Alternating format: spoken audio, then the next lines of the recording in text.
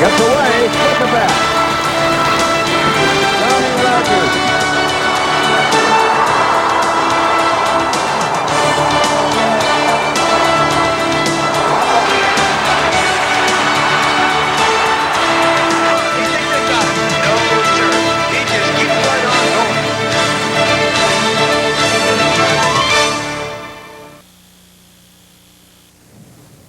Hello everyone, as you can tell we are standing here live outside Memorial Stadium here in Norman, Oklahoma.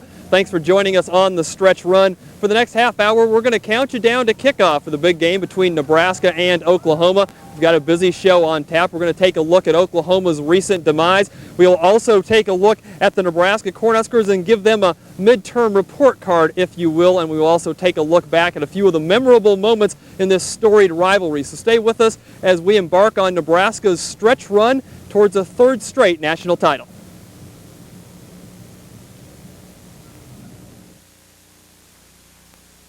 I'm Jim Exon, and I care deeply about Nebraska and our kids. I'm concerned that Washington insiders and professional lobbyists have begun to dominate our government. Ben Nelson is our best defense.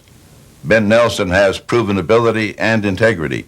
He's the only pro-education candidate. I can't say that about his opponent. After living there 20 years, Chuck Hagel represents what's already wrong with Washington.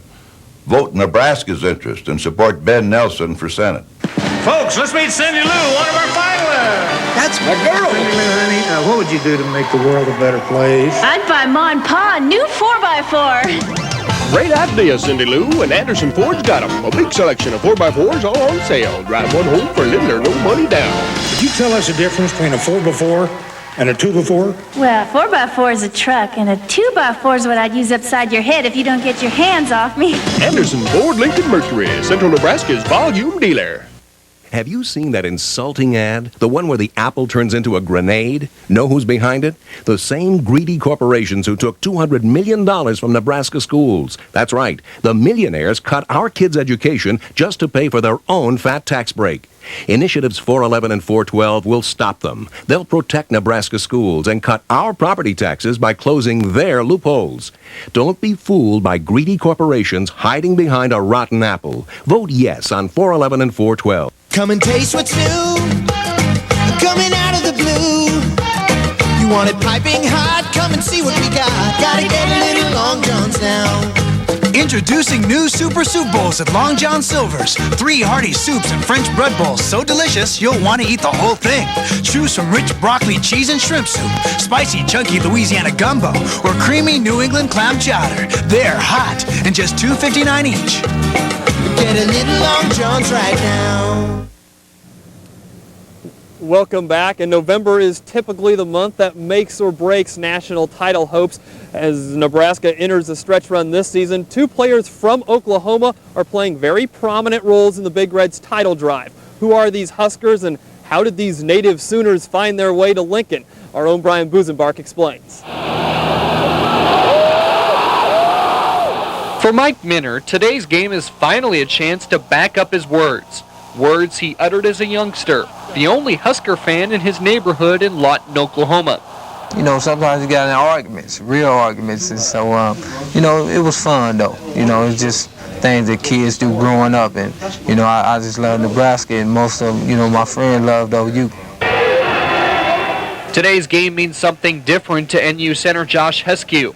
The Yukon, Oklahoma native was born and bred a Sooner fan, but his dreams of wearing the crimson and cream were dashed when Oklahoma coaches told him he wasn't big enough to play for OU. I told them in the recruiting process if they didn't want to play with me, they were going to play against me, and I was going to pick a school to play against them. I think I'm just going to go into this game thinking I'm going to show them what they missed out on. I mean, they could have had me, but, you know, it's something I got to do to prove to them that I can play good ball, and I just got to, actually, I really don't have to prove to anybody, I just have to prove to myself that I can play. The junior says he's looked forward to today's battle for a long time. For one, he'll be renewing acquaintances with a lot of guys he played against in high school. He'll also be performing in front of countless family and friends. And he'll be living at least a part of his childhood fantasy to play on Owen Field. I think it's going to feel good on my part finally getting to step on that field and play, but it's just going to be for different circumstances what I wanted to beforehand. As for Minter, he's just excited for the opportunity to finally be a part of the storied rivalry he grew up watching. You might, replay it outside by yourself and Nebraska ball, this or that, and you score a touchdown at the end of the game or something like that. So, it's going to be fun. It might be a dream come true, when we play them, some spectacular play that I might make or something like that, it'd be memorable. Regardless of the outcome, today's game should be full of memories that won't soon subside for both of these native sons. In Lincoln, Brian Busenbark, NTV Sports. Minter and Hesky are joined by freshman defensive end Kareem Sears as the only Oklahomans on Nebraska's roster. Now, letting some of the state's best talent get away is one of the reasons why Oklahoma has hit the skids recently. First-year head coach John Blake is trying to change all that by building back up that once proud Sooner tradition. Moore from the shotgun. Intercepted. Touchdown, Nebraska. It's official. Sooner magic is dead. Oklahoma has struggled ever since its probation in the late 1980s, but the program hit rock bottom last year. Howard Schnellenberger took over for an ineffective Gary Gibbs, promising a return of the Sooner Nation. What the Sooner Nation got was Oklahoma's worst record in ages. After the 5-5-1 campaign, OU brought in a piece of its glory days to rebuild the program. That job fell to former OU lineman John Blake. I think the biggest obstacle I've dealt with so far is just instilling pride and confidence in these kids. Just instilling in these kids that John Blake's going to be there for them. The job hasn't been easy. The Sooners were winless in their first 4 games, but an overtime upset of Texas in the Red River War showdown rejuvenated the Sooners. We're very focused right now. We did go through a little bit last year. We went. It's going to be tough, and we're hungry right now. A win today would do wonders for this once proud power. And though OU enters the game confident, they know the odds are against them. This team, I think, is probably as good as the rest of them, other than just I don't know if the quarterback is as good as the ones in the past. But other than that, this is an outstanding football team. Might have a better defense than some of the Nebraska teams in the past. Regardless of today's outcome, restoring that Sooner magic is sure to be a long process for this tradition-laden school. Brian Busenbark, NTV Sports. I really think to get a good idea of what's gone on here in Norman, you have to talk with someone who's been here for both the good times and the bad times. That's where our guest comes in. Joining us now is former Sooner quarterback and current U.S. Congressman J.C. Watts. J.C., thanks for joining us. Thank you guys for having me on. No problem. When you look at the team now in the 90s, what's the biggest difference between Oklahoma of the 90s and the Oklahoma teams you played on? Well, I think I think probation surely did not help our efforts at all. And 25 scholarship limit, that's brought about a whole lot more parity, and plus you go on probation and lose some of those scholarships. That affects your program. I think Coach Blake, we're not where we need to be, where we want to be. I think we're still probably 2-3 years away from that, but I do believe we're doing the things to get us there. You mentioned probation, and during the time in the 80s, Oklahoma kind of got a bad rap, but you're living proof that not everything was bad around Norman during those times. How has your playing experience as a Sooner helped your political career? Well, it surely doesn't hurt to have sat in that hot seat as a quarterback at the University of Oklahoma before you get into politics. I think it gives you advantages in a couple of ways. One, I think it helps you to kind of fade the heat. A lot of pressure in both positions, and I think it teaches you. Athletics is a good teacher of who you are and what your capabilities are. Teaches you a lot of things. It serves you very well in whatever you do. So I'm very grateful for that experience, and again, it's been a real asset for me. You beat Nebraska the 2 times you were the starting quarterback at Oklahoma. Do you have any favorite memories of this storied rivalry? Well, I fortunately in my time at Oklahoma, the five times we played Nebraska, we beat them 4 out of 5, but they beat us probably the most important game that I was involved in for that national championship back in 1978, the fumble there on the 3-yard line with Sims. But, this game is, I think, epitomized what college football is about, what competition is about. It's a good rivalry. It always was when I was here. We knew that it was going to be for a Big 8 championship, for a bowl bid to the Orange Bowl. I mean, it was always a lot riding on this game. And again, I think that, you know, in large part, this is what Nebraska players, why players go to Nebraska and why Oklahoma players come to Oklahoma, because they know at some point in time we're on each other's schedule and it's going to be the big showdown.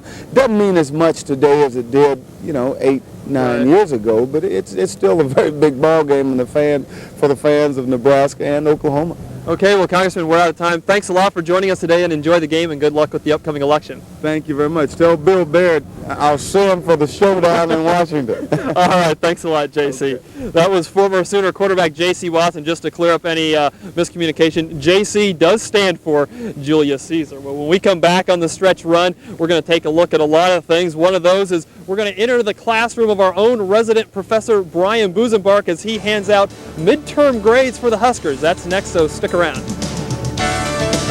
The one that will always stick out is the game of the century in 1971 when Nebraska was 1 and Oklahoma 2 and playing for all the marbles on Thanksgiving Day. And then, of course, Jeff Kinney scored and Nebraska won 35-31. Greatest football game ever in my mind.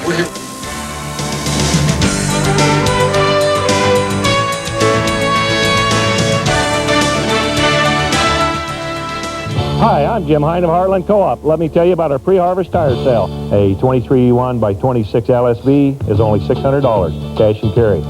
Or an 8 1/4 20 Tri-Power is now $108 cash and carry. If you just need a tire fixed, we have 7 tire trucks to get you going in a hurry.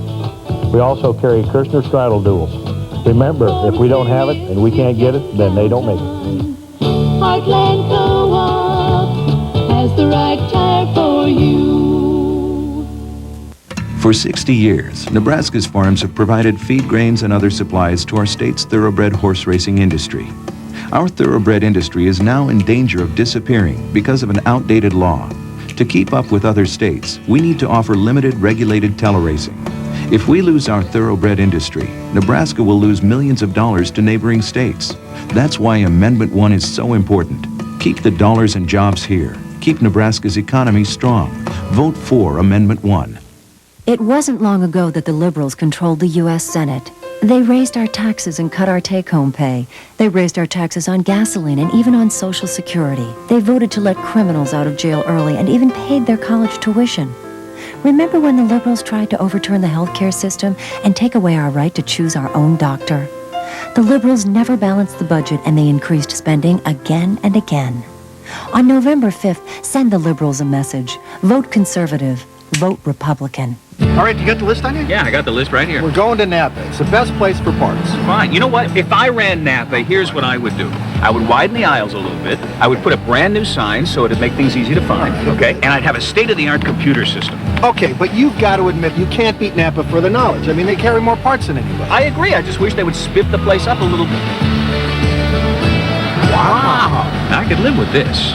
Napa the Parts Store, 706 Central Avenue, Kearney, open 7 days a week.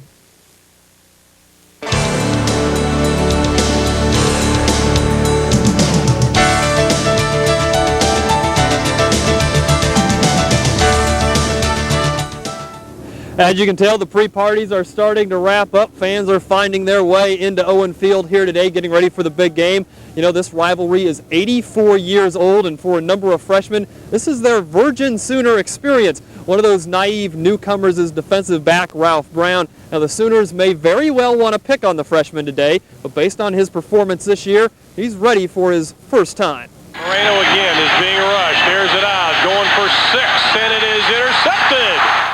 No one could have projected the immediate success Ralph Brown has enjoyed in the Scarlet and Cream.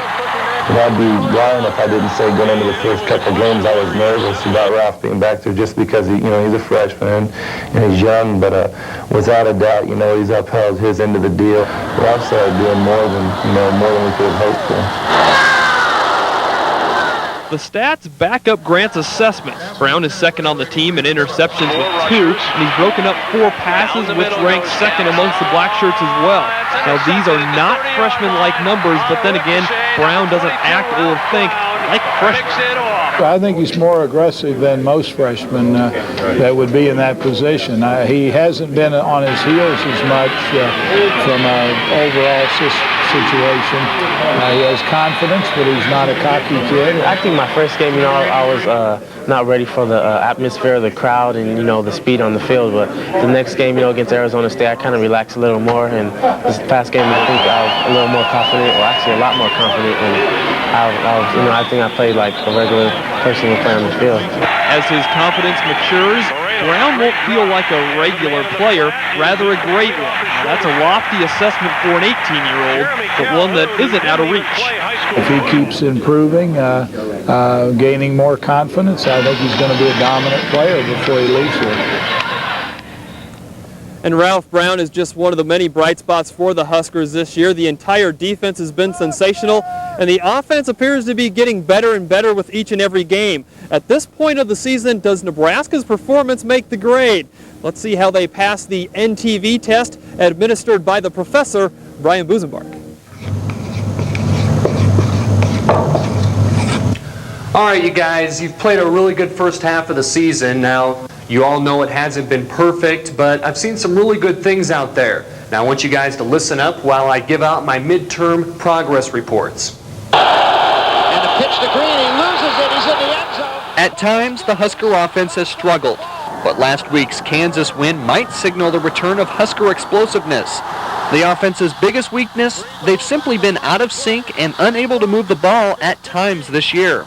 The number one thing we need to do is stop stopping ourselves. I think when we've had trouble, we've had penalties, turnovers, blown assignments, and that kind of thing. And I don't think we get stopped by the defense as much as we have problems and stop ourselves. I give the offense a B-. They become more consistent, and that goes up. What can you say about the black shirts? Tough to pass on, impossible to run on. Yet with all their talent, they still get an E for effort. I think we can still be better. I think we can be much better. We are getting a lot of notoriety and recognition now, being a good defense, but we still feel that we deserve more than that. We feel that we can be one of the best ever, and we're not going to be happy till we reach that goal. This grade's a no-brainer. The Husker D is an A+.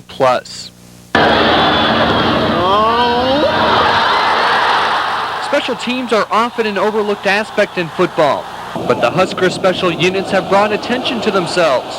They've blocked 6 kicks, returned 2 for touchdowns, and gotten solid play from the legs of Jesse Cush and Chris Brown.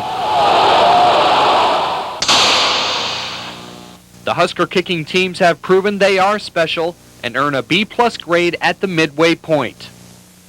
Overall, I'm going to give you guys a B+. You've passed all your exams with flying colors, except for that pop quiz administered by Arizona State. But you've learned from that, and you're on a learning curve now that, with some help, should put you guys at the top of the class once again. All right, there's your bell. Now let's get out there and make the stretch run.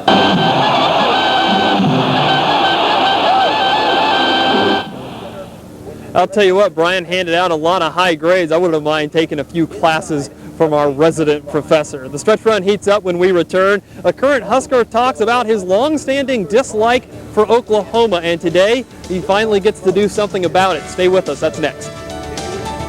And it was probably an Oklahoma game that nobody else would mention as one of the highlights. But for me, it was an 81 when Tom Osborne beat Oklahoma in Norman for the first time.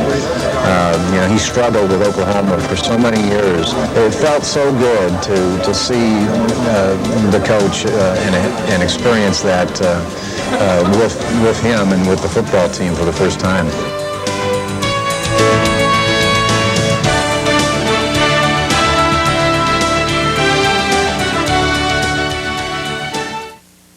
Ben Nelson is trying to deceive Nebraskans with shabby ads and sleaze tactics and an unjustified personal attack on Chuck Hagel. I'm very disappointed in Ben Nelson. Ben Nelson has not been honest. I'm not voting for Ben Nelson this time. During my campaign, I've talked about what's important to you. Now Ben Nelson's resorted to running negative ads he knows aren't true. Ben Nelson knows Nebraska families pay too much in taxes. He admits property taxes are unfinished business. I want smaller government and stronger values. I want to lower your taxes and cut spending. I trust Chuck Hagel. If a new or used car or truck is in your future, don't buy until you've at least driven through the lot at Crossroads Ford in Kearney. They are the best place to get a great deal. Crossroads Ford has over a $3 million inventory of cars, trucks, and vans in stock, ready for immediate delivery. And Crossroads Ford's knowledgeable, friendly salespeople are folks you'll enjoy doing business with. And as always, service after the sale. Shop Crossroads Ford in Kearney. You'll be glad you did. Come and taste what's new, coming out of the blue. You want it piping hot? Come and see what we got. Gotta get a little Long John's now. Introducing new Super Soup Bowls at Long John Silver's. 3 hearty soups and French bread bowls so delicious you'll want to eat the whole thing. Choose from rich broccoli, cheese, and shrimp soup, spicy, chunky Louisiana gumbo, or creamy New England clam chowder. They're hot and just $2.59 each. Get a little Long John's right now. Today, a roof must give you value. It must keep you dry, yet be easy to repair, energy efficient, and offer protection from wind and fire. The roof of today is Duralast. The Duralast roofing system is tough. It's expertly installed with no messy disruptions. And Duralast backs it with a 15-year warranty. Duralast, it's the world's best roof. Interstate Structures of Kearney installs Duralast, the world's best roof. Call Mike for a free quote.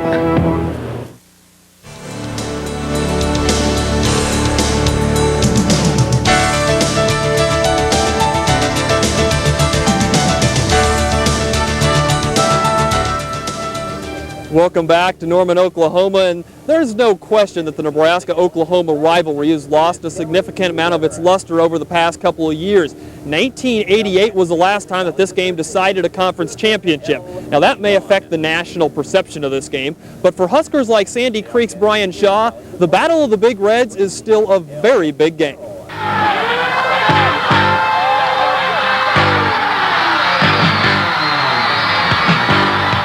While Brian Shaw was rushing for 5,000 yards during his high school career at Sandy Creek, there were 2 things number 31 dreamed about.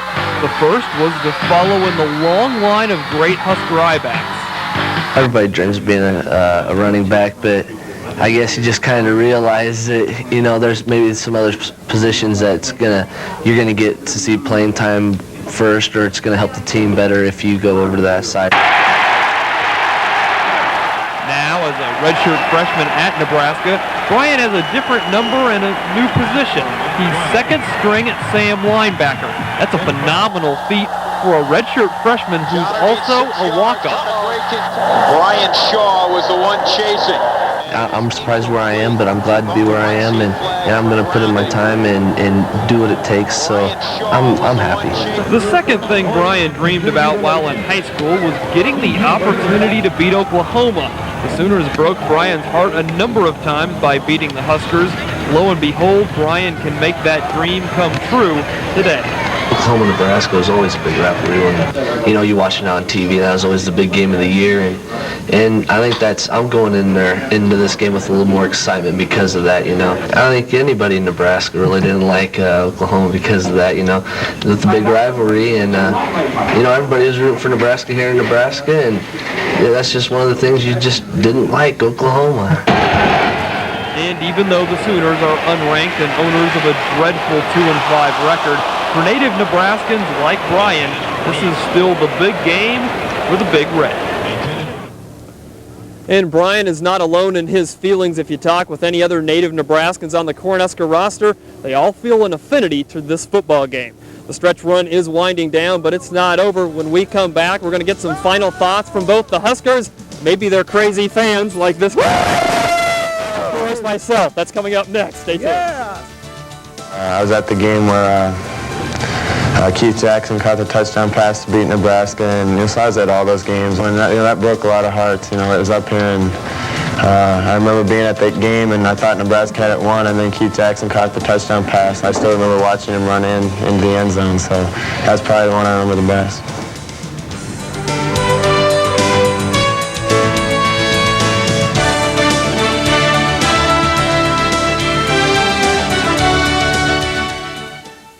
Ben Nelson has a proven record of higher taxes and more spending. As governor, Ben Nelson increased income taxes and taxes on family farms, all to pay for a 31% increase in state spending. He increased his office travel by 433%. and even paid a former associate $126,000 to be his Washington lobbyist. That's your tax money he's wasting. Ben Nelson, we believe he's too liberal with your money. Everyday low prices and the best in office products and services add up to one exciting source for everything your office needs. Eeks Office Plus. The nationwide Office Plus buying group brings you volume pricing on all the products your office needs. And your locally owned Eeks Office Plus stores provide all the service you need to keep your business on the go. For great prices and service you can count on, there's just one name you need to know. Eeks Office Plus. It figures. Folks, let's meet Cindy Lou, one of our finalists. That's my girl. Honey, what would you do to make the world a better place? I'd buy Ma and Pa a new 4x4. Great idea, Cindy Lou, and Anderson Ford's got them. A big selection of 4x4s all on sale. Drive one home for little or no money down. Could you tell us the difference between a 4x4 and a 2x4? Well, 4x4 is a truck, and a 2x4 is what I'd use upside your head if you don't get your hands off me. Anderson Ford Lincoln Mercury, Central Nebraska's volume dealer. College football is here on NTV, and we want to give away 2 trips to college football's biggest events of the year.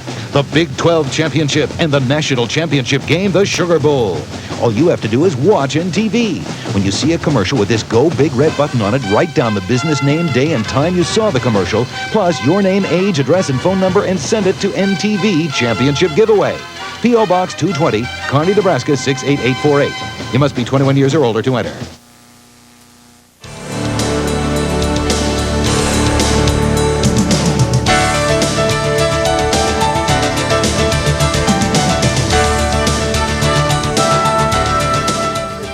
Odds makers tab Nebraska today is 33-point favorites over the Sooners here in Norman. A decade ago in a Nebraska-Oklahoma game, that would have been unheard of, but times are definitely changing here in Norman. Nebraska is, of course, gunning for their 3rd consecutive national title, while the Sooners are struggling to maintain a winning record. This appears like a mismatch, but Nebraska still proceeds towards this game very cautiously.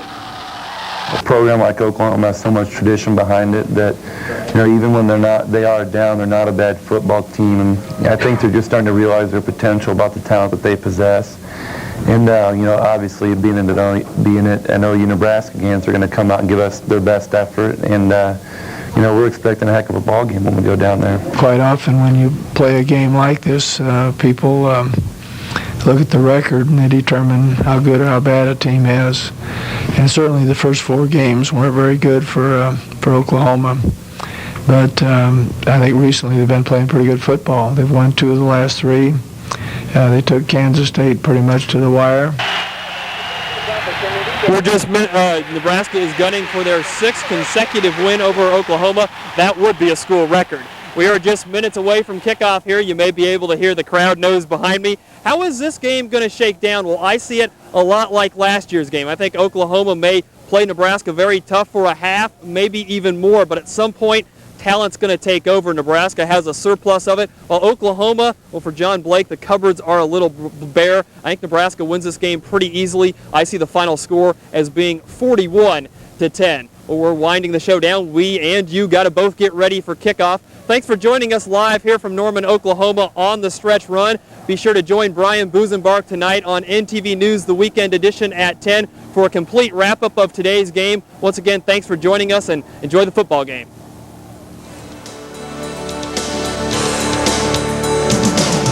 Gets away, flip it back. Johnny Rogers.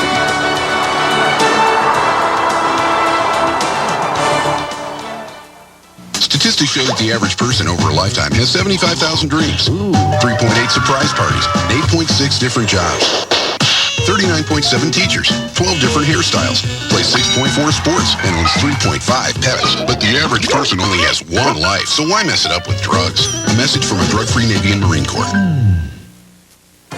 On November 5th, you'll have many choices for election news, but where will you get election results from your hometown? NTV News is your source for local election results. On November 5th, we're covering city council races in Grand Island, Hastings, and Kearney. the Nelson Hagel Senate race, the Carney Ward issue, and the Dan Fisher-Chris Peterson race for the legislature. It's coverage you can count on. NTV News at 6 and 10, plus live updates throughout the night. NTV News, bringing the 96 vote to your hometown. Come and taste what's new, coming out of the blue. You want it piping hot? Come and see what we got. Gotta get a little Long John's now. Introducing new Super Soup Bowls at Long John Silver's. 3 hearty soups and French bread bowls so delicious you'll want to eat the whole thing. Choose from rich broccoli, cheese, and shrimp soup, spicy, chunky Louisiana gumbo, or creamy New England clam chowder. They're hot and just $2.59 each. Get a little Long John's right now. You're watching the Nebraska Cornhuskers on NTV. ABC Sports presents Burger King College Football Today, brought to you by Burger King, where you get great taste and great value every day. Get your burger's worth. We are in Norman, Oklahoma, and a look live at Memorial Stadium, Owen Field, where today the Nebraska Cornhuskers and the Oklahoma Sooners hope to add another storied chapter to their great rivalry in college football, a compelling one through the ages. In the 70s, the Sooners scorched the Cornhuskers more often than not.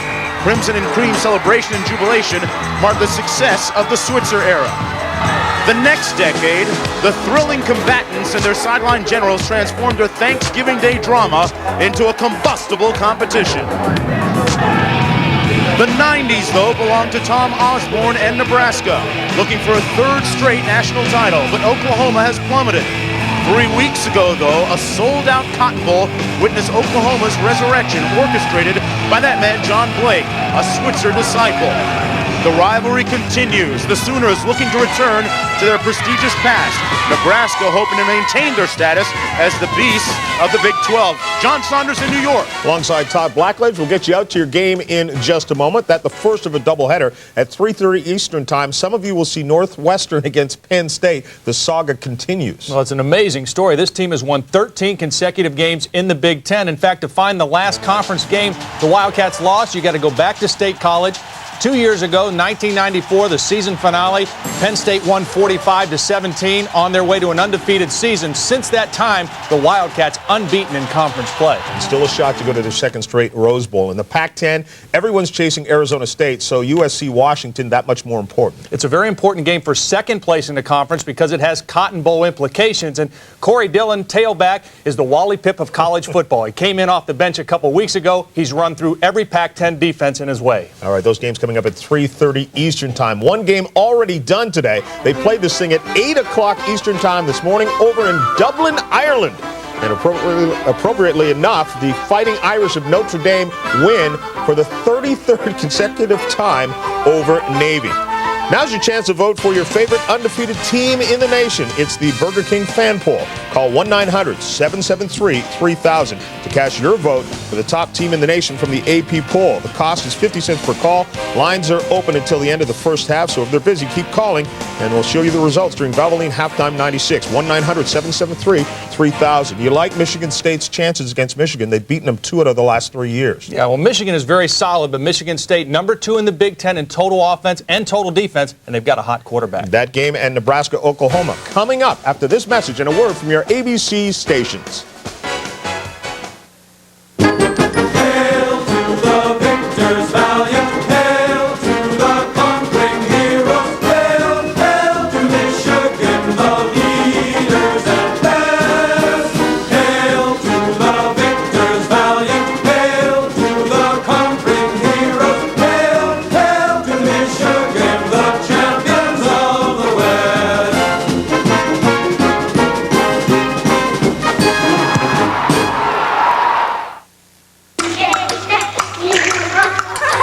What an extraordinary time to be a child. Now that we can surf the internet through our TVs, the world is literally at their fingertips.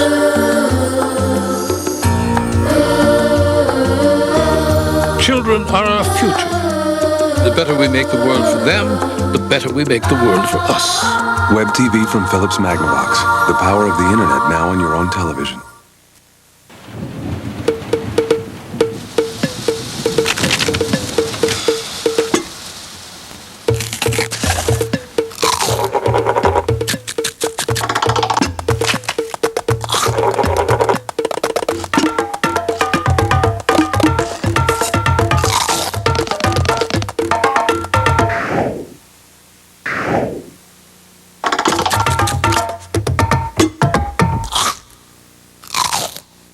Yamaguchi, Galindo, Gordieva. Don't miss the final night of competition at the U.S. Pro Figure Skating Championships tonight on ABC Sports. You're right. Yeah? We should get a brand new Mitsubishi big screen TV from Video Kingdom. We wouldn't have to pay anything down, no interest, no monthly payments till January of '98. You're so good with numbers. Well, let's do it. Yeah! Yeah!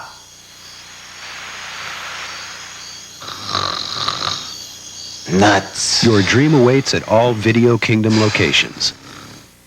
Folks, let's meet Cindy Lou, one of our finalists. That's my girl. Cindy Lou, honey, what would you do to make the world a better place? I'd buy Ma and Pa a new 4x4.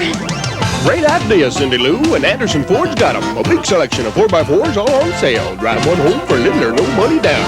Could you tell us the difference between a 4x4 and a 2x4? Well, 4x4 is a truck, and a 2x4 is what I'd use upside your head if you don't get your hands off me. Anderson Ford Lincoln Mercury, Central Nebraska's volume dealer. What would happen if you took all this Big Red Spirit and put it into a cellular phone? You'd get the Husker phone, only at Alliance Cellular. This new Husker wide receiver is available in a quality Motorola flip or bag phone, with a portion of each sale going to the UNL Scholarship Fund. The Husker phone from Alliance Cellular. There's a lot of Big Red Spirit in this little phone. You're watching the Nebraska Cornhuskers on NTV.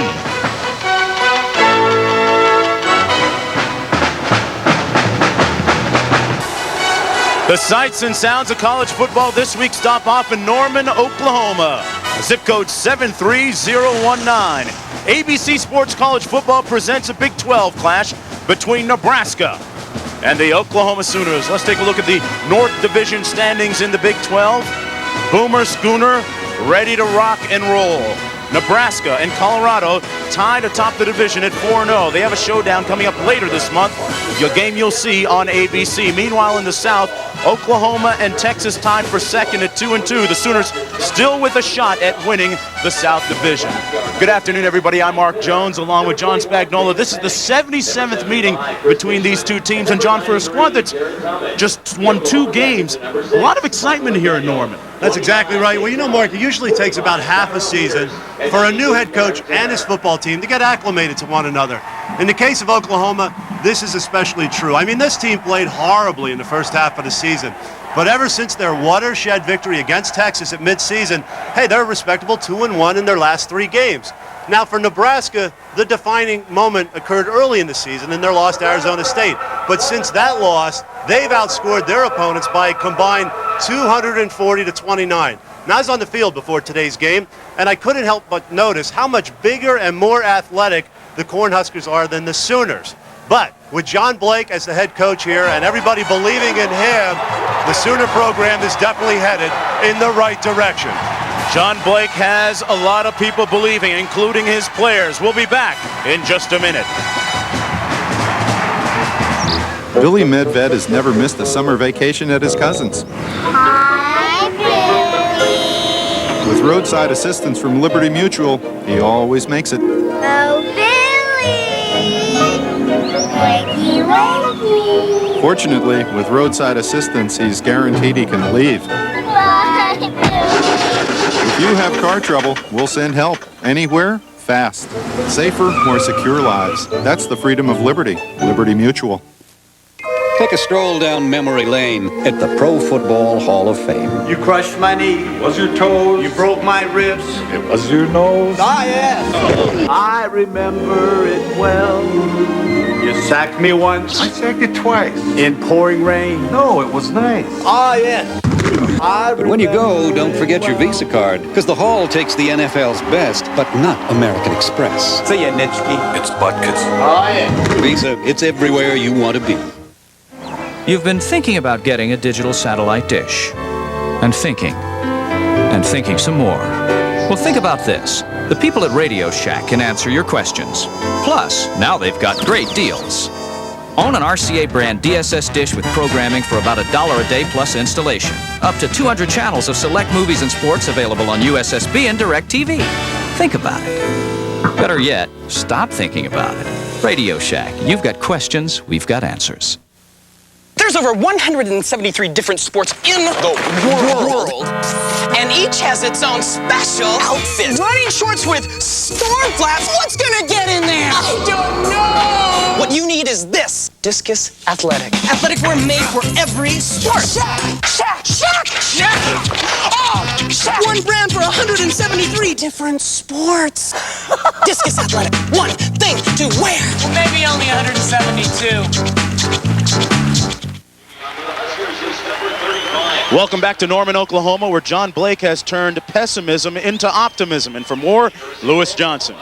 Mark, thanks, and welcome down to the sideline. Hey, have you ever wondered what the coach of a 2-5 team tells his players before they come out on the field to meet the number 5 team in the nation?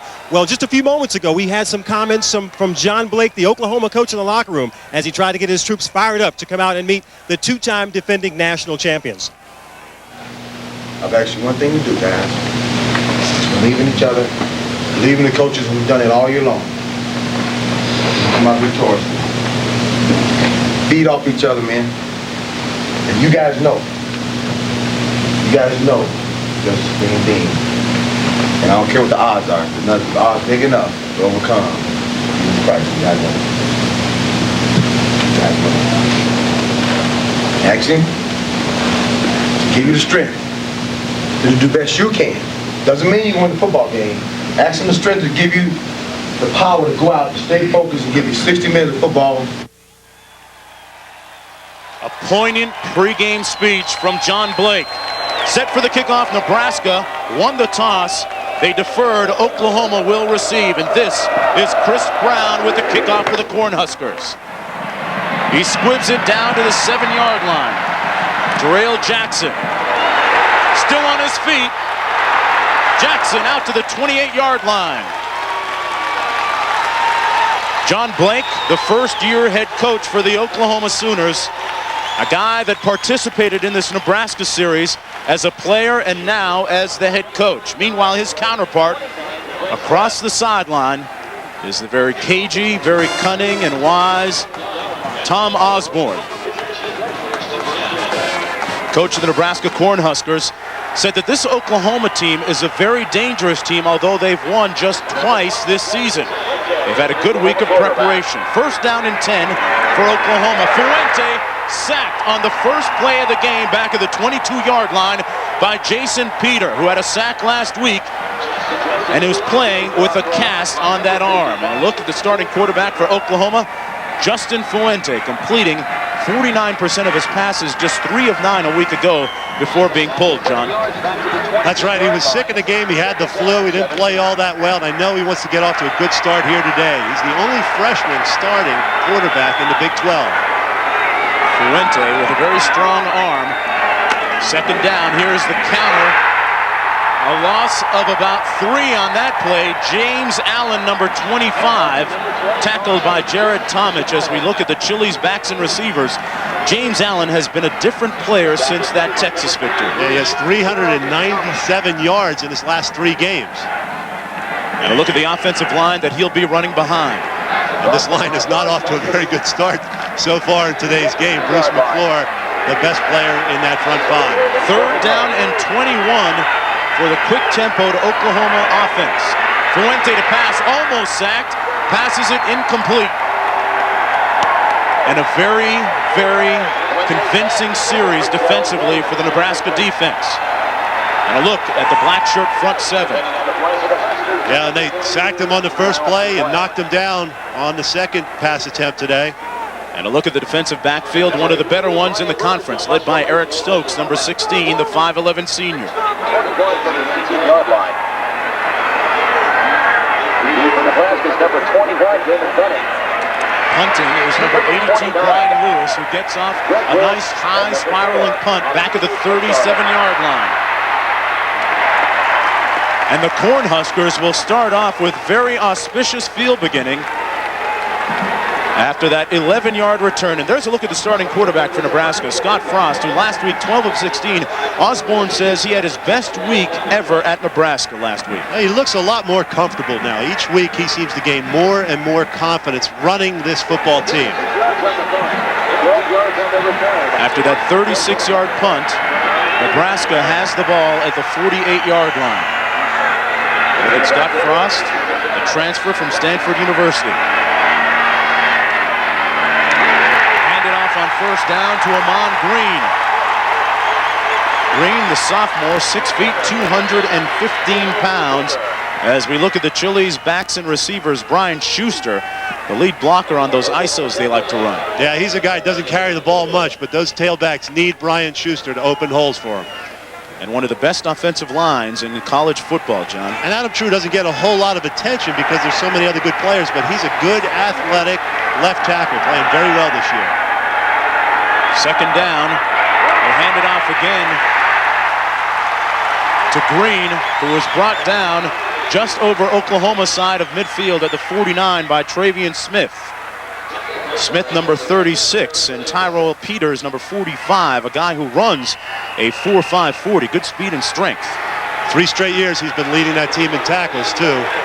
Mike Woods seizing the starting position for Oklahoma on the corner just last game. Just a true freshman. You think he's a little nervous today, starting his first game? Third down and 8 for Nebraska on their opening series. Frost the pass, and it's incomplete. A catchable ball that was dropped by Amon Green out of the backfield. And Frost had that happen to him a couple of times last week as well. It'll be time for the Cornhuskers to punt. Absolutely. I mean, he certainly cannot fault Scott Frost. He threw that ball right on the numbers of Amon Green, and he really juggled the thing and almost got it to a point where it could have been intercepted because he bobbled it so much. Green there talking with quarterback coach Turner Gill, a former great at Nebraska.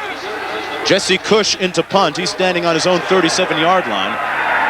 This season, Cush has 13 punts inside the 20-yard line.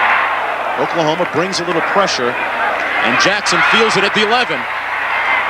Jackson brought down at the 14-yard line. Jackson, a dangerous punt returner, but just returned that one for 3 yards after the 38-yard punt. We're just underway in Norman. Stick around. You gotta have fire. Slapping, lapping, fancy flames, flicking chicken from every side until marinated bird in garlic and lime has turned from good into sublime. Oh, what has Chili's thus created? Why, it's margarita grilled chicken consummated, served horizontally, grill marks up on a tostada with a lot of what your mouth waters for. That rib-sticking margarita grilled chicken, 'cause Chili's grills like no place else.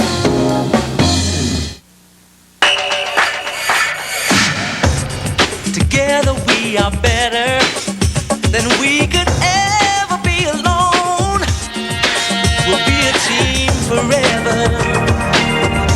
The world is ours to own. You're a part of me. That's the heart of me. Dr. Pepper, you're a part of me. Ooh, yeah.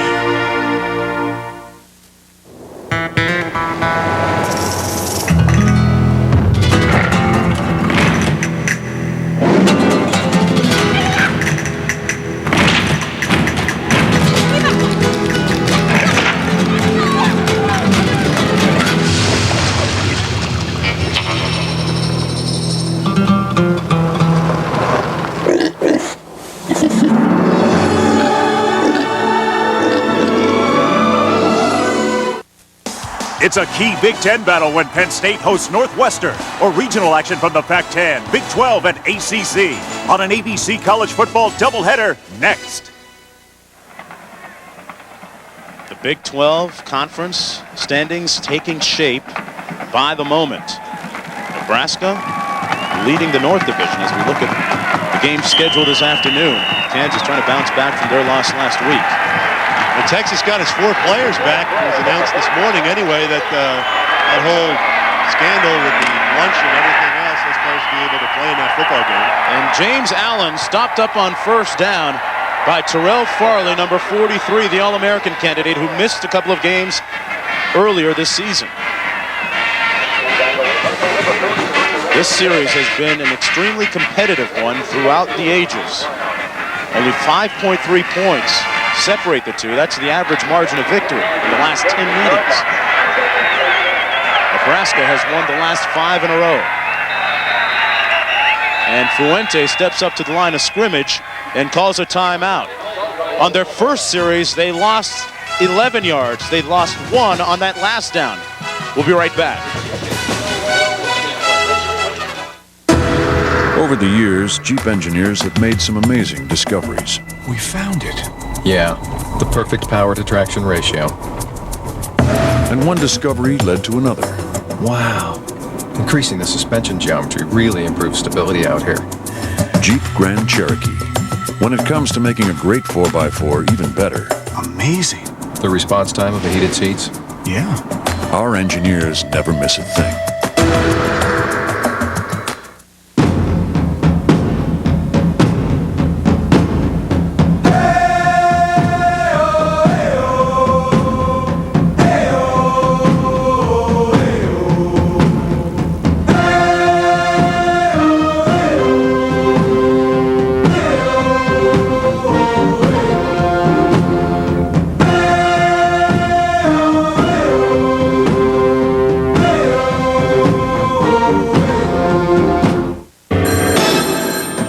Freshness hotline, what's the problem? Man, my party is lame. I think I got some skunky beer.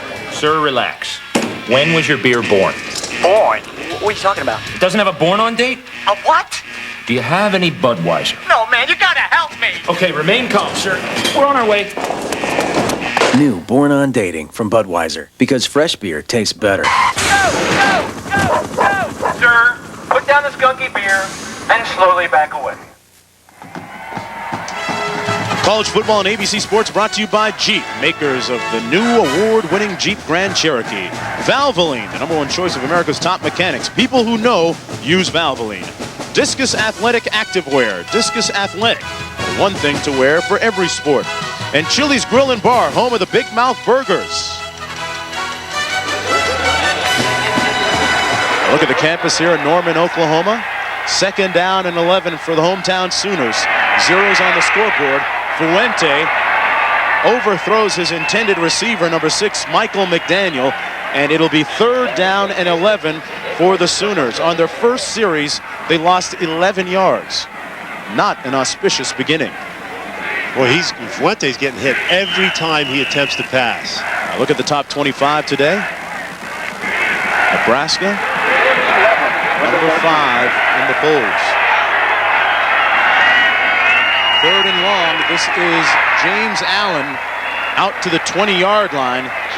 And it'll be 1-2-3 punt for the Sooners offense again. That is the number 2 rushing defense in the country on the field in Nebraska. Yeah, they only give up 61 yards a game. But what's been more impressive today is the pressure they're exerting in the passing game, Mark. Special teams has been a problem for Oklahoma all year. This time they get the punt off. Another high kick comes down to the 40. Williams, and there's flags down at the 41-yard line. A 41-yard punt and 12 on the return. The tackle made by Travian Smith.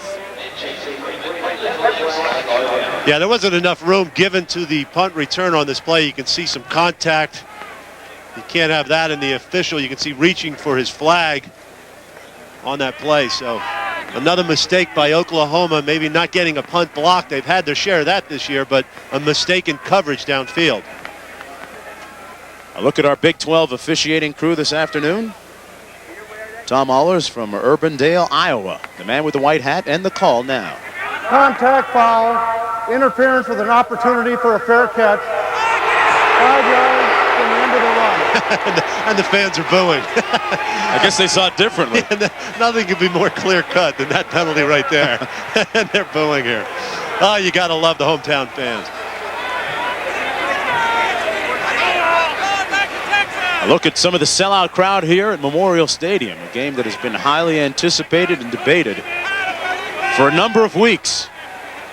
It always is when it's Oklahoma, Nebraska. Think about some of the great names that have played in this game throughout the ages. That's a Billy Sims, Johnny Rogers, the game of the century back in the 70s.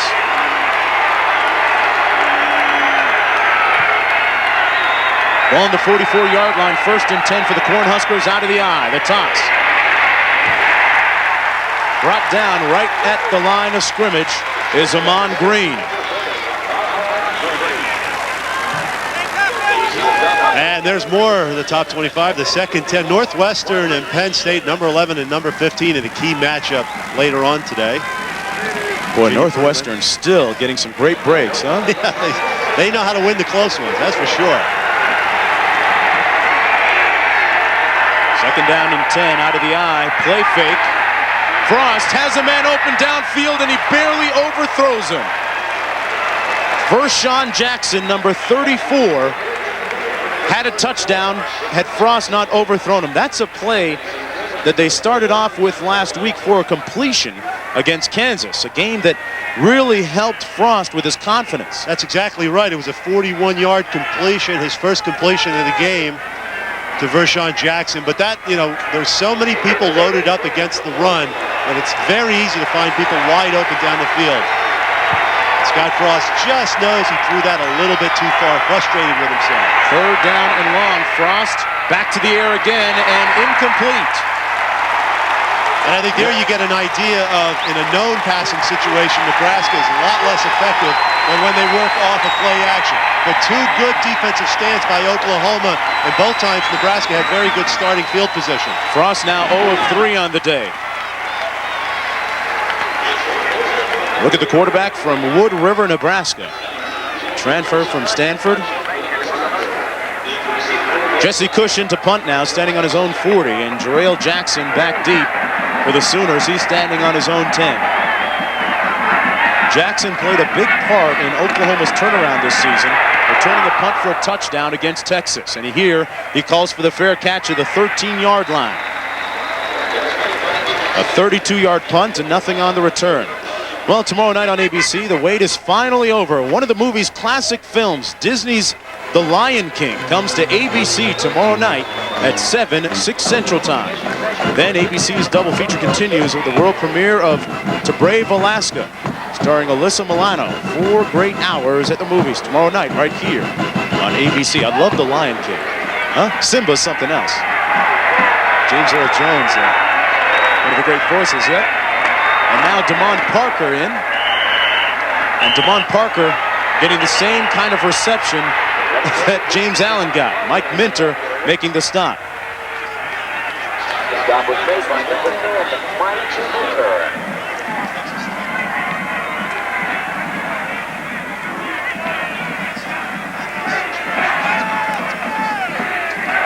Pick up a 2 yards to the 15-yard line. There's a look at Winder, the offensive coordinator for the Oklahoma Sooners. Came over from Texas Tech. Damon Parker stopped up at the 15-yard line by Jason Peter and number 98, Grant Wistrom.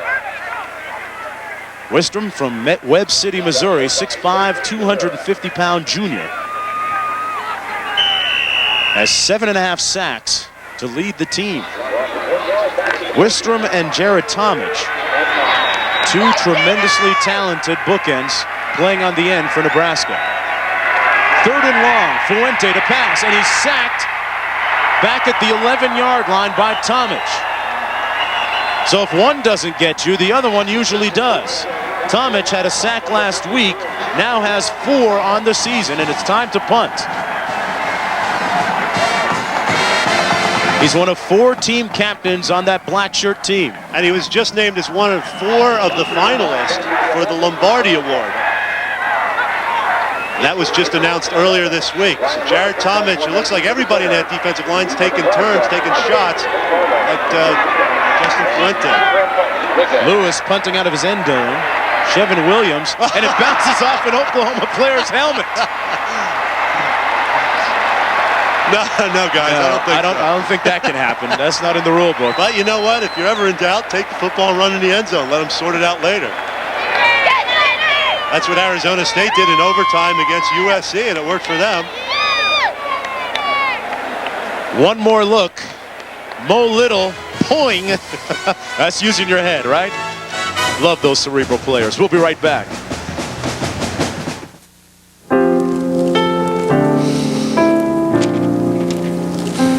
518 wants to give a speech that brings his company back to life.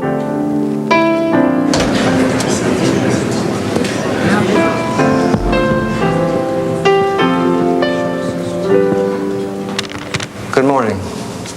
I had a speech written, but I think it's better I speak to you from my heart. Marriott, when you're comfortable, you can do anything. It's country driving.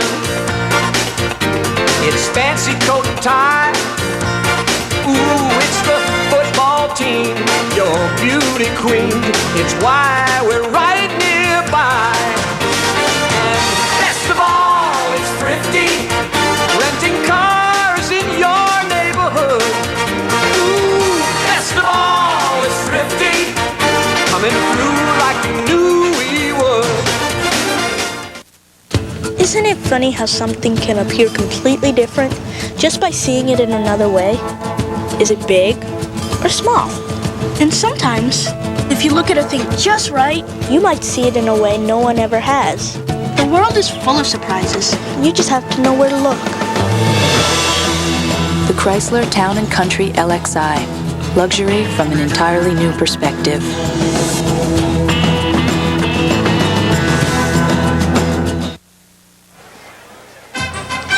In this week's Marriott Moment, we look back to last year's matchup between Oklahoma and Nebraska. Nebraska led 3-0 when Eric Moore of Oklahoma drops back to pass, and he's picked up right there by Jamel Williams, who runs it in for 6.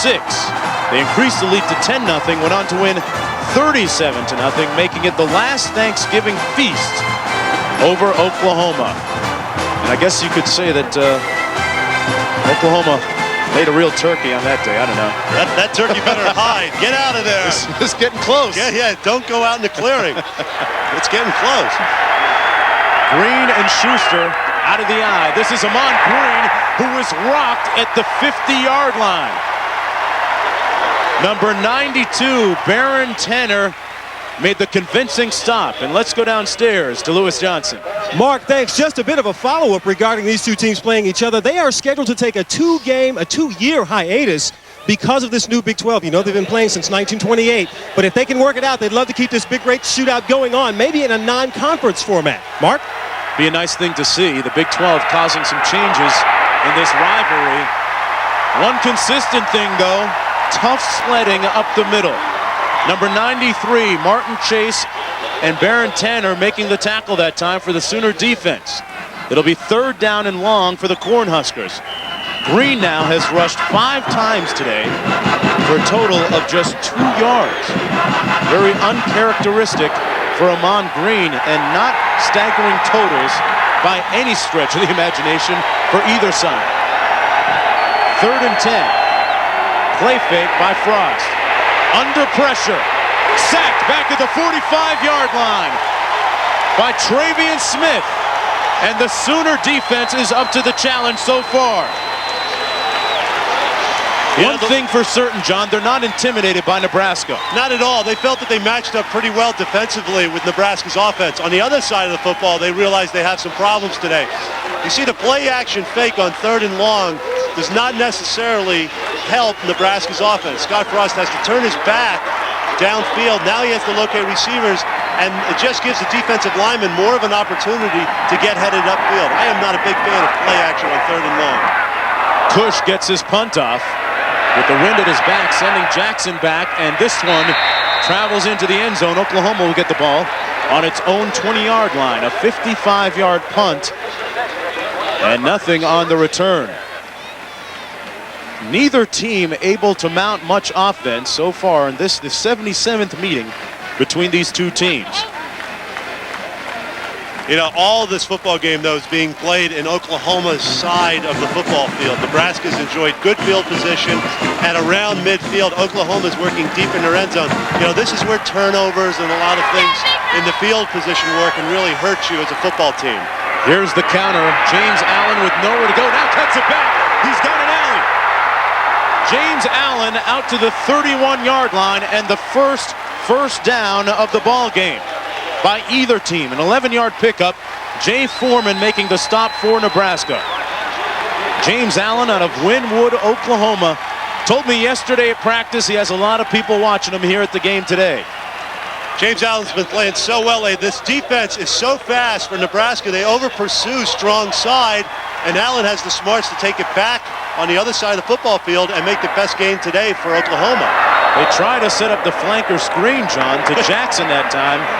Wisely overthrown by Fuente, who is now 0 of 3 on the afternoon. I don't know if Jarrell Jackson ever got his hands up for that screen. I mean, it seemed like it whistled over his head before he wasn't even ready, but that's a hard pass to throw against bump and run.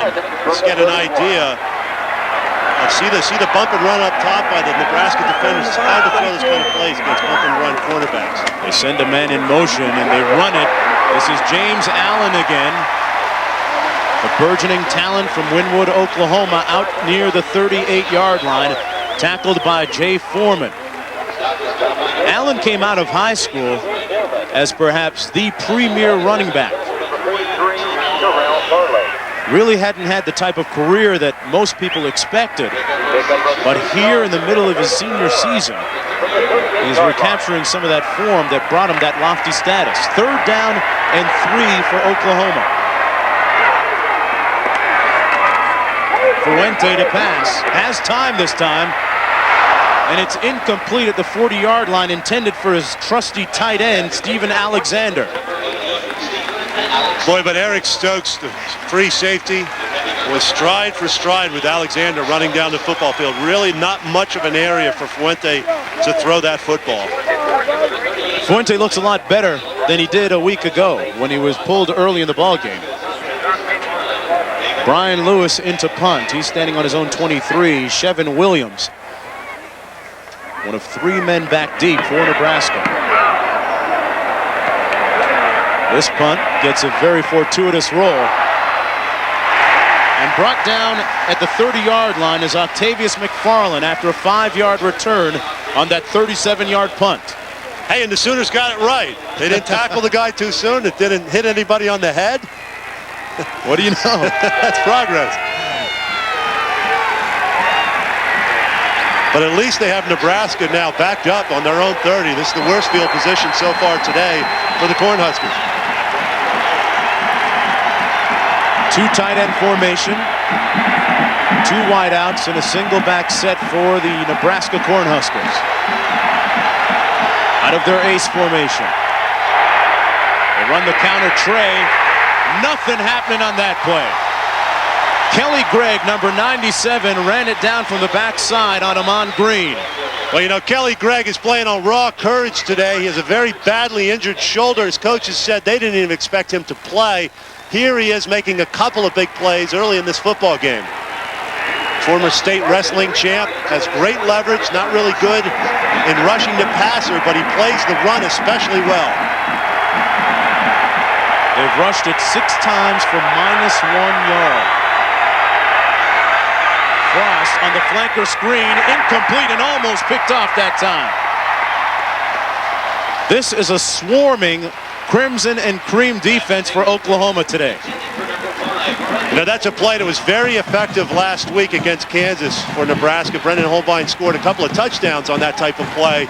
Oklahoma's doing a very good job scouting this football team and its tendencies. John, Scott Frost is 0 for 4 so far today. Part of Oklahoma's defensive strategy, of course, being shut down everyone else and make Scott Frost beat you. Keep in mind, Amon Green dropped that first pass, and his confidence gets going early if he can get some early completions. 3rd and 13 out of the backfield. Here's his first completion, but it'll be far short of the first down. Amon Green brought down at the 31-yard line by Mike Woods.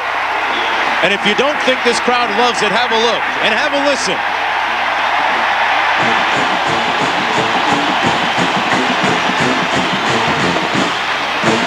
Well, the good news is you stop Nebraska's offense. The bad news is you got to go against their defense now. And it has been tough going so far for the Sooners. Push punting. His 4th punt already. I think he punted just twice last week. High snap, but he gets it down. They bring pressure and barely get it off. Jackson back at the 19, and he fumbles it.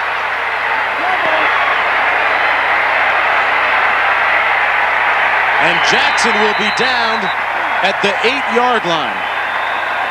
Tackled by Brendan Holbein, the starting wideout for Nebraska. 51-yard punt, -8 on the return. I'll tell you, Jesse Cush does a great job at getting this, changing and accelerating his motion to get that ball off. He realized the rush was on. He realized when he jumped in the air, that takes another half a second or so. A lot of punters just go to their same routine and their same 2 or 3 step kick. He did a great job of getting rid of that football. Justin Fuente back in the ball game at quarterback.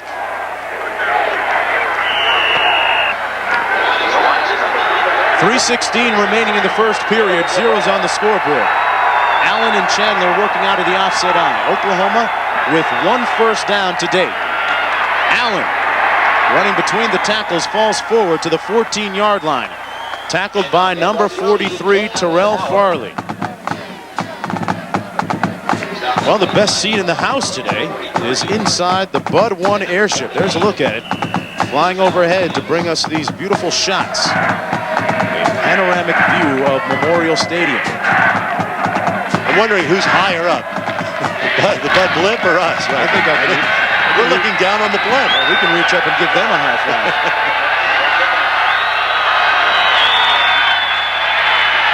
They run it up the middle this time. And it's the fullback, number 32, Dwayne Chandler, who has about 2 or 3 on the play. Tackled by 44, John Hess of Nebraska. It'll be 3rd down and about 7 to go. Oklahoma deep in its own territory, looking to snap a 5-game losing streak against Nebraska. And this is the tough situations, the known situations that Dick Winder wanted to keep this offense out of. Approaching 2 minutes to play in the first quarter. Very fast-paced first quarter. Allen open out of the backfield, has to make a man miss. He made the first guy miss. Problem was there were 2 more behind him.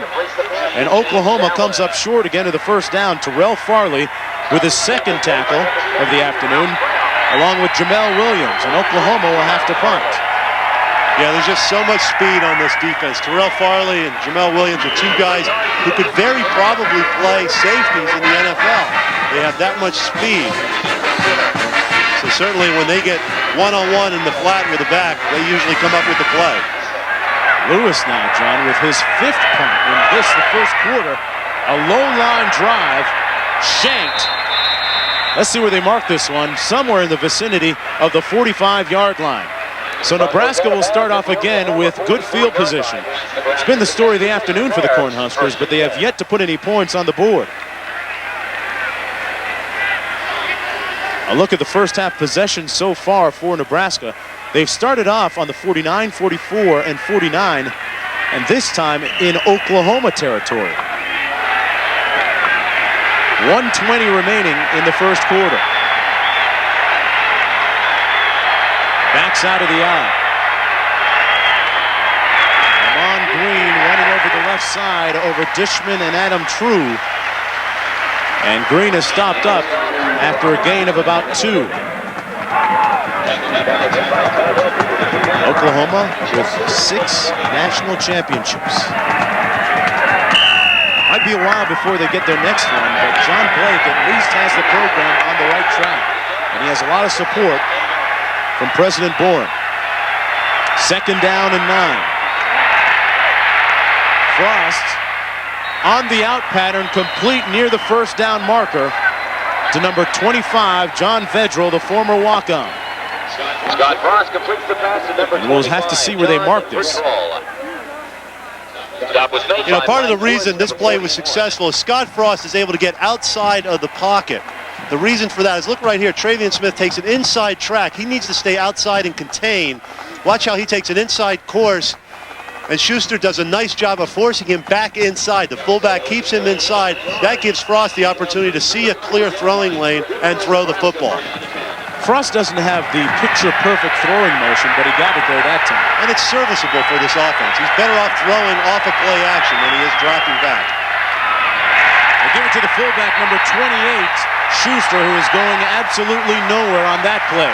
Number 97 again, Kelly Gregg.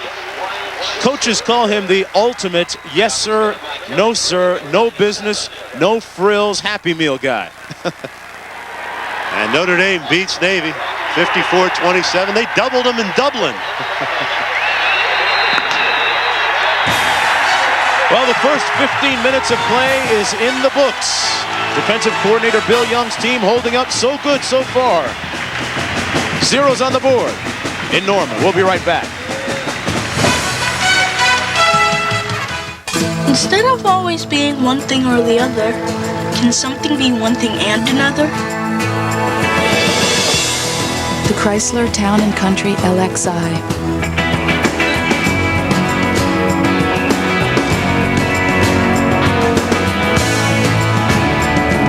Now J.D. Power & Associates' most appealing minivan, the Chrysler Town and Country.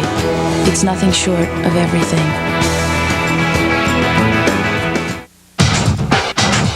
To compete overseas, you can't go it alone. You need to be part of a team. A world-class competitor that's fast and well-trained.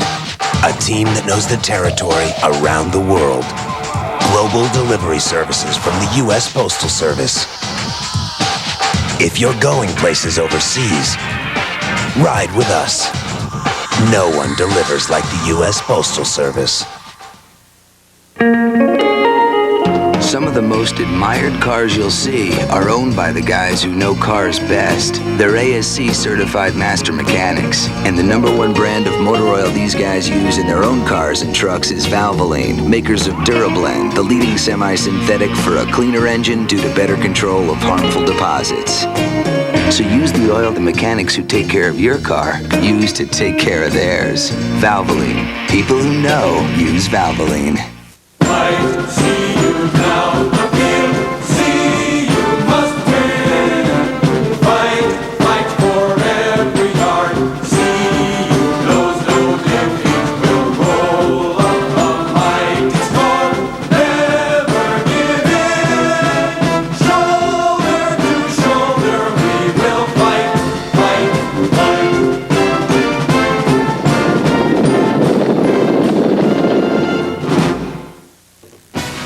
Michigan State against Michigan. Scott Dreisbach early in the game, first quarter, back to pass. Hooks up with Jeremy Tooman. It covers 29 yards, and Michigan led 7-0. A field goal has it at 7-3. Mark? All right, John, Michigan, looking pretty good so far right here. 0-0 as we wait for the beginning of the second quarter of play.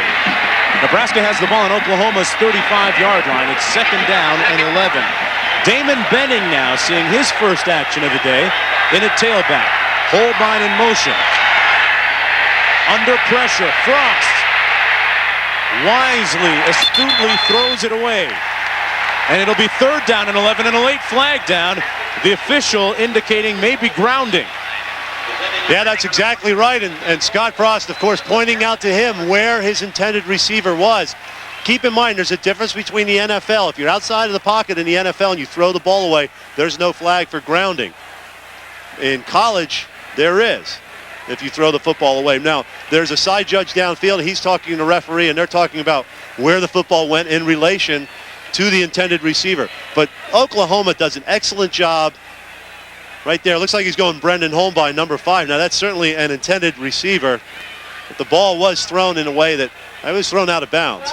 Disregarded. Throws the receiver in the area. Certainly a good call by the official. A good no call.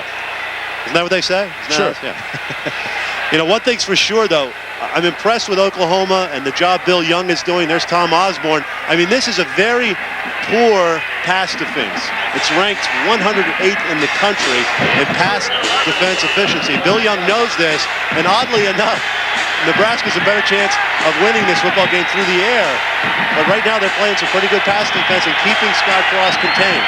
Well, those corners going to get tested now with 4 wideouts. On the option, Frost keeps it and pays a dear price. Brought down at the 40-yard line by Ron Manuel, number 85. Boy, this Sooner defense is reading its keys extremely well today. Well, Nebraska likes to run the option out of their spread formation, and they go to it right here. But again, boy, too much penetration, and Rod Manuel having himself a very good football game so far. Senior, 6'5", 272. You know, he looks like a great football player, and they'd like to see him play to his ability. And certainly today, he's playing a lot better than he has so far this year. Coach is saying that he has to become a better pass rusher. Got good pressure on the quarterback that time on the run. Cush trying to hang this one inside the 20, and Jackson calls for the fair catch at the 7-yard line. Oklahoma once again pinned deep in its own territory after that 32-yard punt. And folks, you see the press box there. That's where we are. We were looking way down on that punt. You know, I would have liked to see Jarrell Jackson let that ball, see if it would go into the end zone, even though it was a high floater. The general rule is field it outside of your 10-yard line. That ball had a chance of hitting and skipping into the end zone. And it also had a chance of getting down, but if you're on the 7 or the 3, there's not a whole lot of difference. If you can get out to the 20, it's a big difference. A lot of times you'll see those spirals bounce in the same direction. Damon Parker gets the handoff on 1st and 10. Parker lucky to get back to the line of scrimmage. Parker, the 5'10", 181-pound redshirt freshman, stopped up by Ogert and Peter that time. He's from Tulsa, Oklahoma. Former high school sprinter. Quiet and reserve type. Has legitimate breakaway speed. Runs a 4.440. His breakout game was 243 yards rushing against San Diego State earlier in the year. Just underway here in the second quarter. Fuente hands it off to Parker again, who runs over the left side of the line, gets near the 10, brought down at the 9-yard line.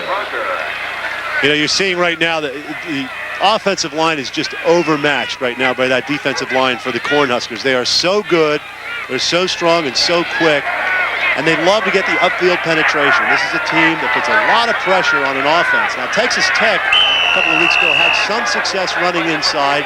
And, of course, this offense with Dick Winder running it is very similar to what Texas Tech did. But you can see third down conversions. Well, Nebraska's 0 for 5. Oklahoma hasn't had a whole lot of success either. Oklahoma, John, facing 3rd down and 7. They need to get to the 17-yard line. Fuente to pass, has time, and overthrows his intended receiver, number 8, Brandon Daniels. He was covered closely by Michael Booker, number 20, in Oklahoma. The popular refrain repeated over and over so far today, we'll have to punt.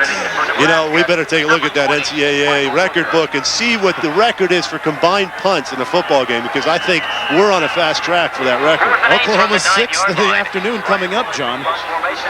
Brian Lewis's leg will be tired when this one is going if this trend keeps up. Chevin Williams, Octavius McFarland, and Damon Benning back deep. This will be Benning who lets it bounce out of bounds at the 40-yard line. A 50-yard punt. A look at the engines of the Boomer Schooner. Zeros when we come back.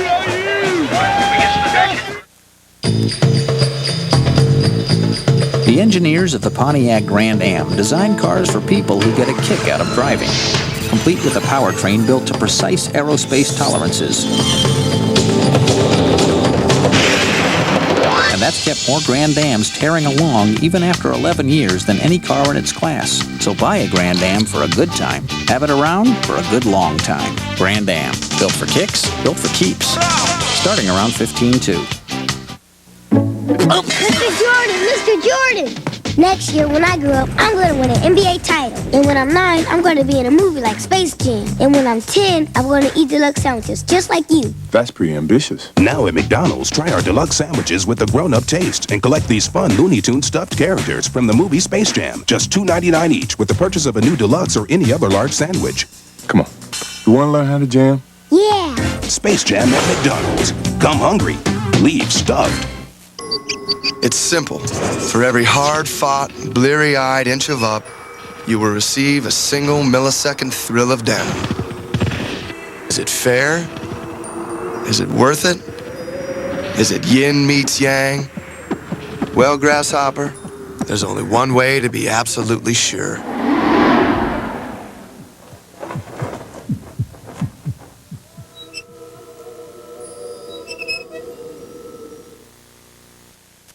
A mystery. Undiscovered. Unbelievable. Until now. Loch Ness, later this month on ABC.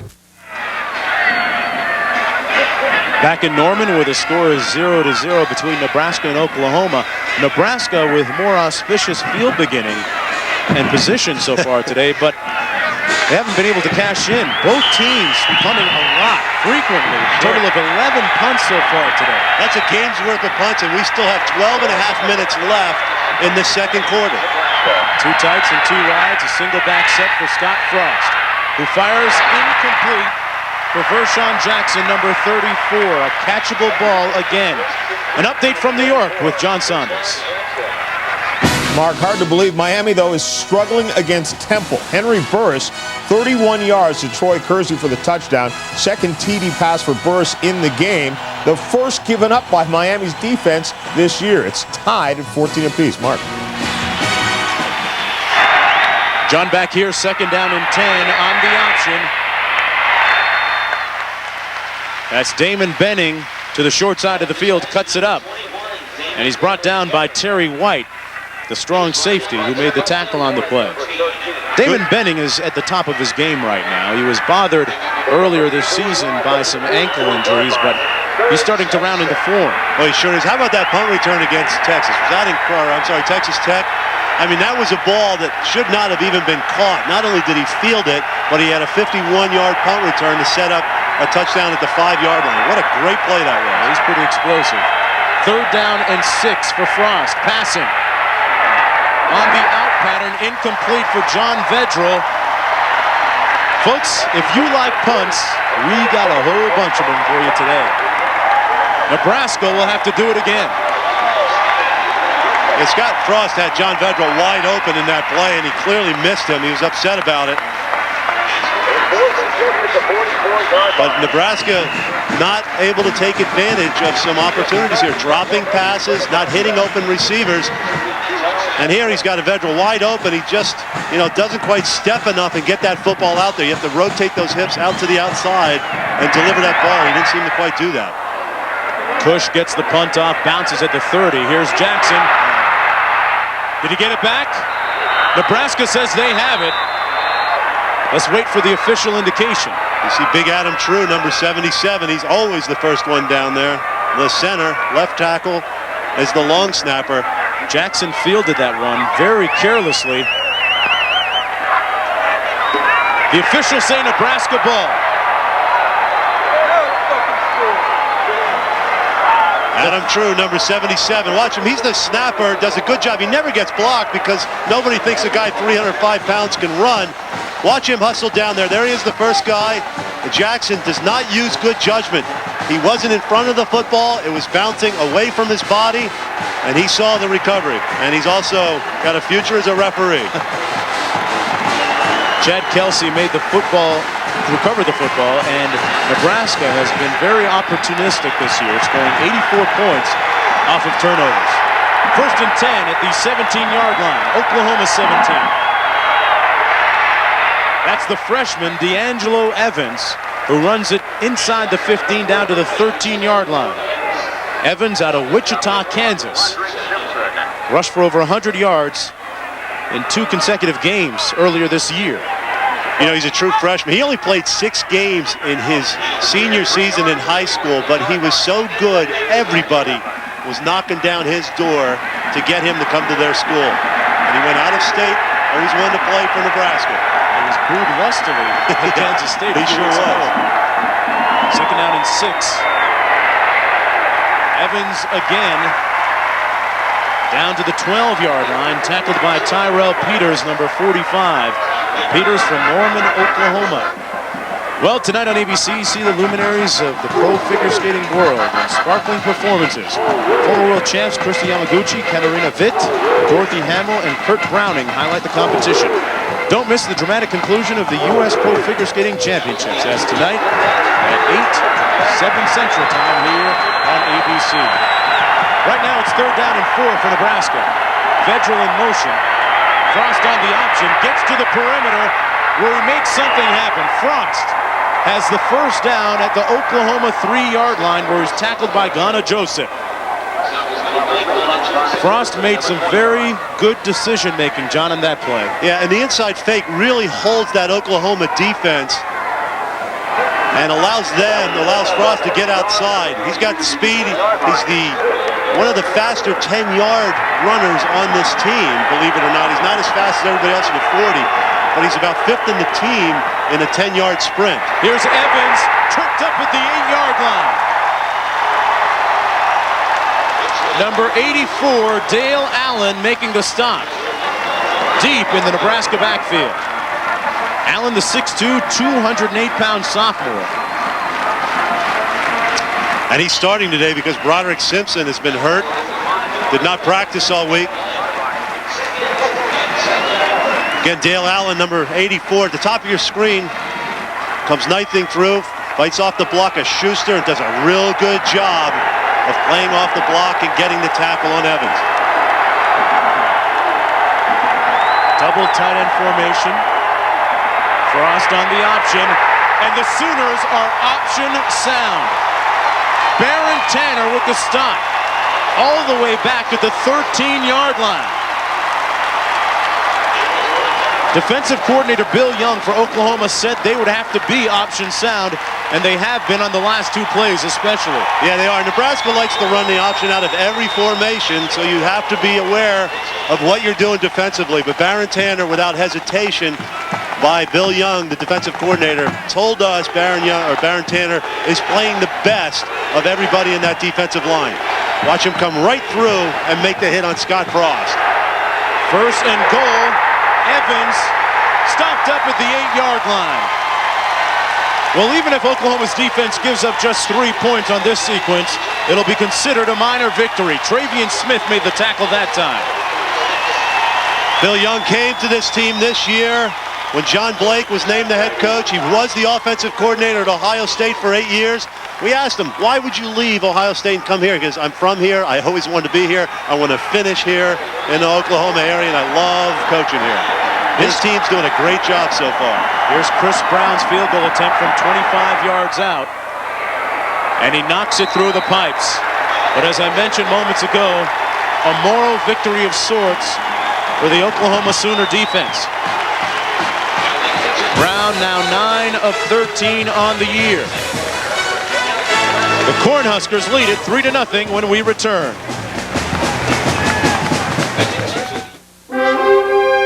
You're born, you go to school, and then one day, things begin to get interesting.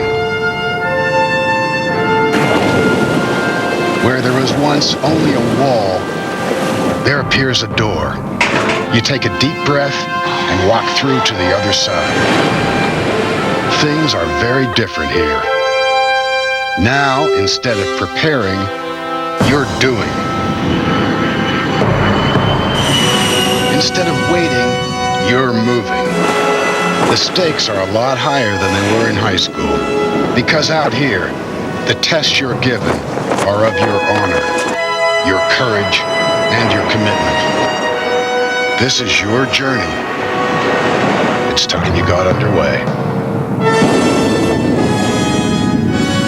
Call 1-800-USA-NAVY. Let the journey begin. This is the Pontiac Bonneville, one of the world's most powerful sports sedans. The luxury of the driver's command center surrounds you with 12-way adjustable seats, steering wheel stereo controls, and a powerful supercharged engine. Order this free video information kit and see for yourself why J.D. Power and Associates rank Bonneville most appealing premium midsize car. Just call 1-800-443-4444. Field goal kicker Chris Brown from Nebraska was hurt on this play. Rodney Rideau comes off the edge here, doesn't get really bumped by Brian Schuster. Watch right at the end of this play. That ankle's down. Rideau's head hits right on that ankle, just turns it enough. But Brown looks like he's in pain. He limped off the field. And Osborne is not very happy about that because Rideau was not blocked into the kicker. But apparently, still okay. Brown in to kick off. Put a little bit of that miracle cream on that ankle. He's looking a lot better. He might be a thespian, huh? Although I'm not doubting that it may have hurt. Here's Jackson on the return. Jackson, who fumbled the punt moments ago to set up the field goal, for Nebraska. Jackson returns it out to the 20. Nebraska leading 3-0, but that night might not be such a good thing as the winning team has come back to win 24 of the last 30 games. John Blake says he coaches through compassion. That's how he gets through to his kids and his student athletes. Yeah, he's not the X's and O's guy here. I mean, he's got some qualified staff to coach on the field, but he watches over all of his players.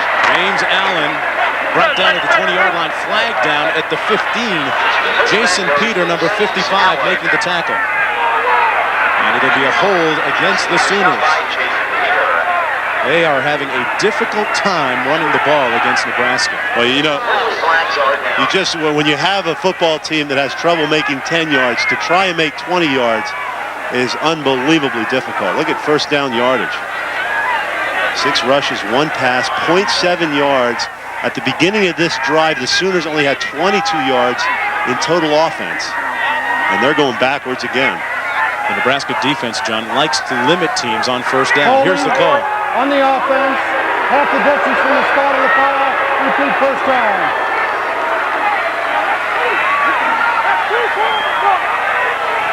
Now, if half the distance is on the 8-yard line, 7-yard line, that means the hold occurred on the 14-yard line in the backfield, because it's from the point of the infraction. 4 wide receivers set. And they hand it off to Allen, who finds a crease out to the 13-yard line. So many things have to happen for Oklahoma to be successful against Nebraska. And here's what the head coach had to say about those things. I think it's going to be a game to where we cannot allow this team to get ahead of us because they're so good. They're very strong and fast on defense. Their offense is a clock-running offense. They can run timeout by just running the football. And they're a much better football team than Oklahoma. But again, these kids believe. So whatever the outcome may be, we'll continue to fight the game for 60 minutes. 2nd and 17. Allen makes the catch, but he's brought down immediately at the 17-yard line. John Blake, you just heard his comments. He said that this Nebraska squad is the most awesome team that he has seen. Well, it's not easy. I mean, it's easy to be impressed by the Cornhuskers. It sure is, especially defensively. I mean, offensively, they've done a good job in games this year, but the defense, in a lot of ways, sets up the offense with creating turnovers and just wearing down another team. The amount of time that your defense has to spend on the field, because this defense from Nebraska loves to go 3 and out. Right now, 3rd and long for the Sooners. Quick 3-step drop, picked off, and what an interception that was. Number 56, Jay Foreman, looked like a wide receiver on that interception. From Eden Prairie, Minnesota, the son of the former NFL running back Chuck Foreman, Jay Foreman makes the pick. Everybody remembers Chuck Foreman with the Vikings. Watch the nice job he does dropping back. Alexander was in position. Boy, the ball's behind him, and he picked it off with one hand. What an athletic maneuver by Jay Foreman. He looked like Houdini. There he is right there. Hold it a second. I'm sorry. There you go. Look at that. I mean, he dropped deep, and another turnover here now by Oklahoma. And the give is to the fullback on 1st and 10. Number 45, Joel Makovica, takes it inside the 10 down to the 7-yard line. A 12-yard pickup and one of the few Nebraska first downs this afternoon. Makovica had a brother, Jeff, who played for the national champs last year. And it's 1st down and goal with 6:05 remaining in the first half. Nebraska got a field goal out of the last Oklahoma turnover. See if they can capitalize here. Frost at the 2, complete. Fumble. And Oklahoma has gotten it back. They may have gotten it back, but we're waiting for the ruling from the officials. Oh, and it looks like they're having a discussion over this one. They may call the play down. They're talking it over. Still no official ruling. Vershawn Jackson made the catch, number 34, and it's going to stay Nebraska ball. And Blake is hot. Jackson came underneath. There was a receiver at the end of the field. There's number 34 on the top of your screen, the left side. Now watch him catch the ball, work upfield. He gets hit by White. See if that ball is clearly coming out, and it was recovered then by Dale Allen, number 84. All for naught because D'Angelo Evans makes it a Nebraska touchdown. But the fans still upset about that last call.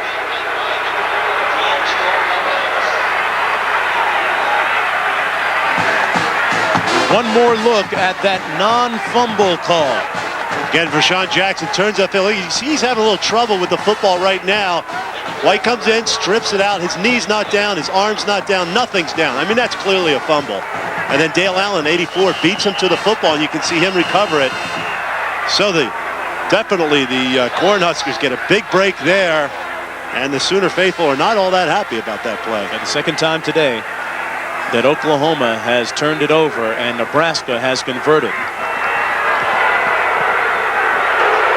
Dead ball, offsides, on the defense, have the distance to the goal, repeat the untimed down.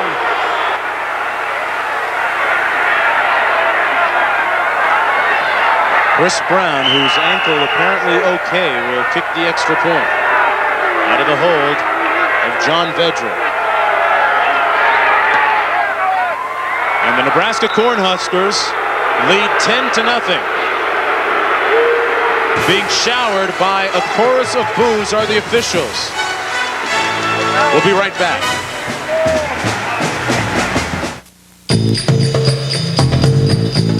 The engineers of the Pontiac Grand Am design cars for people who get a kick out of driving, complete with a powertrain built to precise aerospace tolerances. And that's kept more Grand Ams tearing along even after 11 years than any car in its class. So buy a Grand Am for a good time. Have it around for a good long time. Grand Am. Built for kicks, built for keeps. Starting around 15.2. Did you know the University of Nebraska Museum houses more than 10 million specimens, including the world's third largest collection of fossil mammals? And we've just opened the George W. Beadle Center, named for our Nobel Prize winner, to do further state-of-the-art research in genetics. I'd call that scientific proof. There's no place like Nebraska. The University of Oklahoma is on the move. We're building the largest university-based natural history museum in the world. And with students from over 100 countries, we're creating an international study center to prepare our students to live and work in the global community. OU ranks #1 in the nation per capita of all public universities in the number of National Merit Scholars on our campus. Watch us. You'll be hearing a lot more about the University of Oklahoma. College football on ABC Sports brought to you by Pontiac and your local Pontiac dealer. We are driving excitement. And U.S. Navy, let the journey begin. Well, the journey to the end zone was a short one for Nebraska after that Oklahoma turnover. That's 94 points off of turnovers this year for Nebraska. Chris Brown kicking off.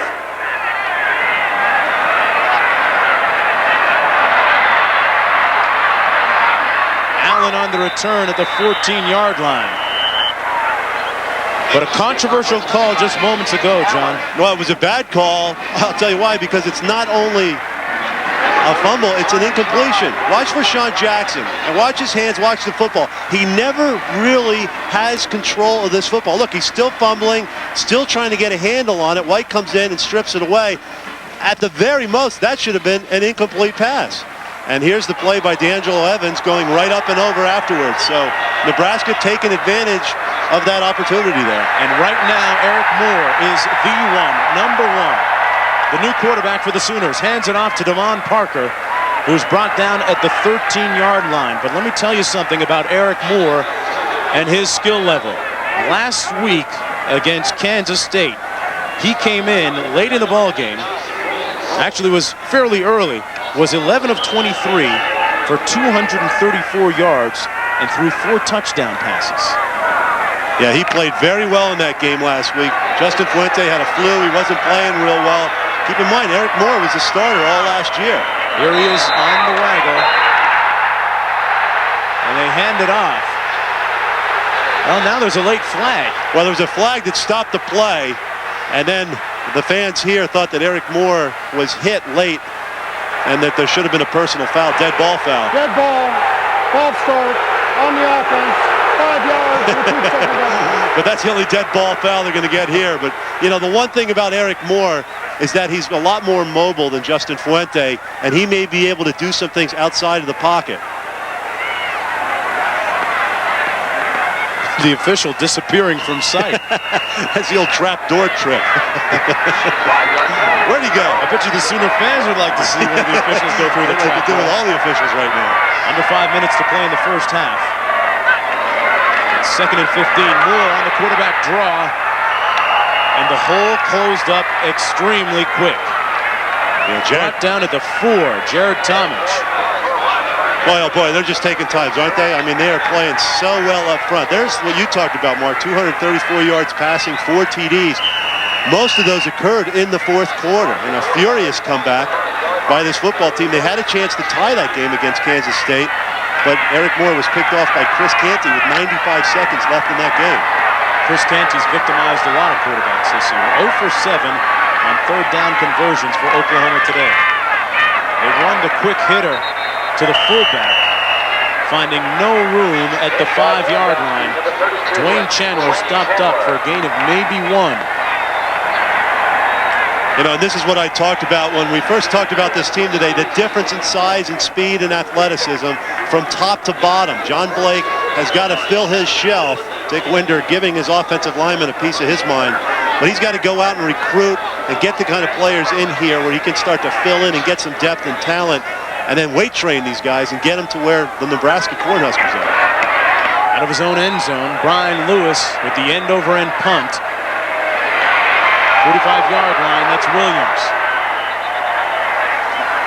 And Williams brings it back to the 35. 39-yard punt and 10 on the return. Folks, coming up next is a clash in the Big Ten when number 11 Northwestern meets number 15 Penn State. USC hosts Washington. Maryland tries to tame Clemson, and Baylor tangles with Texas. Check your local listings for the game on your ABC station, and the game's available from your cable operator. 3:29 to play in the first half. 12 total punts today. Nebraska leads it 10-0. They have the ball on Oklahoma's 35-yard line. Amon Green, the lone back. Play fake by Frost, downfield. Finds the seam nicely, complete to John Vedral at the 16-yard line. Vedral was bothered earlier this season by a pinched nerve in his neck. That slowed him down, but he picked up 19 yards and a first down on that reception. That was a well-executed play. Scott Frost did a nice job at getting that football in to Vedral. He was well covered, but off the play action, Frost saw the one-on-one coverage, threw the football to the right player, and did a great job of putting it where it had to be caught. First and 10, John, from the 17-yard line. 4 wide receivers. They run the option out of that set. And the Sooner defense has played its assignments well on the option. Roderick Simpson, number 51, made the tackle on Amon Green. And here's a guy who didn't practice all week. He was scratched from the starting lineup, and there's Simpson in there making plays. So Kelly Gregg, who's banged up, you can see that right shoulder. See that area where it's taped there? That's keeping that shoulder in place. Roderick Simpson, Kelly Gregg, a bunch of guys playing banged up here. But hey, it's Nebraska. You got to play. When you look at number 51, Simpson, gives you an example of how John Blake disciplines his players. Simpson missed the team bus against Tulsa a few weeks ago, and Blake sat him out, didn't dress him. Well, you're still beating him up over that. Come on, leave him alone. 8 rushes, 1 yard for Amon Green. Not a great day, you know. Last couple of games he's had to leave. He had that turf toe injury against Kansas State, and I don't think he's quite fully recovered from it. That's an injury that can linger with you for quite a while. 2:56 on the clock. They're going to rewind the clock a little bit. Two of the best teams in the ACC square off as Darrell Bush and the second-ranked defense of Florida State trying to stop the running game of C.J. Williams and Georgia Tech. Florida State and Georgia Tech live tonight at 7 Eastern, only on ESPN. Our cousins, part of the Disney family. Kissing cousins, I guess. 2:50 remaining in the first half, second down and 9. A look at the countenance and the concentration of Amon Green. On the freeze option, Frost finds Vedral again, and it's ruled complete at the 4-yard line. Wow, Frost dropped it in there nicely to Vedral for a pickup of 12 yards. Victimized was Anthony Fogle providing coverage for Oklahoma. And it's first down and goal for Nebraska. You know, the nice thing about this play is Nebraska changed it. Look, they go to a running formation, a powerhouse outfield, backfield, 2 tight ends. They show option, and then they go into the pass play. This is what they can really do well out of the passing game because they rush for 300 yards a game. That sets up these kind of plays. Again, another nice job of executing that play by Scott Frost. He's now 6 of 13 to Green on the corner on the pitch, and he takes it to the house. Touchdown, Nebraska, but wait, there's a flag down on the play at the 5-yard line. So hold on, let's wait and see.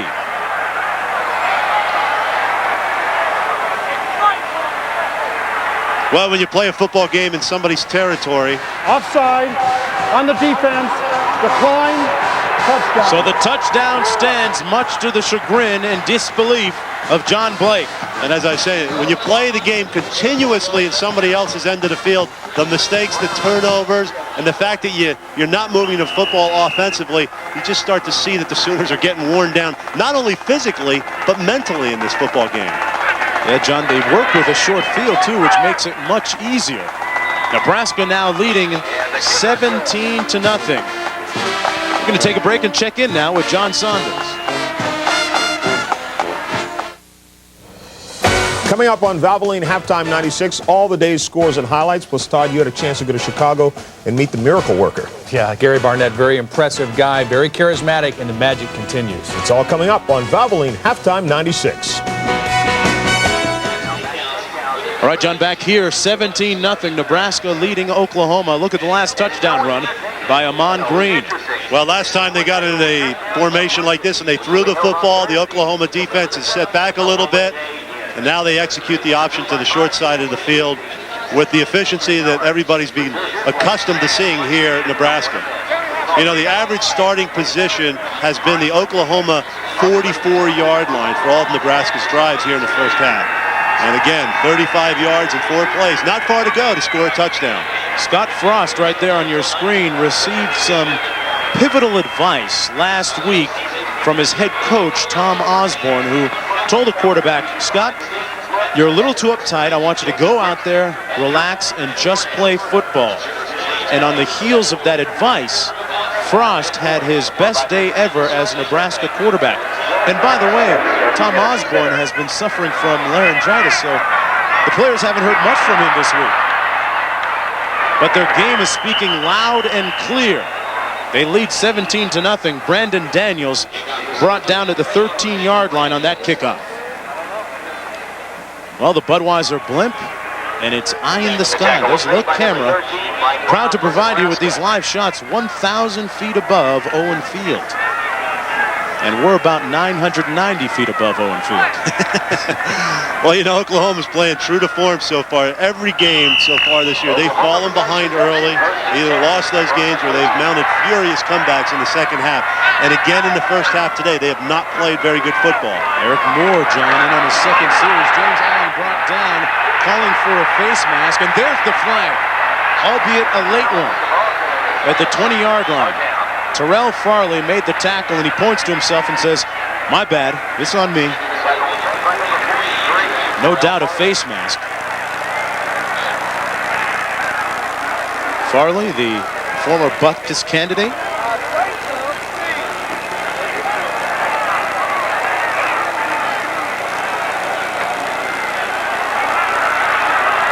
The official still discussing this one. Yeah, I guess the discussion is, as you mentioned, is it incidental or is it a personal foul 15 yards? Personal foul, face mask on the defense, 15 yards from the previous spot. Terrell Farley, there he is, number 43. You see him come in with that right hand. He just grabs on the face mask Allen. And this is why it's the personal foul. He pulls him down, even though he lets go right at the very end. That was enough to warrant a 15-yard penalty. I'll tell you, Farley is just, what a football player he is. The speed, the quickness. I mean, he just gets all over the field. A real mogul on special teams, too. Oh, yeah. Charlie McBride, the defensive coordinator, John, calls Farley the best player at that position he's ever seen. In fact, he says of Farley that when Farley blitzes, he blitzes so hard that the skin from his eyeballs peels back. Can't say I've ever had that happen to me. Oh, stop it right there. Yeah, you got another face mask here on Chandler. He gets away with one, the fullback. So I think the referees are looking more to the other face mask right there on the ball carrier, and they didn't see that by the lead blocker, Chandler. So, hey, Oklahoma gets away with one. Just their second first down of the ball game via the penalty. At this pace, you take them any way you can get them. Sacked again on the run is James Allen. Mike Rucker, number 84, with the tackle for loss on that play. He's second on the team with 6.5 sacks. Again, an example of that Nebraska speed defensively. And an example of their depth. He's second on the team in sacks, and he's not even a starter on this front four. Only a sophomore, too. 1:25 to play now in the first half. 2nd and 13 for the Sooners. Moore, with his first pass attempt, overthrows his intended receiver, Michael McDaniel. And it's 3rd and long. And I think there's a guy they have to manage to get the football to. Michael McDaniel played very well against Chris Canty last week. He had 124 yards in receptions. Over 100 of that was in the fourth quarter. Now, Canty's an All-American and a very good cornerback. They played a lot of bump and run coverage. That's what Nebraska does defensively. That's a little bump and run coverage right there, too. But I think McDaniel, if they can get the time, he's a guy they have to get the football to. McDaniel, a guy whose career has come alive under John Blake. Over the middle, incomplete, intended for Gerald Williams, who was open on the play, but who was short of the first down. Mike Minter, number 10, put the wood on him, and Oklahoma will punt. Yeah, and Eric Moore would like to have that one back. He had a player open, a chance to make a play, and he overthrew that football in the middle of the field. Moore is a licensed minister. Maybe needing a little divine intervention in this game. Yeah, maybe Winder's telling him he should have been deeper on that play. That might have been the receiver's fault, as is often the case when a ball is thrown awry. Oklahoma punting, and Lewis gets off a great one. Driving Williams back to the 23. Chevin Williams brought down at the 30-yard line, a 53-yard punt. 7 on the return. We're going to take a break, but let's check out some other programming on ABC. Sunday at 7/6 Central, ABC goes wild with an adventure double feature. First, double the fun with the roaring television debut of Disney's animated classic, The Lion King. Then it's double the danger. We can't walk, then we'll crawl. As Alyssa Milano must find the courage to brave Alaska. After The Lion King Sunday, the only way to spell adventure is ABC. Back to the action. Nebraska running it on 1st and 10. That's Damon Benning running between the tackles. Gain maybe 2 yards. On the tackle.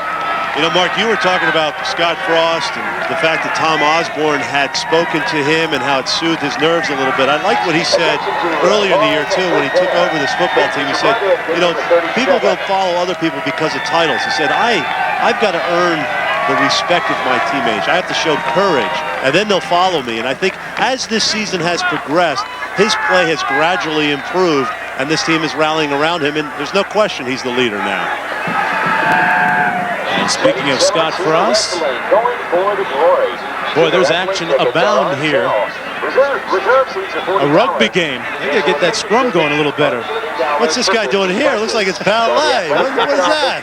Yeah, rugby players don't stretch. But they don't wear any pads. These guys are posing for a statue there. What is, you know what, rugby was the sport, the forerunner of football. I mean, football has its origins in this sport here, but I don't know if any football player did those kind of things. That, of course, just next to Owen Field in Memorial Stadium. John Blake might want to go recruit some of those guys. Rugby's a great sport. It's just an excuse to get together, drink afterwards, and sing songs, isn't it? Yeah, but I want to keep my ears on my head. I don't want them ripped off. There are too many horror stories about that in that sport. Out of the shotgun. A play they like to run. Benning gets the handoff. And he's met at the 31-yard line by a slew of tacklers for Oklahoma. Gregg and 10 are among them. It'll be 3rd and long now for Nebraska. Probably looking just to burn the clock and take a 17-0 lead into the locker room at halftime. I'm Mark Jones along with John Spagnola and Lewis Johnson. Nebraska leads Oklahoma 17-0, and this is the 77th meeting between these two teams. A series that has been continuous since 1928. Oklahoma trying to snap a 5-game losing streak against their foes from Lincoln. On the draw, Benning finds a hole and has the first down at the 43-yard line with 6 seconds to go. They stopped the clock after the 11-yard pickup. Broderick Simpson made the tackle for the Sooners. This sold-out crowd of over 70,000, extremely quiet. And there's the Boz, one of the greats here at Oklahoma who used to play. A little smaller these days.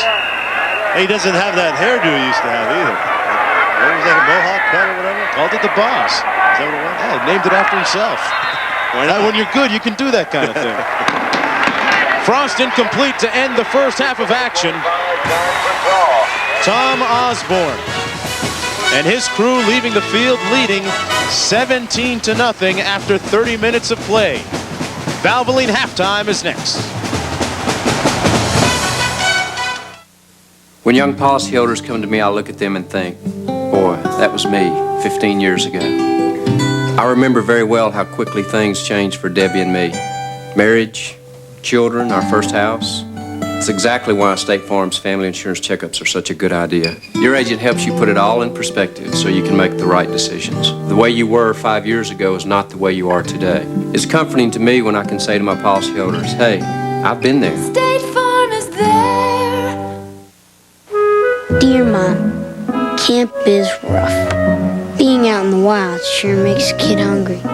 But the sandwiches we got just aren't enough. It makes me homesick for you and a hot bowl of Campbell's tomato soup.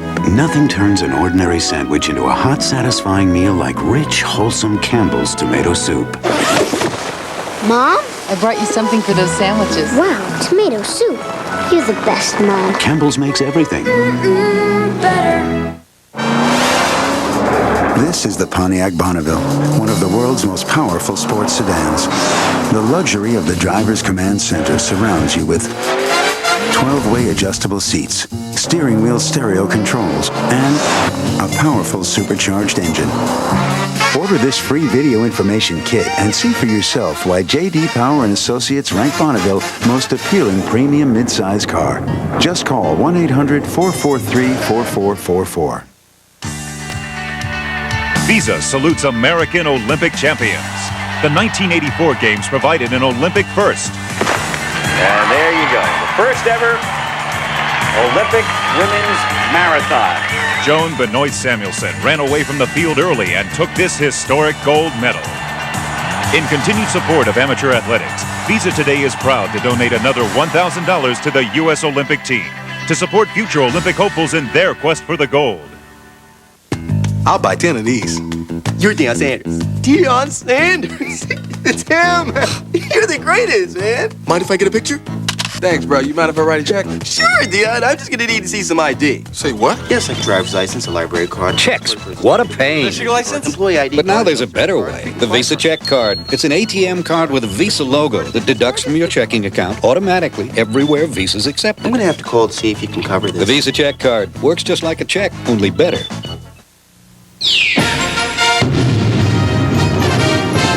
Valvoline Halftime 96. Brought to you by Valvoline, the #1 choice of America's top mechanics. People who know use Valvoline. From our New York studios, John Saunders and Todd Blackledge. Welcome, everyone. In Nebraska with a comfortable lead at halftime. Oklahoma, though, did a nice job defensively, but they hurt themselves. Yeah, they really did. And the special teams has been a problem all year for Oklahoma. A couple bad decisions on when to field punts and when not to. Fumble led to a touchdown. There was a bad call that helped Nebraska on a touchdown, but really, Oklahoma played well defensively. 14 punts in this first half. Both defenses playing well. All right, second half straight ahead right now. Time for scores and highlights, beginning with number 2 Ohio State. The Buckeyes really can coast their way towards the Rose Bowl, at least in the next few weeks. Today up against Minnesota, and Jackson fumbles. It's recovered by Rodney Heath in the end zone. No score, and Minnesota has done a nice job defensively on the Buckeyes. Forcing turnovers. Ohio State protected the ball well early in the year. 3 turnovers in the first quarter today. That's why the game is scoreless. All right, Tennessee against South Carolina. Phil Fulmer looking on as Peyton Manning goes 48 yards to Andy McCullough. Little pump fake there, and then he airs it out. Tennessee would jump on top of the game. Deuce Staley is not playing for South Carolina because of the bad sprain in his ankle. Tennessee leads 14-7 now. North Carolina State and North Carolina. First play from scrimmage. Quarterback Jamie Barnett is sacked and is recovered by Vonnie Holliday in the end zone. Kilusama Mays actually recovered that in the end zone, and North Carolina is leading NC State 26-14. North Carolina leading the country in many defensive statistics, including turnover margin. You saw why right there. All right, Michigan State against Michigan, one of our ABC games. Look, it's snowing there. Temperature's not going to get above 35. Scott Dreisbach, though, was hot. 8 yards to Russell Shaw. The flag was interference on the defense, so it stood up. And then Scott Dreisbach again hooks up with Charles Woodson, 26 yards. Dreisbach with 4 touchdown passes in the first half of this game. Yeah, really tip your hat to Dreisbach for keeping his poise and composure late in the half. They got some turnovers. He had his timeouts left. He really coolly led that team in for those last 2 scores. All right, if you got up at 8 o'clock this morning, you could have listened to Notre Dame pound Navy in Dublin, Ireland.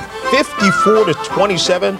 The Holy Shillelaghs and celebrate that victory. Mark Edwards had 3 touchdowns in the game. Miami against Temple. This is supposed to be a cakewalk for Miami, but Henry Burris goes 31 yards to Troy Kersey, and it ties the game at 14 apiece. Miami has regained the lead in this game, but Temple is only down by 4. Henry Burris is a very talented quarterback. He gets overlooked because their team doesn't win many games, but 2 touchdown passes and a touchdown run in that game. All right, Iowa against Illinois in the Big Ten. A great little fake. Scott Weaver would give off on a handoff to Wilbert Smith. He took it 16 yards for the touchdown. They fooled everyone on this play as Illinois jumped on top 14-7. Cedric Shaw does have a 13-yard touchdown run for Iowa, 14-7 where it stands. Purdue and Wisconsin, Ron Dane, the 3-yard touchdown run there. Wisconsin has the lead. Southwestern Louisiana, Virginia Tech, Jake Delhomme with a touchdown pass there. The Citadel against Marshall, Antonio Smith, a 1-yard touchdown run. This game is tied at 7 apiece. Al Moldy trying to get off the schneid today going against Ohio U. They were late getting to Waldo Stadium, their own game, and their bus got caught in traffic in Kalamazoo. That's the type of year it's been for Al Moldy. Division 1A winless teams, well, Western Michigan is in there along with UNLV as well. Princeton and Columbia. There's a look at the winless teams. Duke 0-7, Western Michigan, and now Columbia right now is scoreless against Princeton. And a look at some more scores. Dartmouth and Harvard, Maine and UMass, Delaware and William and Mary early on in those games. Northeastern against James Madison up by 7. Tied between Richmond and New Hampshire, and Rhode Island trails Villanova 10-0. Stick around. When we come back, we'll hear from Coach Gary Barnett of Northwestern. Todd had a chance to go down to Chicago and talk to him today. So we'll have that when we come back on Valvoline Halftime 96. Yesterday's antifreeze coolants don't offer today's multi-metallic engines enough corrosion protection from extreme hot and cold. They need Zerex, with its one-of-a-kind patented formula, not just to protect radiators, but also water pumps and cylinder heads. So use Zerex. Otherwise, your engine could be extremely unprotected. Zerex. Extreme protection for today's engines. If you ever take your Pontiac Sunfire driving through some famous expressionist painting, hey, it'll fit right in. Because it looks like a work of art, right? And it drives like a real screamer.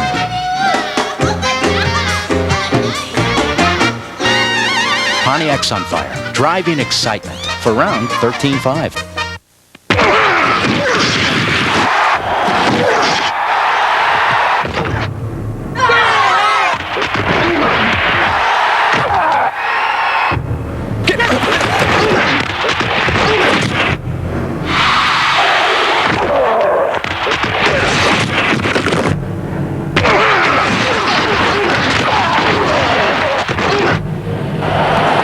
Big 12. Togetherness. Group hug. Welcome to Valvoline Halftime 96. John Saunders alongside Todd Blackledge. At 3:30 Eastern Time, some of you will see Northwestern against Penn State. Northwestern, a story that never gets old because it's so amazing what Gary Barnett has been able to do. Well, it really is. And, you know, after 1 year, you can call it Cinderella. 2 years, this is a legitimate, tough team, and the success all begins and ends with Gary Barnett.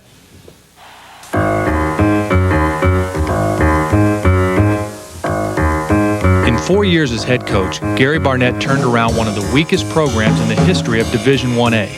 Last year's Big Ten championship and a Rose Bowl appearance made him one of the most sought-after coaches in college football.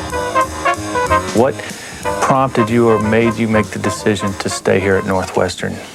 I made a decision a long time ago when I got into coaching that should I have opportunities to go other places, the criteria that I would use as to whether or not I'd go or not was based on whether it was the best thing for my family.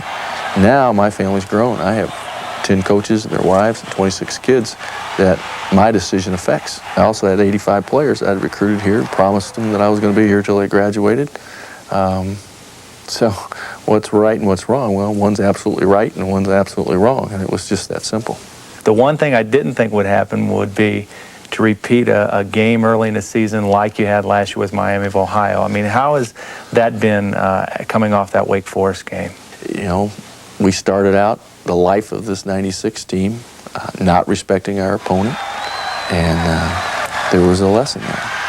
And if we don't learn that lesson, we're going to repeat it. So you got to learn things by making mistakes. I think in sport, that's just the way it should be. If you don't respect your opponent, you should get beat, and we got just what we deserved.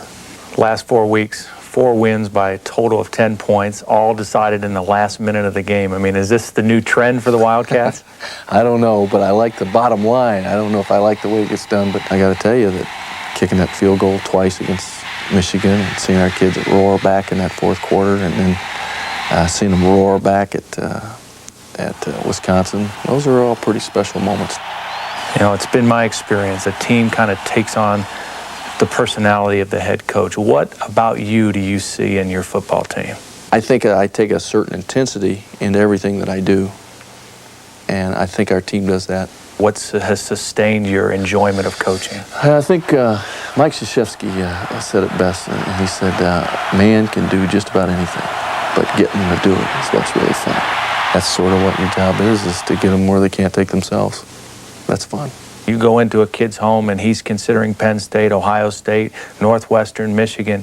You know, what angle do you come at a kid with? We advertise and show off our diversity in this community and in the Chicagoland area. I think that's today in the 90s and the way that we're going to live the rest of our lives in this country, those are things that are very important to families, and they're very important to young athletes and young students that are coming up. But it's got to be a match. They got to want that sort of stuff. What's been the most rewarding experience you've had so far?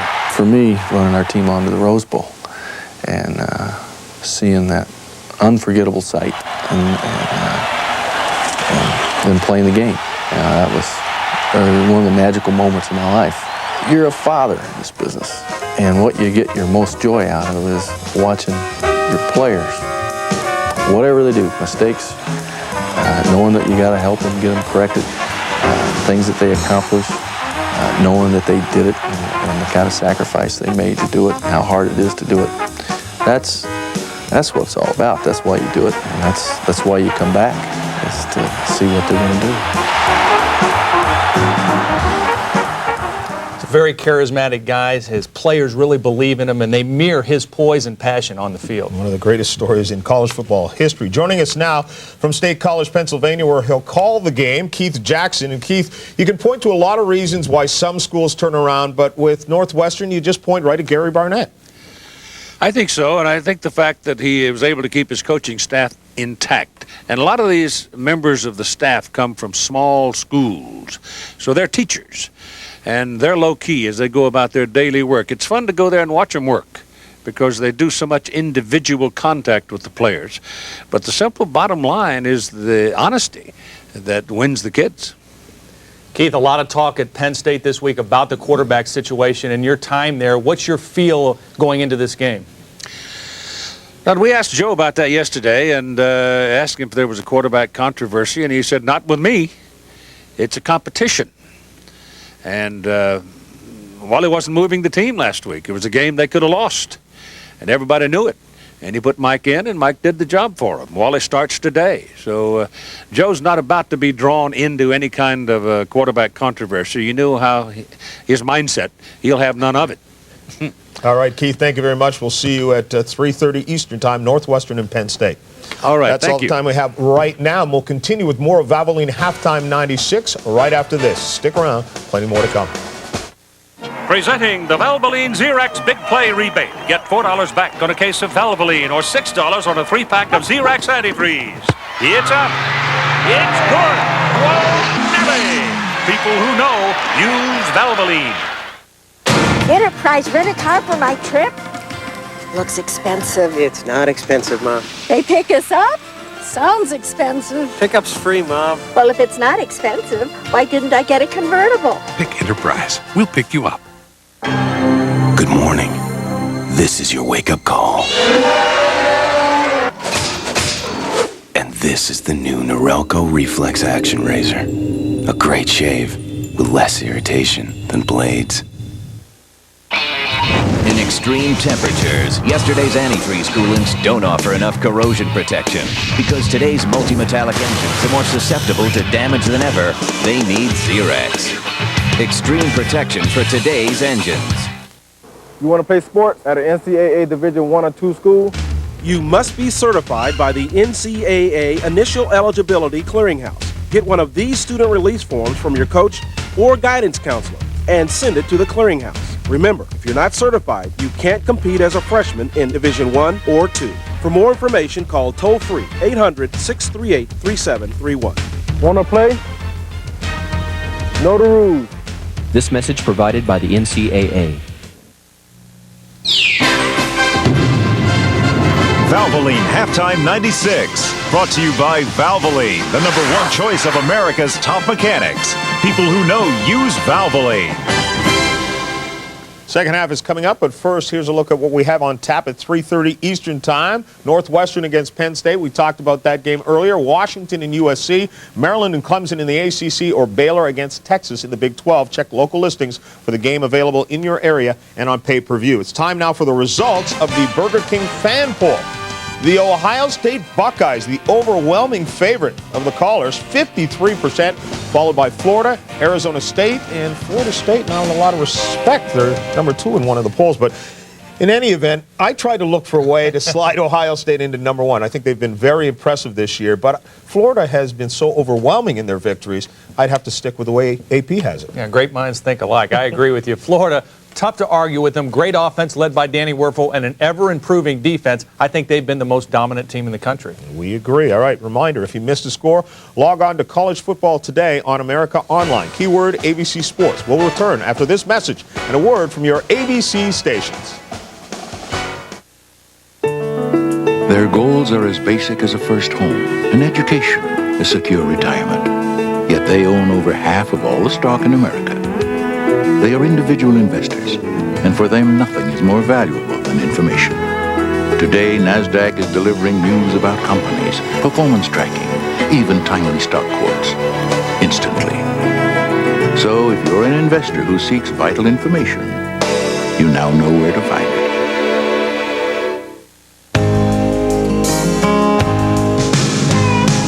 Like a rock, I was strong as I could be. like a rout. Nothing ever got to me. At the end of the day, there's only one full-size pickup that's best in initial quality. Like a rout. Chevy CK. It's a dirty job, but somebody's got to do it. Like a rout.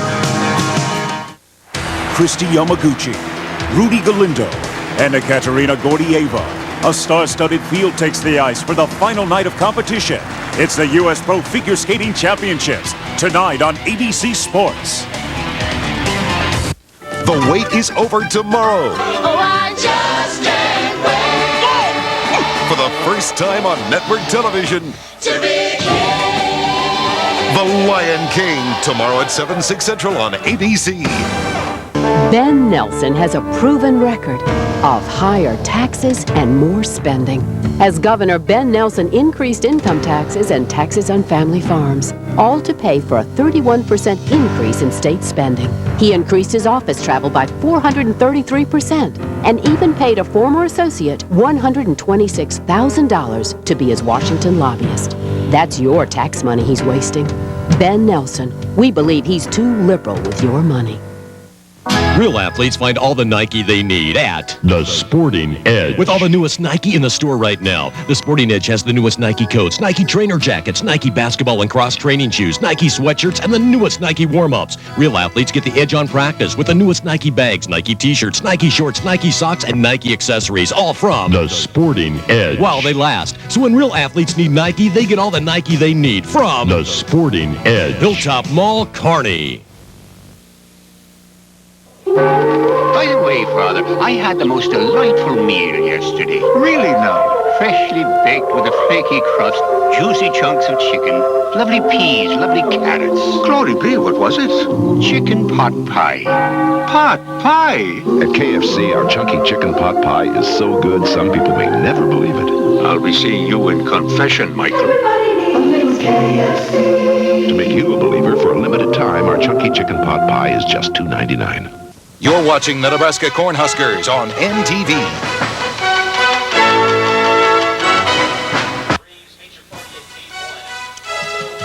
Back in Norman, Oklahoma, we're at halftime. And the Oklahoma Sooners trail the Nebraska Cornhuskers by a score of 17-0.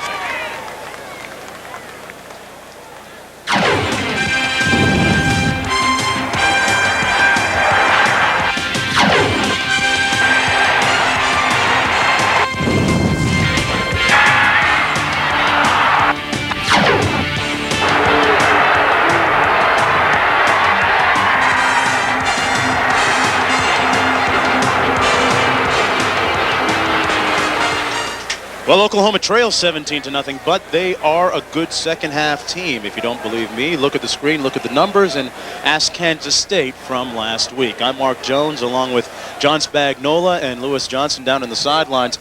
John, 12 punts in the first half. Nebraska with just 82 yards of offense. That's good news for Oklahoma. The bad news, they only have 22 of their own. Yeah, it's a classic field position football game, and Nebraska, with the turnovers and the dominance of their defense, is dominating this football game so far.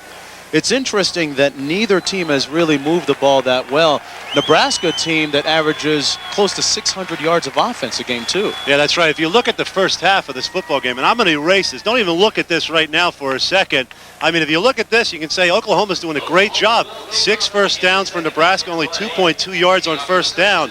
But look at the other side, only 0.4 yards on first down for Oklahoma, 2 first downs. And, of course, the turnovers led to 10 points. And that is where this football game is right now. A totally dominating performance by the Blackshirts.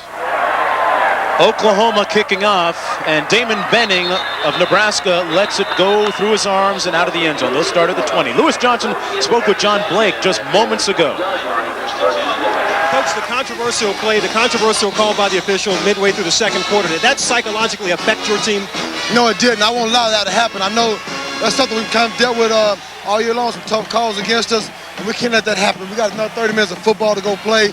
We've got to get some offense going. They're too good of an offensive team and defense team to stay in this game too long. All right, Coach Blake, thank you. All right, the nose of the ball, number 20 for Nebraska. They run the counter. This is Damon Benning. Get the ball! Benning moves the pile forward over the 25, near the 26-yard line. Gain of about 5 on first down. Terry White, number 13, the strong safety, making the tackle. You know, that interview with Blake certainly is insightful, isn't it? I mean, they ought to nickname No Excuse Blake, because he's in a lot of football games this year. This team has had some bad officiating go against it, but there's no way in the world he's going to relent to that and allow his team to use that as an excuse. That's pretty impressive. Yeah, we saw that a couple of weeks ago when they defeated Texas. 2nd down and 4 for Nebraska. It's Benning again. And Benning is over the 30 and has a first down where he's tackled by Baron Tanner. It'll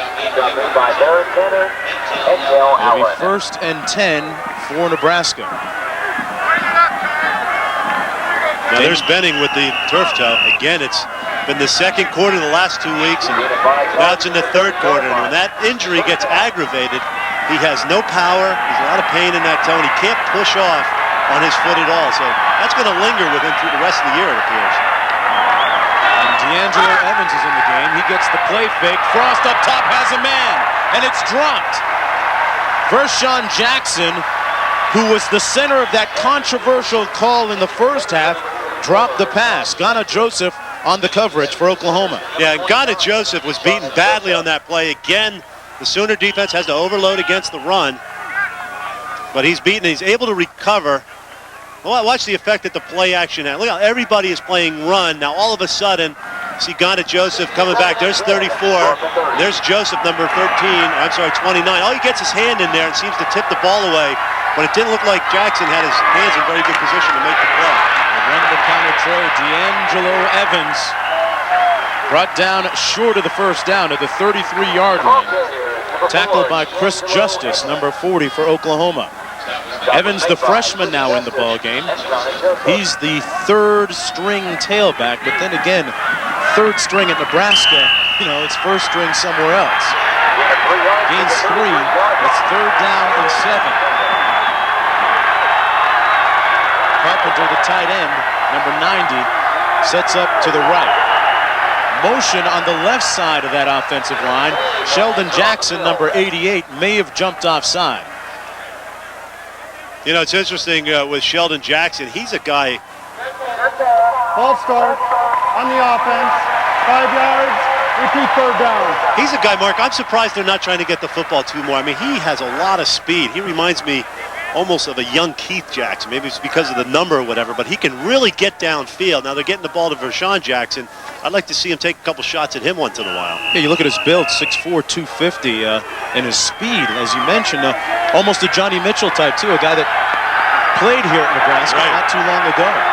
3rd down and 12.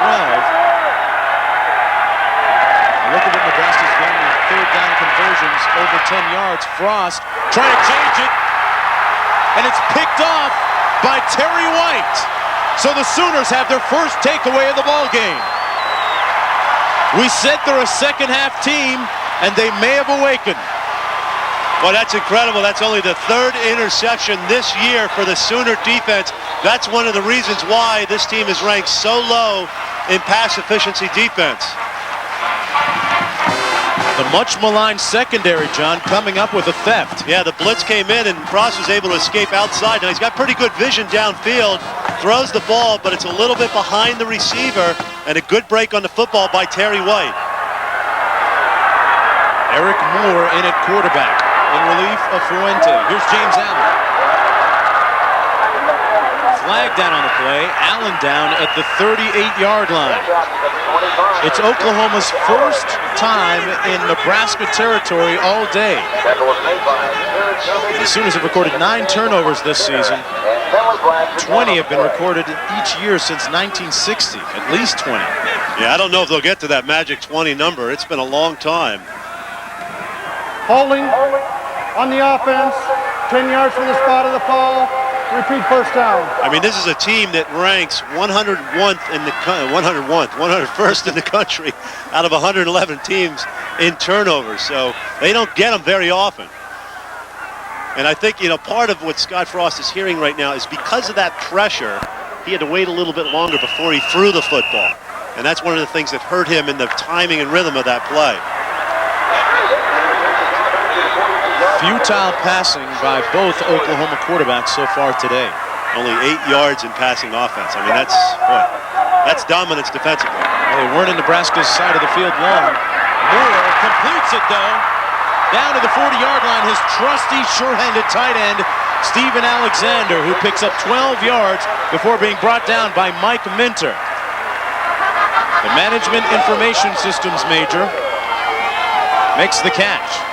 One thing about Eric Moore, he has very good quick feet, a good release, very compact. He takes a good shot afterwards. John Hess coming through there. John at just 178 pounds. I'm not sure that I want Eric Moore taking too much contact back there. Now look at Alexander from Chickasha, Oklahoma, where he played for the Chicks in high school. That's right, that's what they were called, the Chicks. James Allen on the counter. Allen steps out of bounds. Not sure he stepped out after or before the first down. Eric Stokes, the free safety, pushed him out. Boy, Allen is running with so much more confidence, isn't he, on this football? I mean, up to the Texas game, he had 170 yards in rushing this year. Since then, he has 397 yards in his last 3 games, only 2.3 today. And here's a guy who was really a victim of all the hype coming out of high school. Everybody expected him to simply be the next Heisman Trophy winner here at Oklahoma, and it just didn't happen for him. 3rd and 2, Allen has the first down. Still on his feet and brought down to the 28-yard line. James Allen and his teammates on the sidelines coming to life. Jamel Williams made the tackle. Just good old basic power football. Sammy Williams, 75. Steven Alexander, the tight end, all getting a good surge up front. Alexander comes off and gets another block downfield. And that's one of the ways to attack this Cornhusker defense, is to go right at it. You try and do some tricky things and misdirection stuff. They have so much speed, sideline to sideline. They are very difficult to attack that way. John, that was Oklahoma's first 3rd down conversion of the ball game. Allen stops on a dime, dives forward to the 25-yard line, where he's brought down by Grant Wistrom. And that's some of the confidence you see. I mean, that was a nifty move in the backfield to escape Christian Peter. I'm sorry, Jason Peter, the brother of Christian. James Allen, not only a very elusive runner, John, but a very good receiver out of the backfield, too. A very vital part of this Oklahoma offense. 2nd down and 6. Twins to the left of Moore. They run it to Allen. And Allen gets back to the line of scrimmage, maybe gained a yard. There'll be 3rd down, about 6 to go for Oklahoma. Jeff Ogard, number 97, making the tackle. Panoramic view of Memorial Stadium and Owen Field here in Norman, Oklahoma, on an incredibly sunny and clear day, albeit cool and breezy.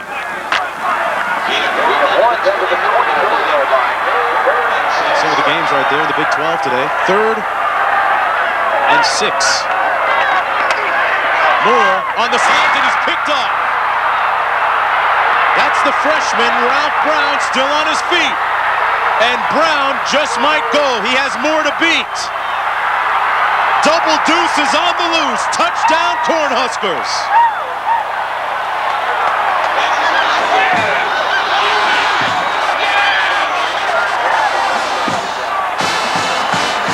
An 83-yard interception return for a touchdown.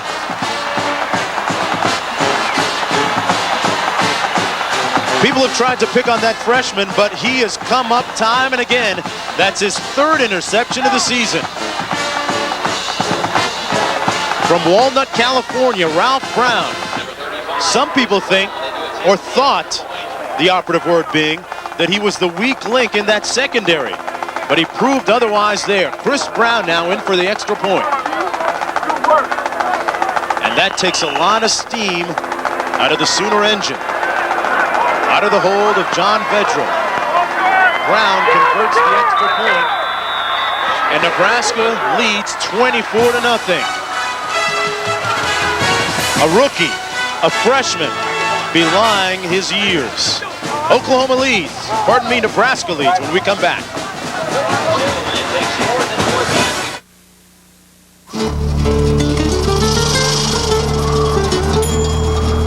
It's the only one out there. And here it comes.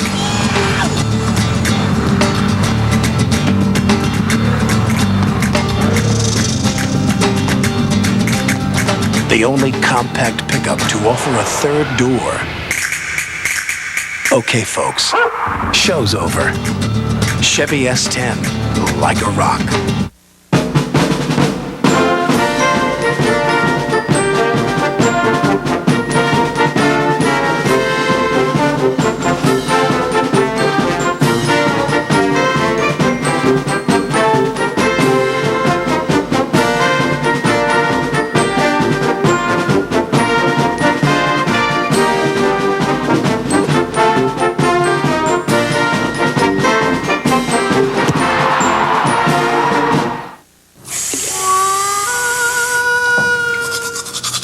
Good morning. Ty Kirby. Room 426. Hello. Ty Wants Kirby. to survive his first interview. Rubbish. Sit up straight. Don't talk too much. Good day to you, Mr. Kirby. Good luck, sir. Good. My lucky shoes. Hello. I'm Ty Kirby. I'm ready. Marriott, when you're comfortable, you can do anything. Hole after hole, the field shrinks and the pressure rises. 10 begin, but only one will win the Merrill Lynch Shootout. Tomorrow on ABC Sports. Well, that's tomorrow, but next Saturday at 3:30 Eastern, the Gridiron Greats are on ABC. 11th ranked Northwestern at Iowa, Air Force Army, Washington State, UCLA, Clemson at Virginia, number 16, and A&M against Baylor in the Big 12. Don't forget to call your cable operator for the games available in your area. Look at number 22, Ralph Brown from Walnut, California. One of the skills that you must have, or at least acquire, to play cornerback, you have to have amnesia. Forget when you get burnt. And Brown has done a good job of that this year. People tried going his way early, but he came up with a big interception and a touchdown that time. Brandon Daniels on the return for Oklahoma. And it's a feeding frenzy now for the Cornhusker defense. I'll take a look at this. The patterns are such that this receiver is supposed to go outside. Mike McDaniel should be flatter in his angle. Now, this is a great job by Ralph Brown, recognizing the play and stepping in front of that angle. And look at McDaniel. He was headed upfield. Now remember, of course, Ralph Brown was a great running back in high school, but he wanted to be a defensive back. But he shows his running back skills of just a year ago as he steps inside. Some great blocking, and everybody is having a good time there. That's 17 points today off of turnovers for Nebraska. And Eric Moore scrambling. Moore out near the 40-yard line, and a late hit. No doubt that's a late hit. Moore, a very frail 178 pounds, took one out of bounds, and they'll tack some more yardage onto that 29-yard run.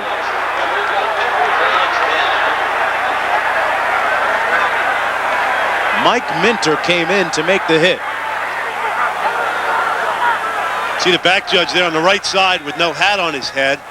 He lost a flag and a hat on that play. Now, sometimes they throw the hat down to mark a spot of where something happened. There might be another infraction that he marked with his hat.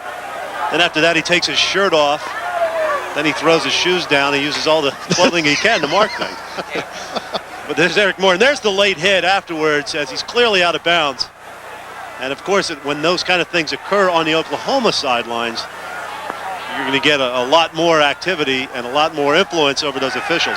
Mike Minter comes in and makes the late hit, number 10. A guy who's from this area and enjoys, and for many years as a young kid, played in his mind and with his friends in the Nebraska-Oklahoma game. And he always chose to be on the Nebraska team. Interesting, huh? 2 years ago, he couldn't play because he was hurt. 4 years ago, he couldn't play here because he was injured, or a redshirt freshman. But now he gets to play for real. Dead ball foul on the Nebraska. That must be ball, personal foul, late hit, 15 yards from the end of the run. Then we have another dead ball, personal foul on Nebraska, an additional 15 yards, first down. And that's with the back judge. That's why he had his hat down. That was the foul that he identified.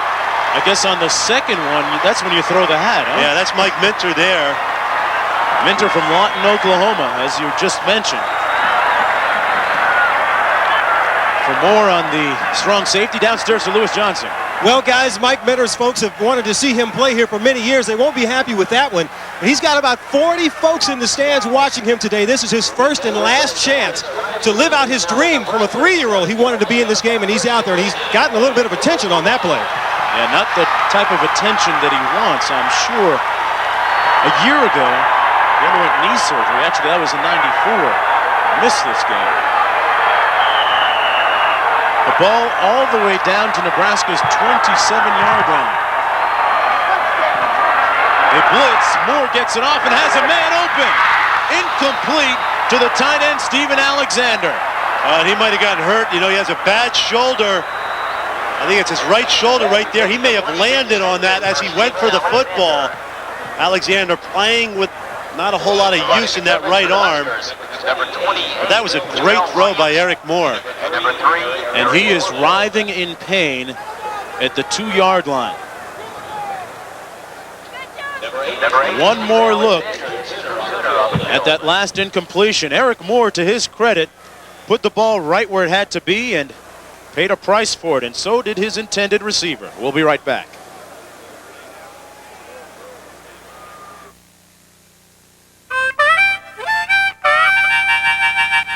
Here we go. You fill me with passion, like you know, just like you know. Sweet song, yeah.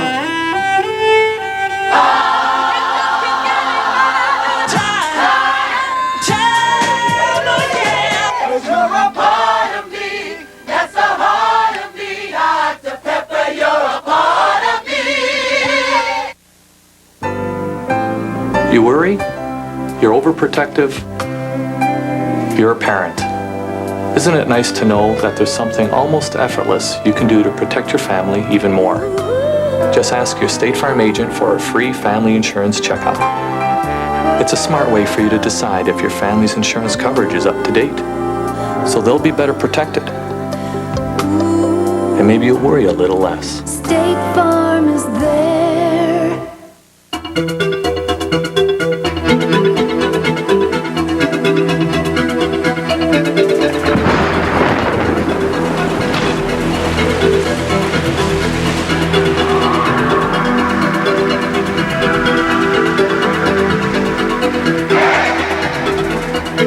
Chevy Blazer, the only sport utility vehicle with a driver control system. It's nice to know it's there. College football and ABC Sports brought to you by Chevrolet Trucks, the most dependable, longest-lasting trucks on the road. And NASDAQ Stock Market.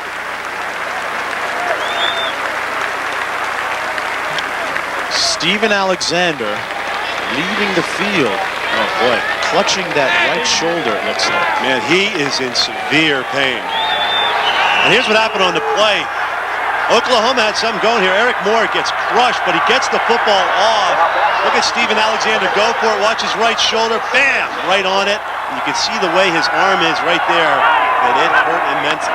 Lewis Johnson getting an update on the injury for us. Meanwhile, Eric Moore struggling to stay on his feet, brought down at the 27-yard line. Not sure what they wanted to run. Was it a quarterback draw, John? Yeah, it was. It was, and I think Eric Moore might have been a little bit impatient. He's got to probably set it up a little bit longer, but you know, you got those people running around you. You know, suddenly you're supposed to wait 2 seconds, and you go, 1, 2, I'm going. I'm out of here. And again, the stun inside by Peter is what really disrupts that play. 3rd down and 11 as a result. 4 wide receivers set for the Sooners. Moore made a nice move and hand-walked it down to the 23, where he's about 5 yards short of the first down. John Hess made the tackle on the play. And Oklahoma brings in its field goal kicking unit, led by Jeremy Alexander, number 15.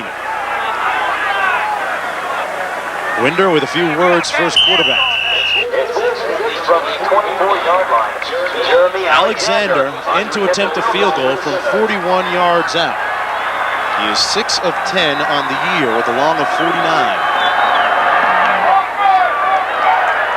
And he pushes this one to the left, wide. been that type of day for the Oklahoma Sooners. Yet to get on the scoreboard. The Huskers lead when we come back.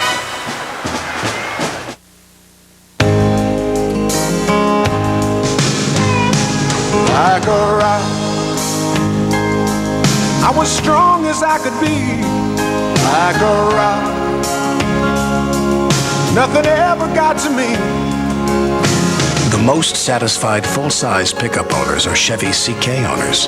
How do you know? Like a rock. You can see it in their eyes. Chevy, the most dependable, longest-lasting trucks on the road. Hey, the Econo Lodge Senior Room has just what older travelers want. Brighter lighting. Look, still soft and beautiful. Bigger numbers on the phone and TV remote. Time for fly fishing. And an in-room coffee maker. Spend a night, not a fortune, at Econo Lodge. Call 1-800-55-ECONO and you can save 30%. You drink about, just drink that. And you'd be surprised. Your eyes, begin to... McDonald's new Crispy Chicken Deluxe. With an all-white meat breast filet, fresh lettuce, and tomato on a bakery soft roll. It's a grown-up reminder that you're never too old to drool. It's McDonald's with a grown-up taste. What do you get when you cross a high-quality conventional motor oil with an advanced formula synthetic? A revolutionary oil that protects better than regular oils, yet costs less than full synthetics. DuraBlend from Valvoline. Valvoline's the #1 choice of top mechanics. In the Big Ten, Michigan had a 28-10 lead at halftime over Michigan State. They pick up where they left off in the second half. Chris Howard, 13 yards on this touchdown run, and it's a romp right now, 35-10. Mark. All right, John, back here, Nebraska still pitching a shutout. Oklahoma hasn't scored on Nebraska in 8 quarters now, dating back to their last meeting. 8:20 to play in the third quarter. Scott Frost, the quarterback. D'Angelo Evans, the I-back. They give it to the fullback, though. The gain's about 2 yards. That's Brian Schuster, number 28. Number 28, Brian Fullerton, Schuster. Nebraska. Tackle made by Rod Manuel. One of the better blocking fullbacks in the conference. Brought down by Rod Manuel, number 85. And he's a bright young man. 3.43 GPA. He's an education major. And he gives linebackers an education in one-on-one isolation blocks, that's for sure. We saw that in the Texas Tech one, didn't we? Fumble. They put it on the ground. Still loose.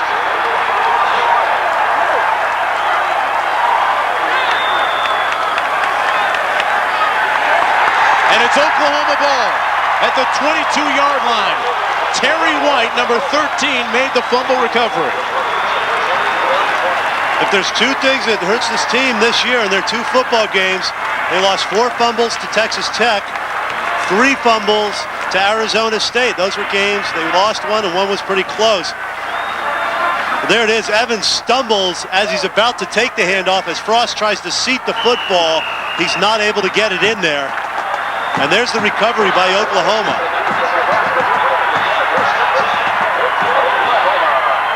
Oklahoma with 3 turnovers. Nebraska with 2. This is Damon Parker running off tackle. Brought down at the 20-yard line by John Hess, number 44. Nebraska's made Oklahoma pay for all 3 of those turnovers, 17 points. That's been the big difference between the 2 teams. That's right, and there Oklahoma missed the field goal when they had an opportunity to cash in on the interception by Ghana Joseph. 2nd and 7.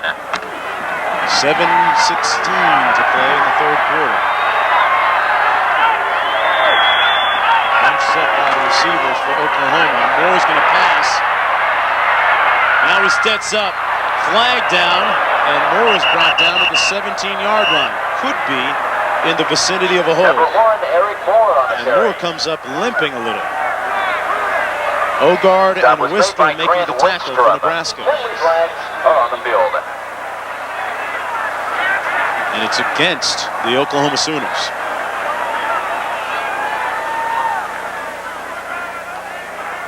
Holding on the offense, 10 yards from the spot of the foul, repeat second down. Yeah, I think Derek Nelson, right here, he gets tied up with the pass rusher on this play. Watch out, at the end of this play, there's a takedown. See right there, he throws down, and even Brian McClure, number 73, the center, could have been charged with holding there. But I think right there, the takedown by Nelson, he was working against Jason Peter. That was the holding call that was called. As we mentioned, the scoring drought now spanning 8 quarters for the Oklahoma Sooners against Nebraska. And even beyond that, they haven't scored in double figures in the last 4 games, so points have been hard to come by in this series for the Sooners. Nebraska blitzing, no grounding call. Moore gets rid of it, and you can hear the smattering of boos. That's coming from the Nebraska fans that have made the trip down to I-35, a 7-hour drive. And they wanted the grounding call, but they don't get it. Moore limping on the field, too. Yeah, you know, the play was set up, but you have man-to-man coverage, so it's hard to get the screen pass off to a receiver or a back who's in man-to-man coverage. Third down conversions greater than 10 yards. Oklahoma over 6. And you know, that's the essence of this defense. That's what this Nebraska defense is designed to do. Get you into those known situations, and then they dictate things defensively. They come with a blitz, John. Moore scrambling again. Gets it off to Allen, who's out of bounds at the 29-yard line. Short of the first down. 16 yards short. Jason Peter, number 55, pushed him out of bounds. And I think right here, John Blake may make a decision just to go for it on 4th down. Either that or it's going to be a very long field goal. Oh, they're sending on the field goal unit, so Blake foregoing the 4th down attempt and kicking the field goal.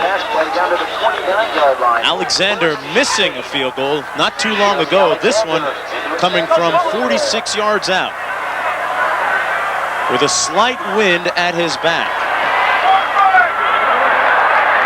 And this one is way wide. He misses the other way this time. Yeah, he missed the 41-yarder to the right. He compensated, a longer kick, little breeze in his face, and he pulls it to the left. So 2 missed opportunities now on turnovers for the Sooners. Yeah, the kicking game and special teams have been the bane of Oklahoma in 1996. Well, tonight on ABC, see the stars of the pro figure skating world in sparkling performances. Former world champions Kristi Yamaguchi, Katarina Witt, Dorothy Hamill, and Kurt Browning highlight the competition. Don't miss a dramatic conclusion to the U.S. Pro Figure Skating Championships. And the romance continues on an all-new episode of Relativity. All tonight at 8/7 Central right here on ABC.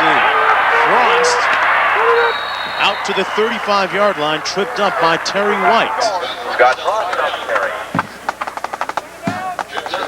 Frost, you know, has a very tough job, John, in the respect that so many people in Lincoln and even on his own team expect so much of him. That is a result of replacing a guy that was a starter for his entire career, Tommy Frazier. Oh, exactly. I think there's an interesting parallel, too, I'd like to draw about him and Tommy Frazier. Here's Evans, D'Angelo Evans, who fumbled it last time, moves the pile impressively out to the 44-yard line for a Cornhusker first down. You know, as you said, Scott Frost came on the heels of Tommy Frazier. It reminds me of Danny Cannell coming on the heels of Charlie Ward. Now, Charlie Ward won the Heisman. Tommy Frazier came in second, and many people felt he should have won the Heisman last year. But they both had national championship teams, and it is so hard to be the next guy in line. I mean, the expectation is so high for that position because it has been so productive in the past. And that's, you know, that's a lot of what Scott Frost had to deal with here. They give it to the fullback this time. That's Schuster. Gains about 2 yards. Frost coming off an impressive game a week ago.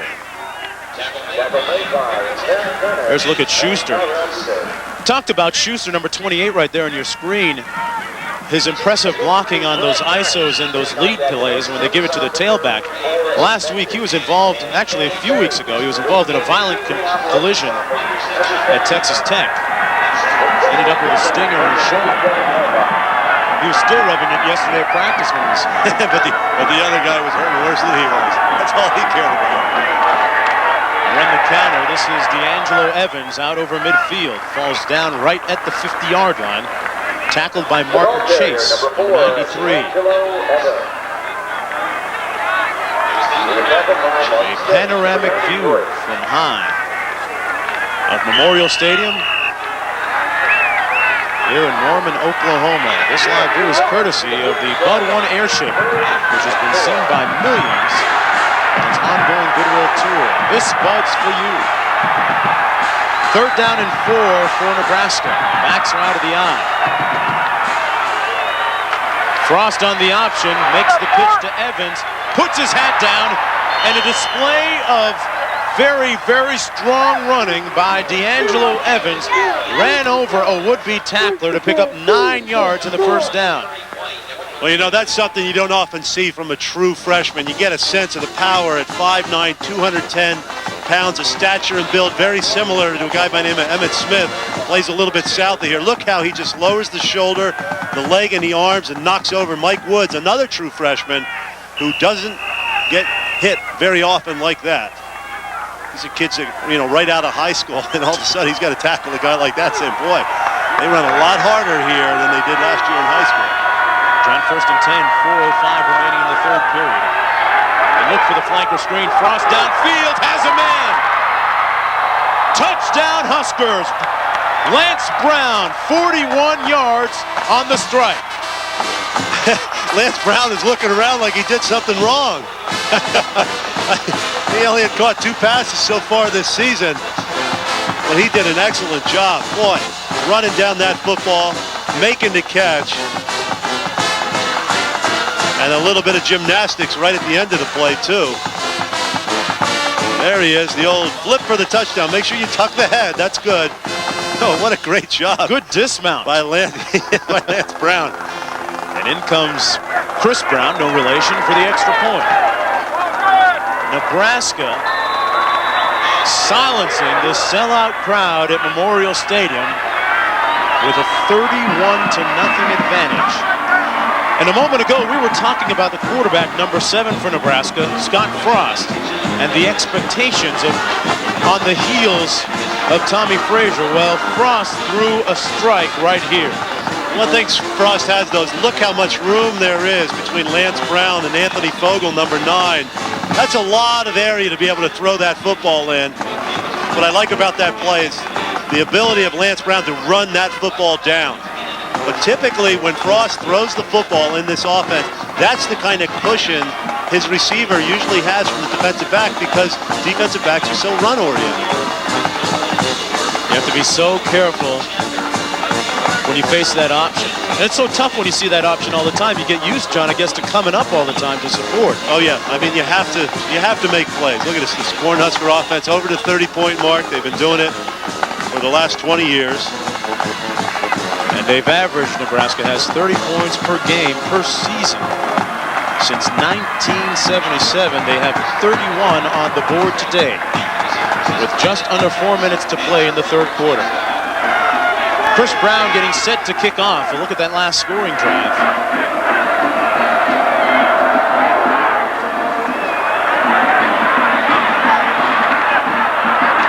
At the 18, Oklahoma out to the 27. Let's kick it back to John Saunders in New York with this update. Mark, Temple hung with Miami for a little while, but not for long. Ed Guerin-James back to Ryan Clement.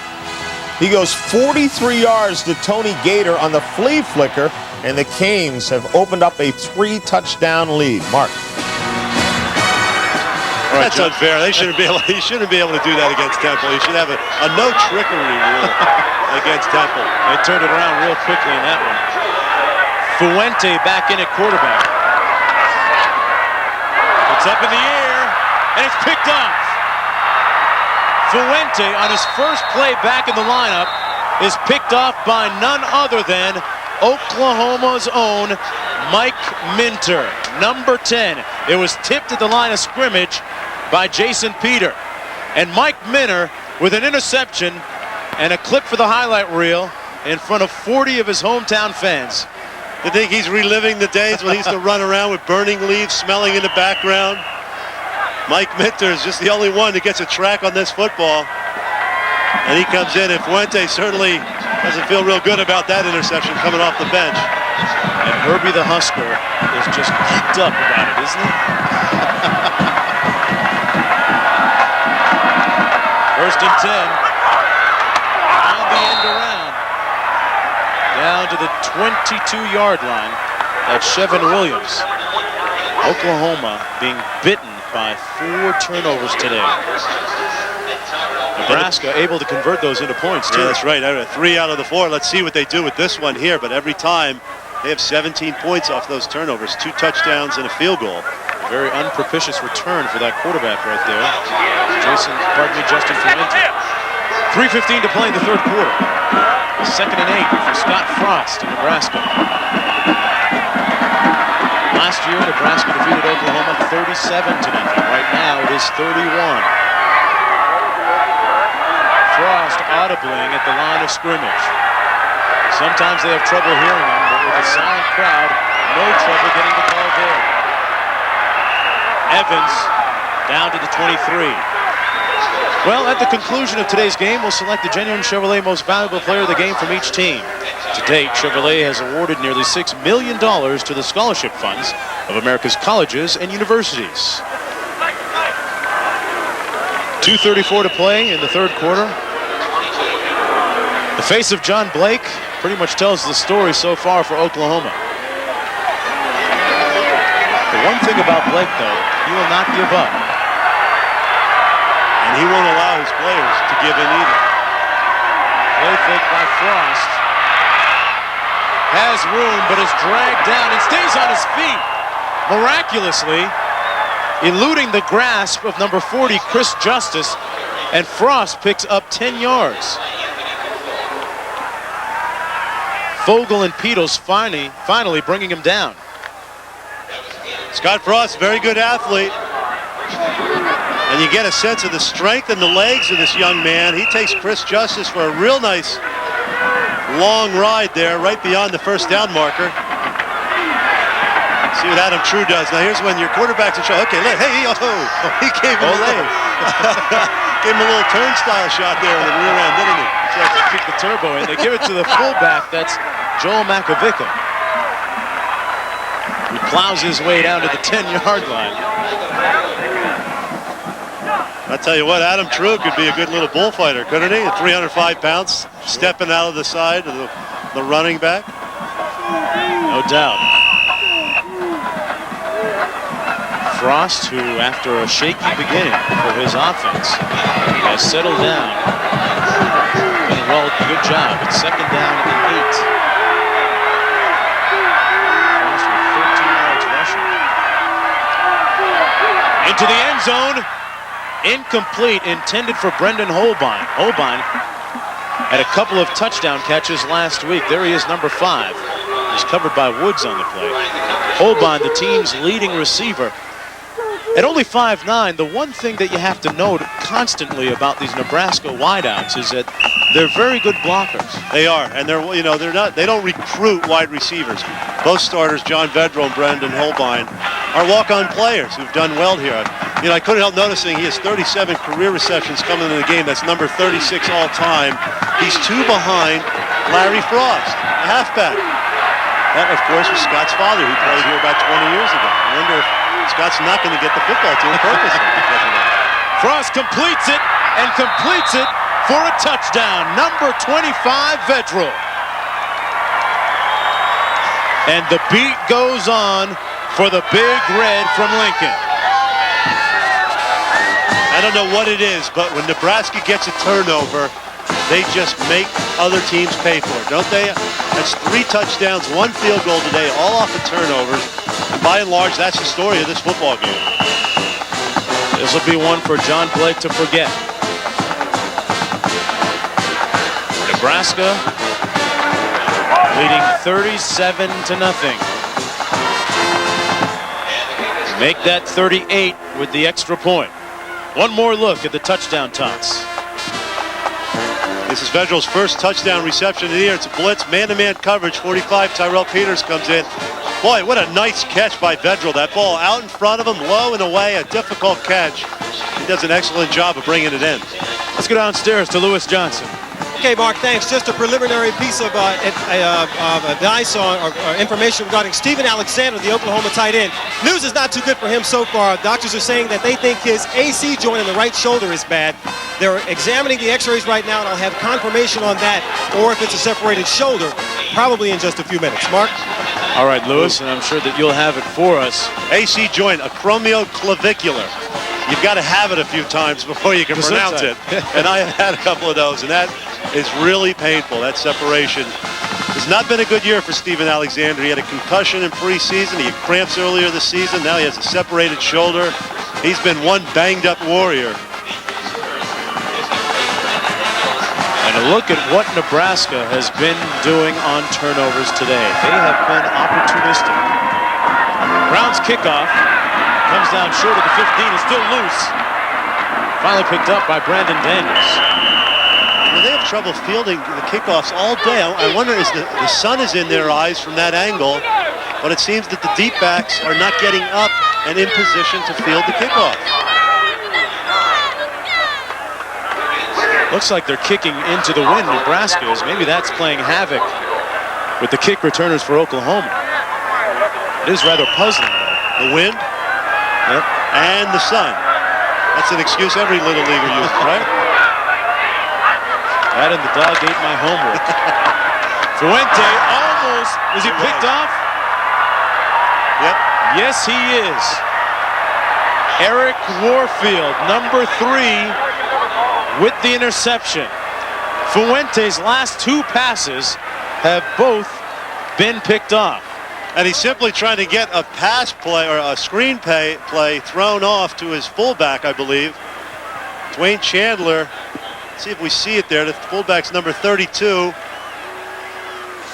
In position. Now he fights off. Yeah, now there's the ball to him right there. It's thrown too hard over his head. And Warfield, who's a very dangerous punt blocker, comes up with yet another turnover, the 5th today, caused by the black shirts. And actually, John, the last 3 of Fuente's passes have been picked up. Frost working again with a short field, wants some now. And it's incomplete. Intended for Shelton Jackson, number 88. Justin Fuente has thrown more interceptions than completions today. Well, he's actually 50% if you look at it, but of course it's easier when the guy 20% to his own team, 30% to the other. It's easier when those other guys in the uniform are, the guys in the other uniforms are open. Justin can't get discouraged. I mean, this game now is out of control, but he is a freshman. I have a feeling by the time he's a senior, these games are going to be a lot closer, maybe as soon as next year.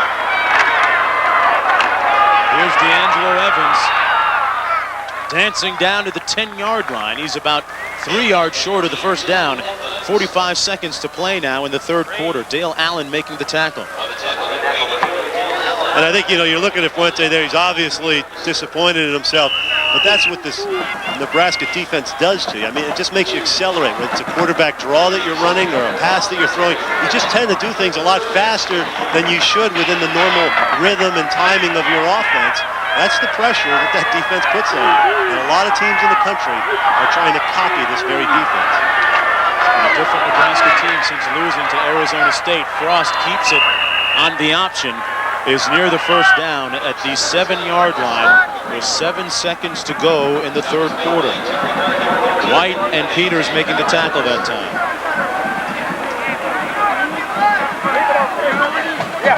Nebraska perhaps looking ahead to that Big 12 showdown in a few weeks against Colorado.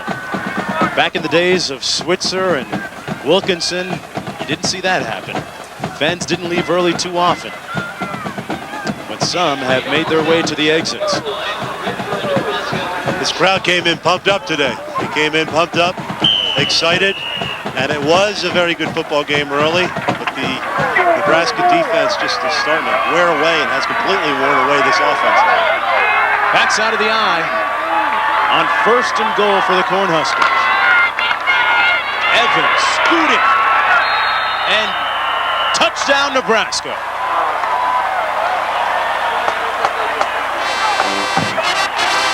Don't think Nebraska's trying to rub it in now, ladies and gentlemen. That's the 2nd offensive line in there. And they did an excellent job. And, the players just keep coming and coming. And this is a 2nd-team line that'll be blocking for this player for a long time. The true freshman, D'Angelo Evans, with yet another touchdown. And just to underscore that point, you said it was a 2nd-string offensive line. Evans is the 3rd-string tailback. The extra point is good, and it's 45-0. Let's go back to John Saunders in New York. Thanks, Marcus. Time for the Burger King update comes from the Minnesota-Ohio State game. The Buckeyes struggling. They only up 10-0. Joe Germain then hits Matt Calhoun from 7 yards out, and Ohio State leads now 17-0. Back to you. Boy, poor Jim Wacker, you know, he needs 6 wins. He's at 4. He's been stuck there for a while. The head coach of Minnesota, that was the mandate he was given earlier this year. I think they started off winning their first 2 games. Yeah, they were doing real well, but second half possessions here for Nebraska. Interception, a fumble gave Oklahoma some life, but the 3 touchdowns off of turnovers. Conversely, Oklahoma's second half possessions. Look at that, an interception, and then 2 in a row after a couple of missed field goals. I think that would have helped their team too. Points on the board just helps so much. When you turn things around, get an opportunity. There's the athletic dorm, the Bud Wilkinson house. When you have that opportunity, you don't put points up. It just has a real deflating effect on your team. It is 45-0 with 3 seconds to go now in the third quarter. Brown with the kickoff. Daniels and Jackson back deep. This is Daniels. And he is smoked. Back inside the 20. Well, you can hear that shot all the way back in Lincoln, and we'll return with action between Nebraska and Oklahoma after this message and a word from our ABC stations. Fight on for Ole Miss, and fight on to victory. Our alma mater dear looks up to you. Fight on and win for Ole Miss. Fight on for Ole Miss. Amen. Fight on to victory. Our alma mater dear looks up to you. Fight on and win for Ole Miss. Fight on to victory. Fight on.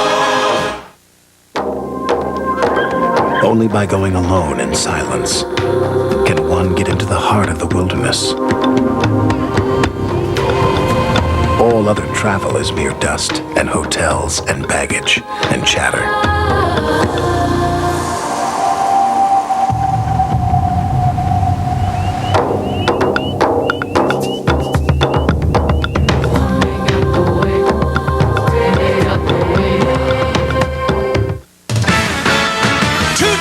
Rivals square off toe-to-toe when the Broncos meet the Raiders, a classic Monday night show. Hey, Max, glad I caught you. You know what I just discovered at Pizza Hut? The perfect pizza. Not too thick, not too thin, just like, pizzeria pizza. Freshly baked every day. And here's the kicker, a ring of cheese baked right into the crust. Imagine. Why are you telling me? I'm a dog. I'm telling everyone. Discover Pizzeria's stuffed crust pizza. Now we've got your pizza. And the best part, Max, a large is only $8.99. Great, huh? Chuck Hagel is spending a lot of his time complaining, but it's time to stop complaining and face up to the facts. Chuck Hagel has come back to Nebraska with budget numbers that don't add up and cuts in education that Nebraskans won't tolerate. As governor, I've cut wasteful spending and I've cut income taxes. And my balanced budget plan will cut federal income taxes for middle-income families. I want to go to Washington to set things right. Watching the Nebraska Cornhuskers on NTV. In the WAC, BYU against UTEP. Leonard to Liljaw, back to pass, and Liljaw is picked off by Chris Ellison, who returns it 65 yards down the sidelines. It's a foot race, but he makes it in there for the touchdown. They miss the point after, 6-0 BYU.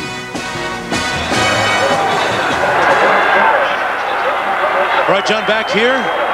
Oklahoma with the ball. James Allen on the rush. Gains about 3 yards. Well, a lot of action going on. Let's go back to this rugby game going on across the way here.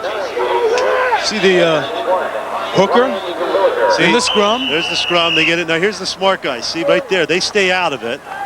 That way you don't lose an ear or your tooth. Ball comes out. Interestingly enough, the guy who pulls it out there, that's the scrum half. Back to the action. James Allen could have used a scrum. First from half or a three-quarter. Brent Wistrom making the tackle. Wistrom signaling to the Nebraska faithful here, made the trip here to Norman, Oklahoma. Wistrom playing this football game like it's still the first quarter and the first play of the game, showing the intensity of that young man.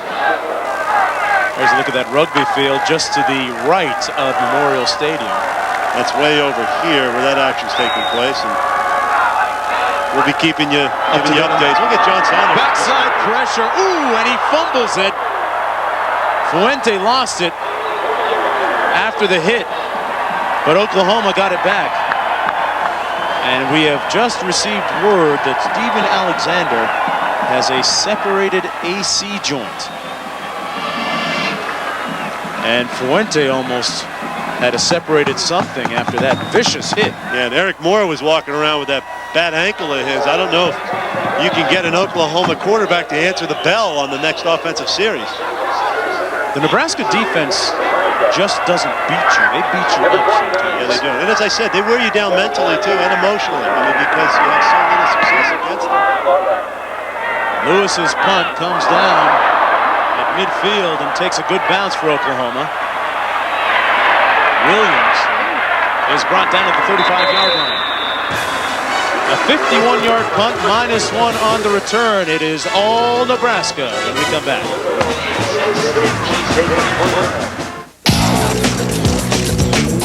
And now from Paris, from Milan, from St. Louis. Introducing a new look from Budweiser. Born on dating. It's the day your Bud was born, because fresh beer tastes better. Nice label. Thanks.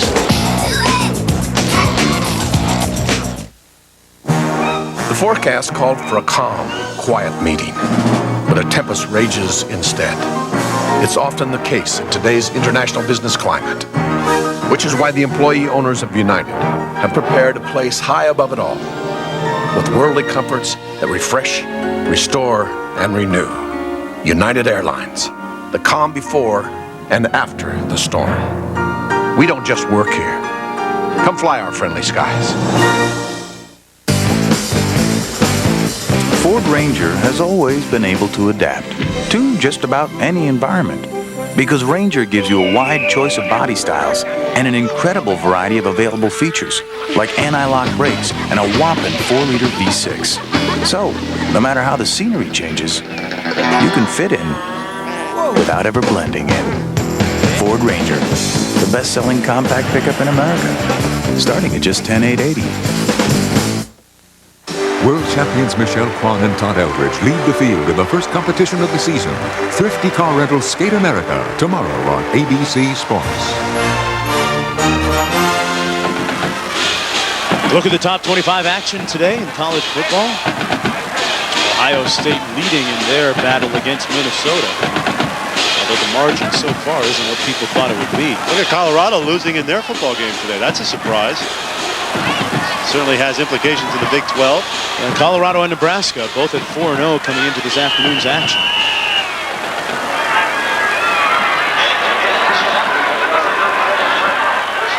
And Miami storming back in their game against Temple. 12:55 to play in the fourth quarter. Evans gaining about 3. Let's go back to New York and John Saunders. Mark, Minnesota quarterback Corey Sauter goes back to pass, and the freshman Andy Katzenmoyer steps in front and goes 42 yards for the touchdown. The first time since 1975 that number 45 has scored a touchdown for the Buckeyes. Of course, they retired Archie Griffin's number after that season. Missouri and Colorado, you mentioned it, Missouri's up by 3. Mark. There's a lot of flack about Katzenmoyer getting that number 45, too, because people saw that true freshman play, and they changed their minds pretty quickly. Yep. He's got some skills. You know, I did a high school football game, the Big 33 game, Ohio plays Pennsylvania, best football players in high school, Katzenmoyer. And I remember talking to Todd Blackledge and others about him, and they're saying he could step right in and start as a freshman. And sure enough, not only has he started, he may very well be the Big Ten Defensive Player of the Year. It's interesting when you look at Ohio State and the Big Ten, they have a matchup coming up against Michigan, a game you'll see on ABC at the end of the month. Bill Young telling us that that was one of the worst coaching jobs that they had done all year when they lost to Michigan last year. Young, of course, was the defensive coordinator for the Buckeyes a year ago. On the freeze option, Frost putting some ice on this one. Jackson, touchdown.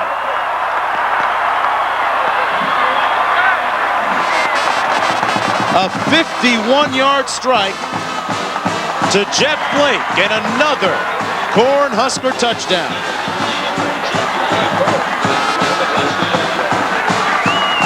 Well, everybody's taking turns today. Look at that, escaping the bump and run. Jeff Blake does an excellent job of beating that bump and run coverage by Cedric Stevens.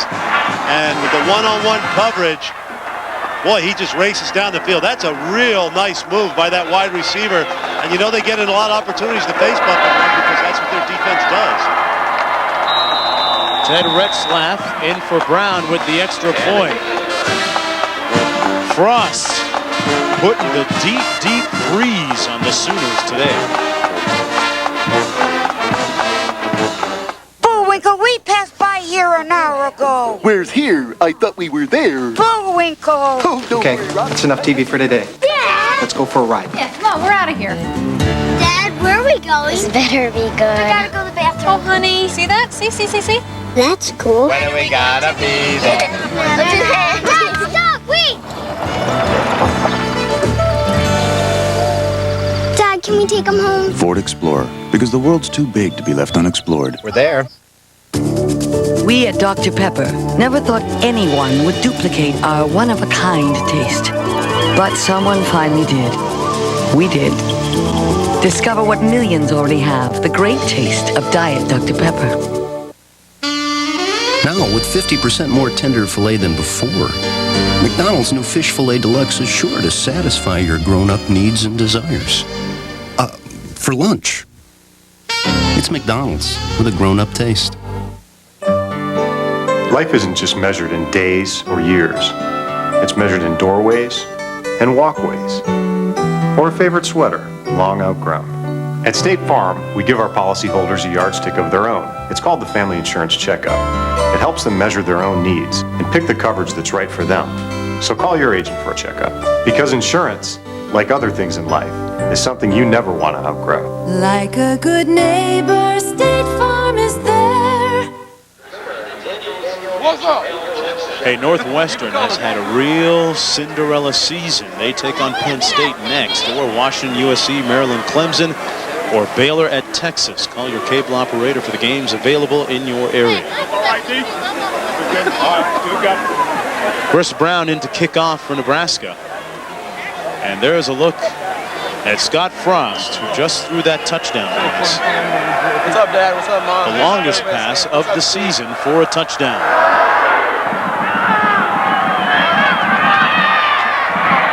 2 yards deep, that's Daniels. And Brandon Daniels is brought down to the 14-yard line. This Nebraska team not letting up. Under 12 minutes to play in the game. Well, you know, one of the reasons why is there's a lot of players getting an opportunity to play. And this is what makes this program so good, Mark. You know, with Tom Osborne, they get the 85 scholarship players. They also have about 30 walk-ons this year. There's 3 guys starting on offense for this team. John Vedral, Brandon Holbein, and Adam True, who are all walk-on players. So you got 3 of your 11 starters on offense. And Jared Tomich is a walk-on player on defense. So, you know, not only do you get the scholarship players, but you get a lot of talent to pull from the walk-on program. And that's been a staple of this program and its success over the years. A good point. Parker out to the 17-yard line. Scott Saltzman making the tackle. It's got to be a disappointing afternoon for the Oklahoma Sooners coaching staff and players. So much pressure on the coaching staff and the players. And John Blake talked about some of that with us earlier and it's something that he's very much aware of. 2nd down and 7. Fuente. Is it complete? It is. Well, not the way that they drew it up, but they'll take it anyway for the Sooner first down. Michael McDaniel made the catch. And here's a guy I was hoping they would get the football today to, but that's his first reception of the day. It comes well into the 4th quarter and off a tip pass. There's the tip by Chandler. Well, they'll take it out to the 25-yard line. 1st down and 10 for Oklahoma. You think a 53-point comeback can be based on that play right there, Mark? I don't know if there's a 53-point play in the playbook. Here's Parker. Still on his feet. No quit in this Oklahoma team. Symbolic of their head coach, John Blake, who talked about some of the pressures today. I know so many of those kids in this university right now, the pressure of playing college football, the pressure of being the best, the group, the social pressure from your friends that that you're better than they are, and you got to do your job. It's unbelievable because they can't even handle just their personal life, just their inner self of just growing up in this world. So that's the way I motivate, because I know if I can take care of the inner piece, then I'll be all right on the football field. You know, some interesting parallels there, excuse me, Mark, to that approach and what Gary Barnett was talking about at halftime, being a father to these kids. I mean, that's what John Blake is set up to do. If you're a father or a mother and you want to send your football or your son to school, you want him to grow to be a man, you want him to get a college education, you want somebody to look after their needs. And that, you know, that's what John Blake does. You can make that handoff to him as a head coach, and Gary Barnett and so many of the fine coaches, certainly Tom Osborne as well, so many fine coaches around the country. A good point, Johnny. Don't think for a minute that people around the country are aware of John Blake. Jackson on the reverse. Ooh, did he take a beating? Jackson sacked back at the 25-yard line by Scott Saltzman. You should deserve hazard pay for taking a beating like that. Jackson coming out. A loss of 10 on the play. But back to John Blake for a moment. Don't think for a second that other coaches around this conference and around the country aren't aware of his recruiting skills, because it won't be long before John Blake, folks, gets some very, very good talent here in Norman. Don't sleep on it. He's working those phones every chance he gets. 3rd and 20, incomplete, intended for McDaniel. And it'll be 4th down for the Sooners.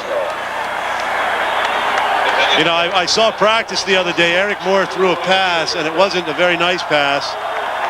And Dick Winder, the offensive coordinator, looked up and said, Did you pass that or punt it? He said, I punted it, sir. And then, you know, that pass from Fuente is kind of the same thing there. It really didn't come out all that well or look all that pretty, but McDaniel should have caught it because it was where it had to be caught. Brian Lewis with his 10th punt now of the afternoon. Unbelievable. This one down to the 33. Lance Brown, who caught a touchdown pass not too long ago, returns it 6 yards after the 40-yard punt. We'll be right back. Take a stroll down memory lane at the Pro Football Hall of Fame. You crushed my knee. Was your toes. You broke my ribs. It was your nose. Ah, yes. I remember it well. You sacked me once. I sacked you twice. In pouring rain. No, it was nice. Ah, yes. But when you go, don't forget your Visa card, because the Hall takes the NFL's best, but not American Express. See ya, Nitschke. It's Butkus. Oh, yeah. Visa, it's everywhere you want to be. This is for Mr. Blanchard, who told me to make something of myself. For Miss Miller, who never let me settle for a C. For my parents, who believe in my dreams. For myself, for my future. Be all that you can be.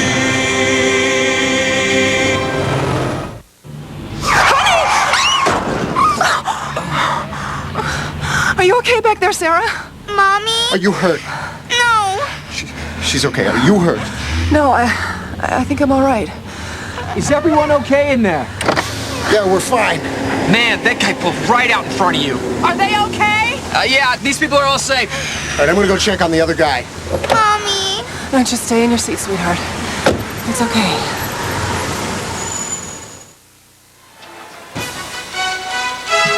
College football on ABC Sports brought to you by Ford and your Ford dealer. Have you driven a Ford lately? Dr. Pepper and your local Dr. Pepper bottler. Dr. Pepper is just what the doctor ordered. Econolodge and Burger King, where you can get your burger's worth. Look at the campus here in Norman, Oklahoma on a sunny, cool November afternoon. Matt Turman now in at quarterback for Scott Frost. Turman, the former walk-on, hands it off to his fullback. 52-0, Nebraska leading Oklahoma. And back in the days of Barry Switzer, when he coached here at Oklahoma, wouldn't see those kinds of scores on the board. Switzer, of course, now the head coach of the Dallas Cowboys. A lot of exciting things happening here surrounding the football program, though. Facilities, procurement of talent, the future. Turman completes the pass to Kenny Cheatham. Let's go downstairs to Lewis Johnson for more. Mark, just to further add to that, the SAR-K Foundation here in Oklahoma has donated $700,000 to this $5.5 million project. Now, they want Barry Switzer's name on the building. It will be right here in the east end zone where I am standing at the moment. It will be a strength and conditioning center, also a medical training center for all of the athletes and students, something they're going to need to help bring this program back up. Mark? All right, Lewis, and a look at some of the insides of the proposed building. A fumble by Evans. Oklahoma has it. Number 93, Martin Chase, has the ball. And Oklahoma will have possession at Nebraska's 34. That's Evans' second mishandle of the day. Yeah, that's got to be a little bit disturbing. Turman, the quarterback in the football game, Scott Frost is finished for the day.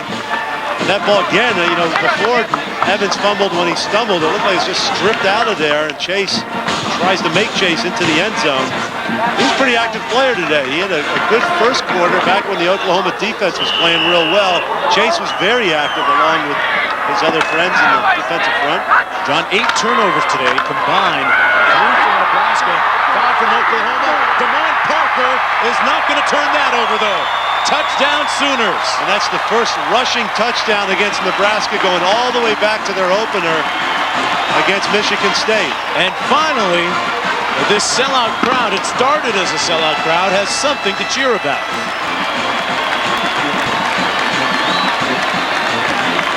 Second teamers in for Oklahoma's offensive line as well. What a nice job getting the football up the field by Damon Parker. That's only the second rushing touchdown all year that Nebraska has given up. The extra point out of the hole to Brian Lewis. Jeremy Alexander is good.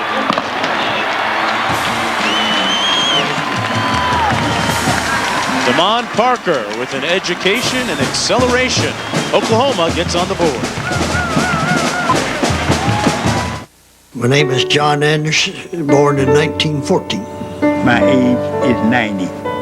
George Hartman, I'm 101.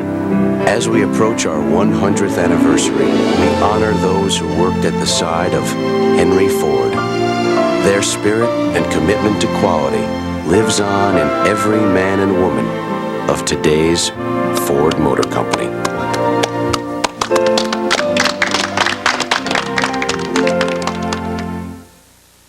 Is it Diet Dr. Pepper or regular? You have 10 seconds to decide. But if you can't tell the difference, don't worry. You probably can't taste the difference either. Even with all the time in the world. Discover the great taste of Diet Dr. Pepper. In extreme temperatures, yesterday's antifreeze coolants don't offer enough corrosion protection. Because today's multi-metallic engines are more susceptible to damage than ever, they need Zerex. Extreme protection for today's engines.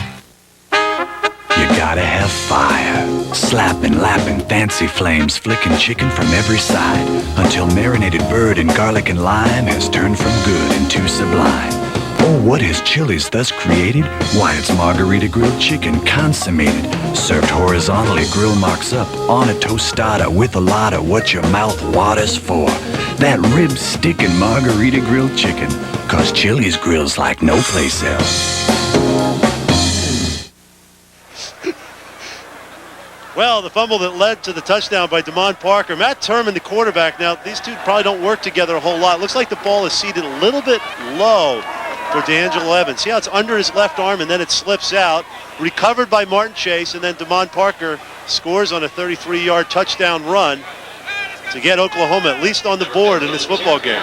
Number 33 for 33. And that's the longest run, John, interestingly enough, allowed this season against Nebraska's defense.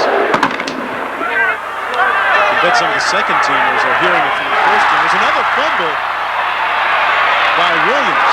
Well, there it is. There's that wind-sun thing we're talking about. It's an earlier kickoff today, and I think that Nebraska hasn't fielded many kickoffs in this game, but that's where they're having problems with that wind and sun. One more look at that run by Damon Parker. Now, if you see some of these numbers for Nebraska, there's not a lot of familiar people. Farrell and Winstrom and Tomich, those people are not in there right now. And finally, we get to see the Boomer Schooner today. The Sooner Schooner. You'd rather see him sooner than later, I guess, huh? 7.5 to play in the fourth quarter. Turman keeps it on the option. Lots of action in the Big 12, and John Saunders, tell us what you know. Well, elsewhere in the Big 12, Missouri against Colorado. Coy Detmer, the concussion last week, but he's in there again this week against Missouri. 69 yards, he airs it out. Ray Caruth takes it in from about the 27 for the touchdown as Colorado is on the board and now leads Missouri 7-3. Mark. Well, John, isn't it interesting how Detmer always seems to be scrambling like a sandlot quarterback when he makes those plays? Yeah, he really has trouble. Not trouble, he just sets his feet and moves around. He's a hyper guy. I like the little Babe Ruth move there. He points first and then throws the touchdown pass. That's pretty neat. Just look at that score, 7-3 Colorado leading Missouri. Of course, Colorado trying to keep pace with Nebraska for the lead in the Big 12's North Division.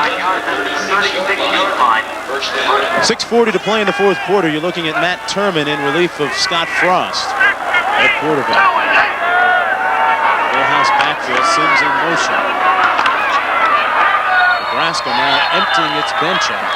That's number 31, Jay Sims running it. And a flag down on the far side of the field at the 36. You know, Matt Turman, the quarterback, taking over for Scott Frost there. Is he signing autographs? Some autographs there. Look at that. It's right next to his picture. Well, I guess with the score of 52-7, offside. Can do that. On the defense, 5 yards, 1st and 5. There's a young man shaking his hand. He made his day, didn't it? Yeah, there's a lot of Nebraska fans that made the trip down, as they usually do, about 5,000 of them. And all 5,000 of them always seem to end up in our hotel, waking up early and singing that fight song at 7:30 a.m. They're wonderful people, and they love their football team. As well they should. It's funny you weren't saying that when you were trying to get some sleep. Oh, well, a couple of weeks ago, I got a good night's sleep. The ball at the 48 now, complete to number 89, Lake, who caught a touchdown pass a few moments ago. You know, it's good to see Turman in there getting some action. Here's a player who's only started one game in his entire career. You see 6 for 14 in the first half across, 4 for 8. Really came on with 3 touchdowns in the second half. Turman started one game, it was against Kansas State a couple of years ago, and that's when Tommy Frazier had that blood clot.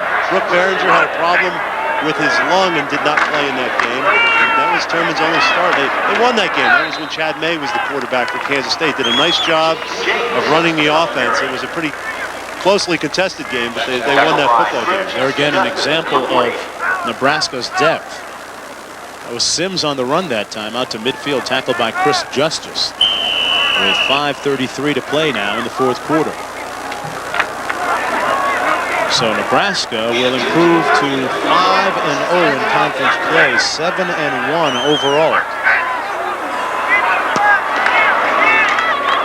Turman pitches on the option to Jay Sims. Sims says, see ya, and I wouldn't want to be it, but he's down at the 1-yard line. Mike Woods with a touchdown-saving tackle. A 49-yard bolt by Jay Sims. And Jay Sims is the 5th string, make that 4th string tailback. Showing a good burst of speed that time. Well, Turman certainly as a senior knows how to run this offense out of the power I. This is one of Nebraska's favorite formations. Gets his fullback out in front, gets rid of the football quickly to Sims. 4th string, you said? Yep, and his first touchdown. It looked like he lost the football when he went over, though. They gave it to him. Jay Sims tacks on 1 more yard to his total. And ironically, John, he's rushed 4 times now in a short time on the field for a total of 60 yards. He's the game's leading rusher. Is he really? Yeah. Roger Riley, our crack stat man. Better late than never, I guess. With 5:03 to play in the 4th quarter. Nebraska and Jay Sims with another touchdown. Ted Retzlaff in for the extra point. The lefty knocks it through. And the Cornhuskers with a commanding 59-7 lead. One more look at the airborne Jay Sims up and over for another Cornhusker touchdown. Look where the football is.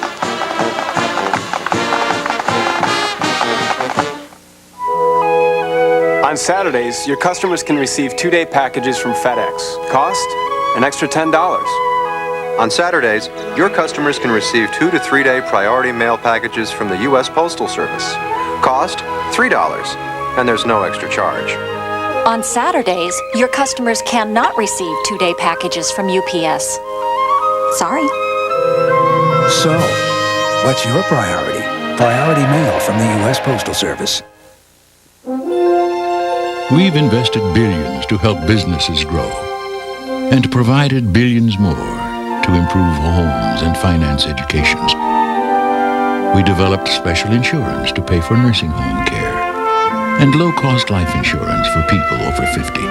Because at Transamerica, we sell life insurance, but our real business is improving your life. Transamerica, life insurance, leasing, commercial, and consumer loans. You're born, you go to school, and then one day, things begin to get interesting.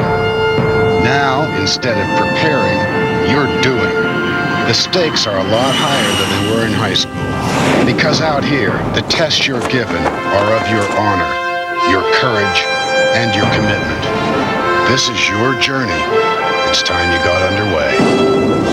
Call 1-800-USA-NAVY. Let the journey begin. In the WAC, BYU with a 6-0 lead over UTEP, and they go for more. Ryan McKenzie takes it and darts 32 yards on the touchdown. They went for a 2-point conversion, missed that as well. Right now, 12-0. Mark. Well, you talk about an exciting yet maybe underrated conference, the WAC. Oh, boy. Offensive football at its best. And don't forget that you can see the WAC championship game on ABC December the 2nd.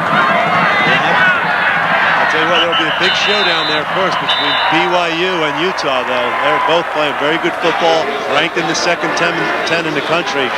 You know, that touchdown by Jay Sims, he went up and over, and watch number 31 as he comes right at you. Football's up in the air. Now, just as he gets up in the air, it gets knocked out, but he had broken the plane. But hold it right there. Stop. The football is just sitting there on top of everybody. And watch how long it takes for anybody to react and jump in there and try and get the football. Everybody else is down on the ground looking down. And Sims is already headed to the bench. Fuente to pass. Completes it for the first down to Jason Freeman, the backup tight end, who's in for Steven Alexander, who has an injured AC joint in his shoulder. You know, you saw that touchdown. When you think about Nebraska, they're 300 yards a game rushing. You think time-consuming, ball-control drives. But amazingly enough, up before today, half of their drives, 21 of 42, have been 5 plays or less. That's pretty quick strike. And today, 5 of the 7 offensive touchdowns they scored have been 5 plays or less. That's pretty impressive. That's interesting. People used to say that Nebraska wasn't a good comeback type of team, and here is Damon Parker. Regardless of the score, the freshman giving it his all. Tack on 24 yards to his rushing total for the day. Damon Parker out of Tulsa, Oklahoma, the former high school sprinter, displaying his speed here, John. Yes, he is. And he's a guy that played a lot early in the year, did real well. James Allen came on, and Damon Parker's been relegated to less of a role in this offense. But everybody getting an idea of the kind of skill he possesses. And I think, it's such a long season for these freshmen. I think sometimes they just lose a lot of the energy they need to have to maintain the year. And Mo Little comes up with a reception for Oklahoma, a pickup of 27 on that play, with 4.5 minutes to play. Yeah, bump and run coverage, man-to-man. Mo Little doing a good job working on Jerome Peterson, number 26. And a good job of reversing around with the hips and catching that football thrown over the outside. A difficult catch for Mo Little. First down and 10 with 4:20 to play. Does it look like you guys are? That's Damon Parker getting to the corner. Parker with his second touchdown of the afternoon. Damon Parker, 17 yards to pay dirt.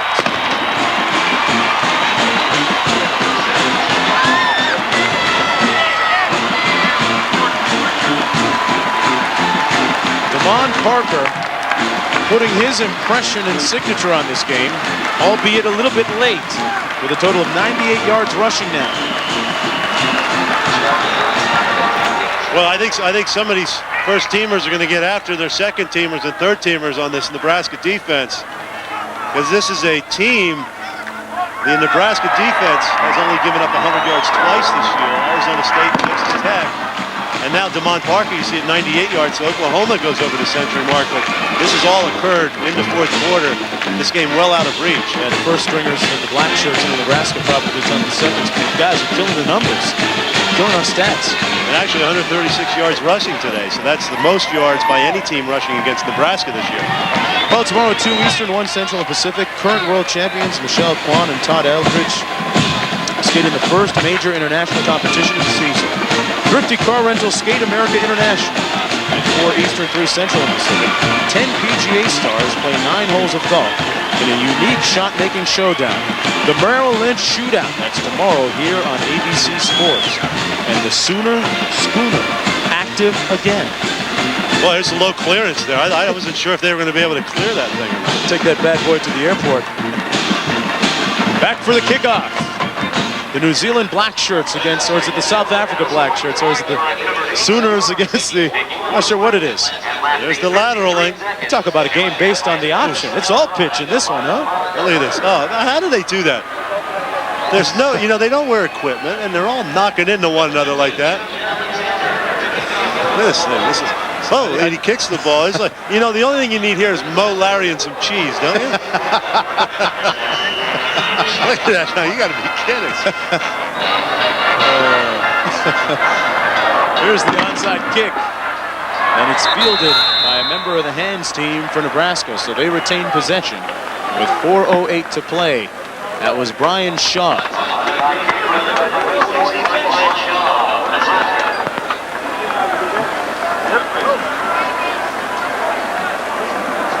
(59-14) with 4:08 to play now in the fourth quarter.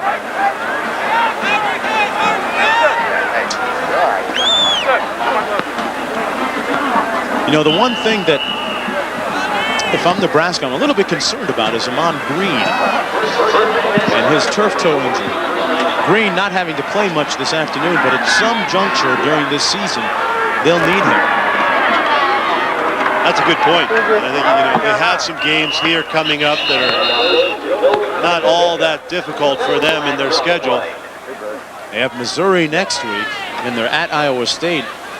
And then a game you'll see on ABC. They have a bye week on the 23rd. Then they play Colorado on the 29th. Interestingly enough, you look at the 16th at Iowa State.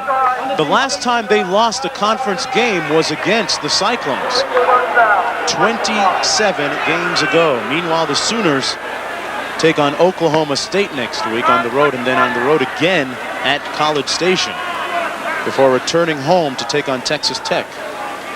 Now they'll be 2-3 in the conference after this game, but Oklahoma has a chance in all those 3 games coming up. It still has a chance at winning the South Division, believe it or not, in the Big 12. Tom Osborne, the architect, of the Nebraska program. Extremely successful during his tenure. First down and 5, 38-yard line for Nebraska. This is Jay Sims. Sims with the first down. Wow. Sims getting his share of the numbers. Down to the 23-yard line. A 16-yard pickup. Well, he's showing some real speed and some good footwork, isn't he? For a 4th-string I-back, you've got to be kidding. They just keep coming at you.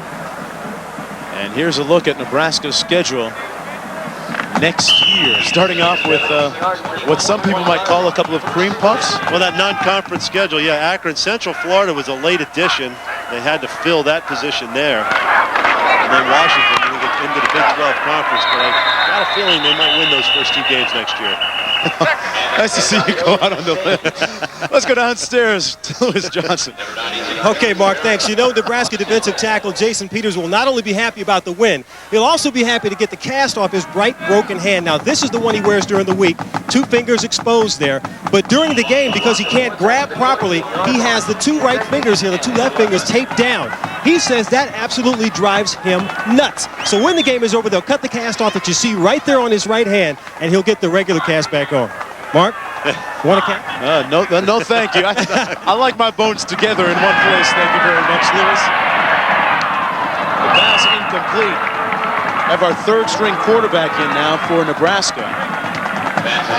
And, you know, Peter made the first hit today, if you recall. Look at that thing. He's got like a big Q-tip there on his right hand, doesn't he? That's a club. What are you talking about? I use that thing to lock my car up. Well, he's got the tattoo up there. Peter, actually, put him in the car. I won't get it stolen. No. They say things like, Mr. Peter, can I fill it up for you and check your oil, sir? That kind of thing. Jeff Perino in a quarterback now for the Cornhuskers. They snap it to the tailback, a play they like to use, and Sims is going to get his 2nd touchdown.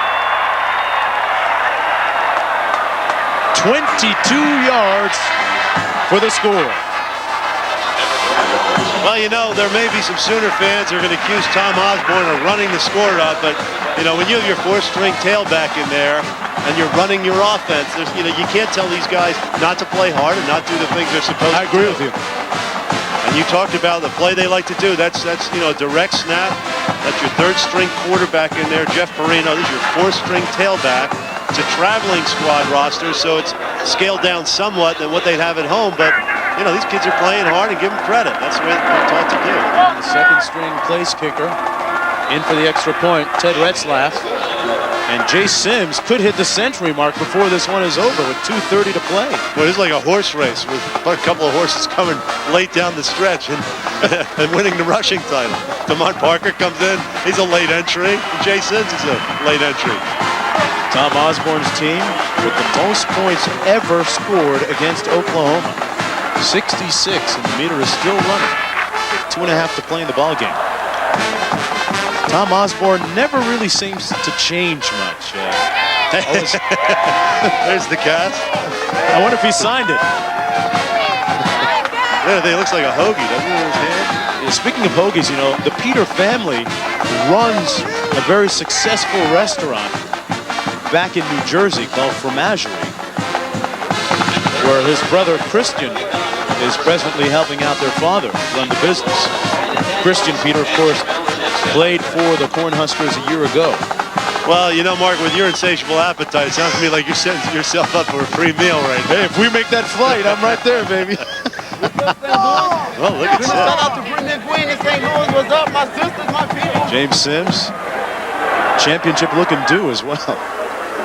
Retzlaff ready to kick off.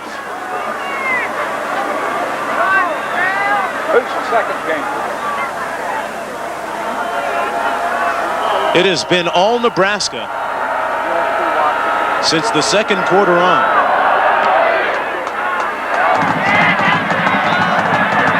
Boy, you know, Retzlaff has a pretty strong and accurate leg, and I've never seen John Saunders kick, but I hear he's not too bad. Is that true, John? Would have been in the front row, Mark, without question. Colorado against Missouri. Corby Jones, 13 yards on this run. Gives the Tigers a 10-7 lead over Colorado. We'll keep you up to date, and we'll kick it back to you, Mark. It's up and good. Thank you, John. You know, Colorado may be guilty of doing a little schedule watching, too. They have the two big games at the end of the year, Kansas State, and then, of course, Nebraska in the final game. And after their tough win against Texas last week, you know, they may be suffering from a bit of a letdown. Boy, I like Damon Parker. Nice spin move to get away from one would-be tackler. Broke a couple more tackles. You know, you got an example right there of John Blake and the influence he has on this team. They have not given up. He battles for a first down, even though this game is well out of reach. And there's a look at Blake. Time permitting, folks, stay tuned for the Thrifty Car Rental post-game report, featuring scores and highlights from across the country, with 2:20 remaining now in the fourth quarter of play. John Blake does say that this team will be, to quote the coach, Mo better, and pretty soon. They've actually coined it as one of their credos and catchphrases. Parker, with the carry over the 35, brought down to the 36. Folks, don't forget next Saturday at 3:30 Eastern Time, regional action on ABC. Northwestern against Iowa, Air Force Army, Washington State, UCLA, Clemson at Virginia, and A&M takes on Baylor. And of course, our crew will be doing that Washington State UCLA game out in Pasadena. So don't forget to, if you want to get that game, call your cable operator and find out which ones are available in your area. Fuente is brought down at the 34-yard line. These quarterbacks for the Sooners deserve hazard pay today. Meanwhile, Frost looks unscathed.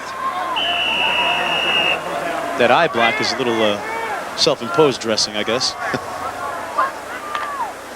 Damon Parker at the century mark rushing. Doing it all late in the fourth quarter. Third down and 8 now for Oklahoma. Less than a minute to go. Fuente up top. Incomplete, intended for Mo Little, and a late flag. That'll be pass interference, no doubt, against Nebraska. Jerome Peterson, this backup cornerback.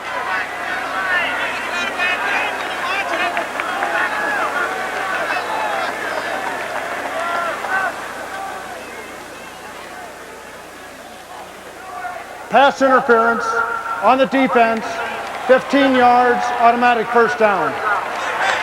Tom Allers with the call. Look at Mo Little. Sooners trying to get Mo better. 51 ticks to go.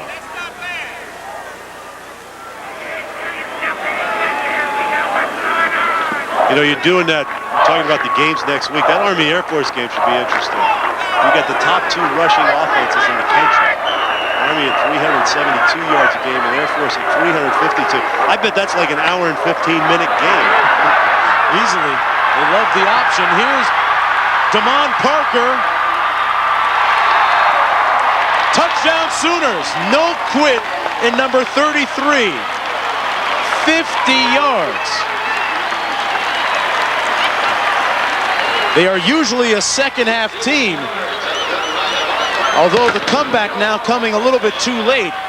But Damon Parker putting up some impressive numbers late in the game. And you get an idea the kind of speed he has as a true freshman down the sidelines. Look at him just kick it into another gear and escape the would-be tacklers. He goes into the end zone.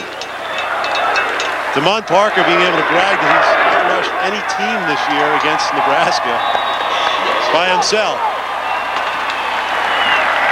Be a nice trivia answer. One more look at Parker on the counter. A gaping hole there for him. And John, you can bet that he's glad that the weather has become very cool here in this area of late, because he suffers from allergies, hay fever, asthma, but he wasn't waiting to exhale at all that time, having no problems. And there's John Blake.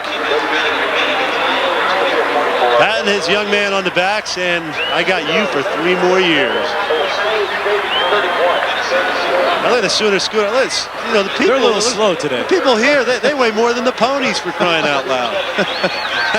No wonder it takes a while for those things to get some giddy up. Come on, let's go, let's go. There you go. They might need to feed those ponies a little bit. Now watch the clears here. Here's the problem I have. Get down. Yeah, see the guy duck. Whoa. Low bridge. Ooh. Well, cigar they are not, of course. Meanwhile, DePon Parker, 150 yards rushing. Jeremy Alexander set to kick off. Cheatham and Evans back deep for Nebraska. That's Kenny Cheatham. People, don't blink. Please don't blink. Kenny Cheatham, touchdown, Nebraska. The carnage continues. Ring up 85 yards on your register. Cheatham's a guy I really like as a receiver. He's tall in stature, 6'4", 210 pounds, just a sophomore. And he's the kind of guy, I think, in the normal scheme of things and what they do offensively, you need to see them try and get the football to him more often. But he certainly shows you what his skills are as a kickoff returner. There's a flag in the end zone, but we'll take a look at the replay. It'll probably be for celebration. I believe so, but Cheatham shows you the speed and strength that he has and the power for a wide receiver. And keep in mind, most of the receivers here are walk-on players. Kenny Cheatham into the end zone. We like the way you do it. No, don't take that helmet. No, you can't do that. I think he was trying to run off the field, but he got stopped See, now he realized, I can't do that. That's celebration rule. Unsportsmanlike conduct on Nebraska. 15 yards, which will be administered on the kickoff. Okay, he's saying I took the helmet off too soon. I had the touchdown part right. And when the coach comes over to tell him not to do it, he'll get remorseful all of a sudden. Yes. Oh yeah. That's kind of like when you get caught chewing gum by the teacher. You spit it and then you put it back in. Extra point is good. It's good. And Nebraska leads 73-21. Let's check in with John Saunders in New York.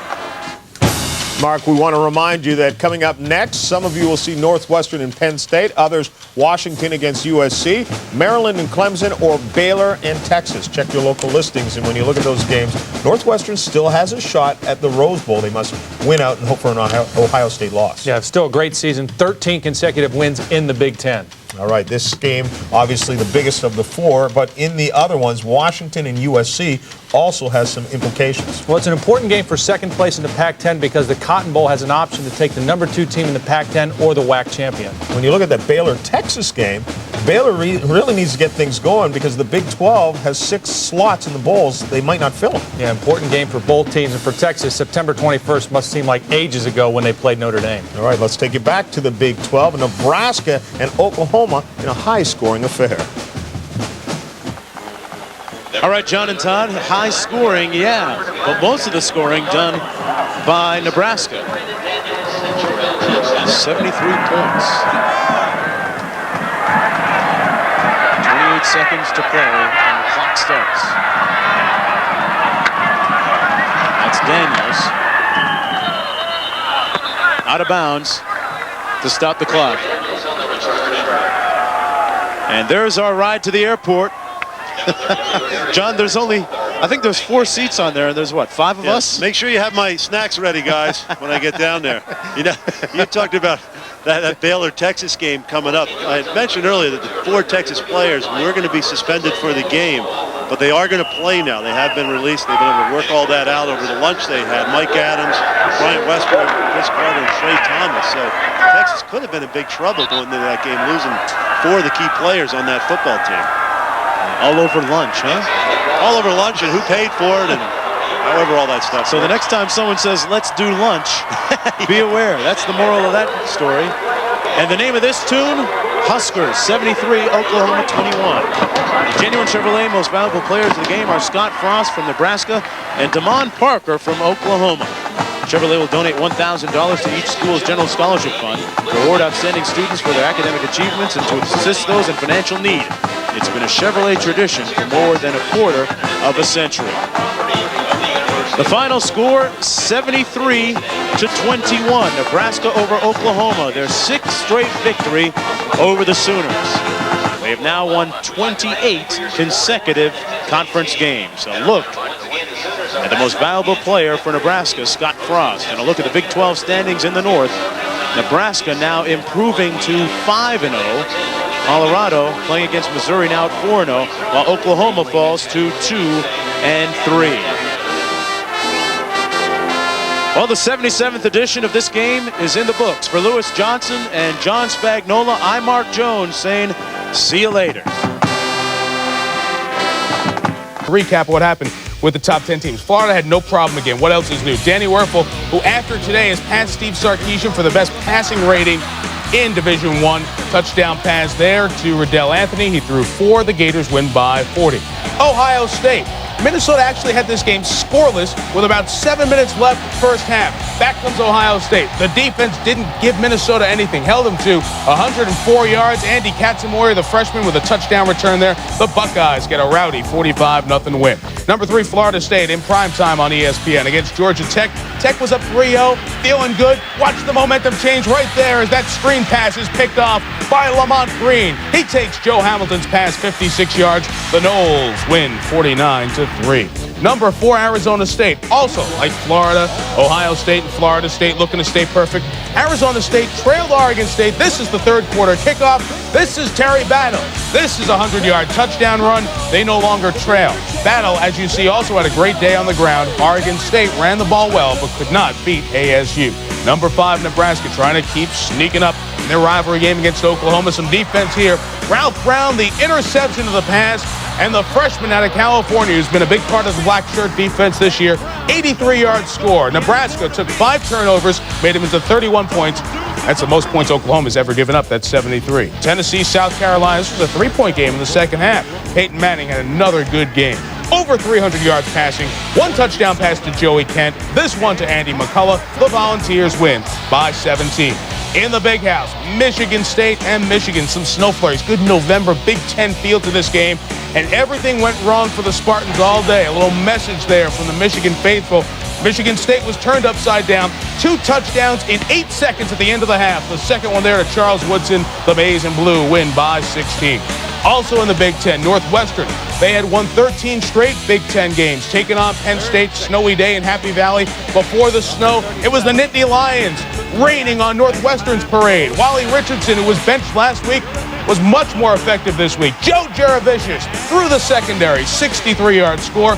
Penn State had 7 sacks, Northwestern 5 turnovers, and Penn State hands Northwestern its first conference loss. And in the Pac-10, Washington and Southern Cal, it's a 1-point lead for the Purples. Damon Heward, actually a 1-point deficit. Damon Heward, Jerome Pathon, 25 yards, the great grab. It set up a Corey Dillon touchdown run. He had 128 yards on the ground. Washington had nearly 600 total yards. They beat Southern Cal, and Washington second in the Pac-10. Some other scores. Iowa beats Illinois by 10. Iowa with 1 loss in the conference. Colorado a big win. Detmer career numbers. North Carolina beat NC State. Chris Keldorf 3 more touchdown passes. Virginia continues to roll. Syracuse beat Don Nehlen's West Virginia team bad, 30-7. The Orange tied with Miami atop the Big East. Southern Miss had a score late. They win by 4. If they beat Houston next week, they win the Conference USA crown. And Auburn on the deuce tonight at 4-2, still around in the SEC West. Lee, how does what happened today affect the polls tomorrow? Well, mark this down right there. Mark it down, you guys. Nebraska will jump to number 4 over Arizona State. Why? Arizona State beat an average Oregon State team by 15 points. Hey, Nebraska beat Oklahoma by 52, and Oklahoma sounds better than Oregon State. So watch them. Nebraska, number 4. Well, next week, I think Arizona State will jump them back because next week against California Arizona State can clinch a Rose Bowl berth with a win over California for the first time in 10 years, and a very good chance for the Sun Devils in this game. They're going up against a team that's number 9 in total defense in the Pac-10 in California, but Cal can score points. We'll talk more about Cal in a second. One other point. I mentioned a couple of teams there, Tennessee, Florida, Ohio State. Fans of those teams, listen to this. Tim Couch in an ESPN Net Sports Zone online chat session tonight said because of the coaching change, he's considering transferring, and those schools that recruited him, Tennessee, Florida, and Ohio State, are places he would consider transferring to. He's going to wait to see who the new coach is replacing Bill Curry at Kentucky. We'll have a wild day for the Cal Bears again. Their story is coming up next at the half in the WAC behind Bo Morgan. It's the Force by 14. Spending a lot of money. So shop our rug super sale today for great prices on Milliken area rugs. But hurry, this sale ends soon. Away with all the time that Dan described. Well, the latest battle between Nebraska and Oklahoma left a lot of people scratching their heads. In fact, it was almost like 2 games in one. A defensive battle in the first half, followed by a wild, high-scoring final 30 minutes that ended with Nebraska winning incredibly 73-21. We, of course, have all the highlights right here, as well as seniors Chris Dishman and Eric Stokes in the studio. And we've got a feature on John Hess in our feature segment. But right now, it's time to take a look at the Huskers and the Sooners with Nebraska head football coach Tom Osborne. And Tom, this was a ballgame that was pretty hard to figure. It was really odd. I think probably both teams had 4 or 5 possessions, and for the most part, 3 plays and out. And then we began to build a little bit of momentum toward the end of the first half, and then, of course, second half, we had over 300 yards of offense and moved the ball pretty easily. And then even at the last part of the game, I think Oklahoma in the last 6-7 minutes scored 3 times. So a lot of scoring late and quite a defensive battle for a long time. Well, the bottom line is Nebraska won. Tom and I are going to take a timeout right here, but we'll come right back with a look at the first quarter highlights in just a moment. We're geared up for another great Husker season at J.C. Penney. And we can gear you up too. J.C. Penney is the place to go for all your Husker apparel. So before you go here, you better stop in here. The same gear the coaches wear. At great prices. Go Huskers! Adidas sideline apparel at the J.C. Penney Husker shop.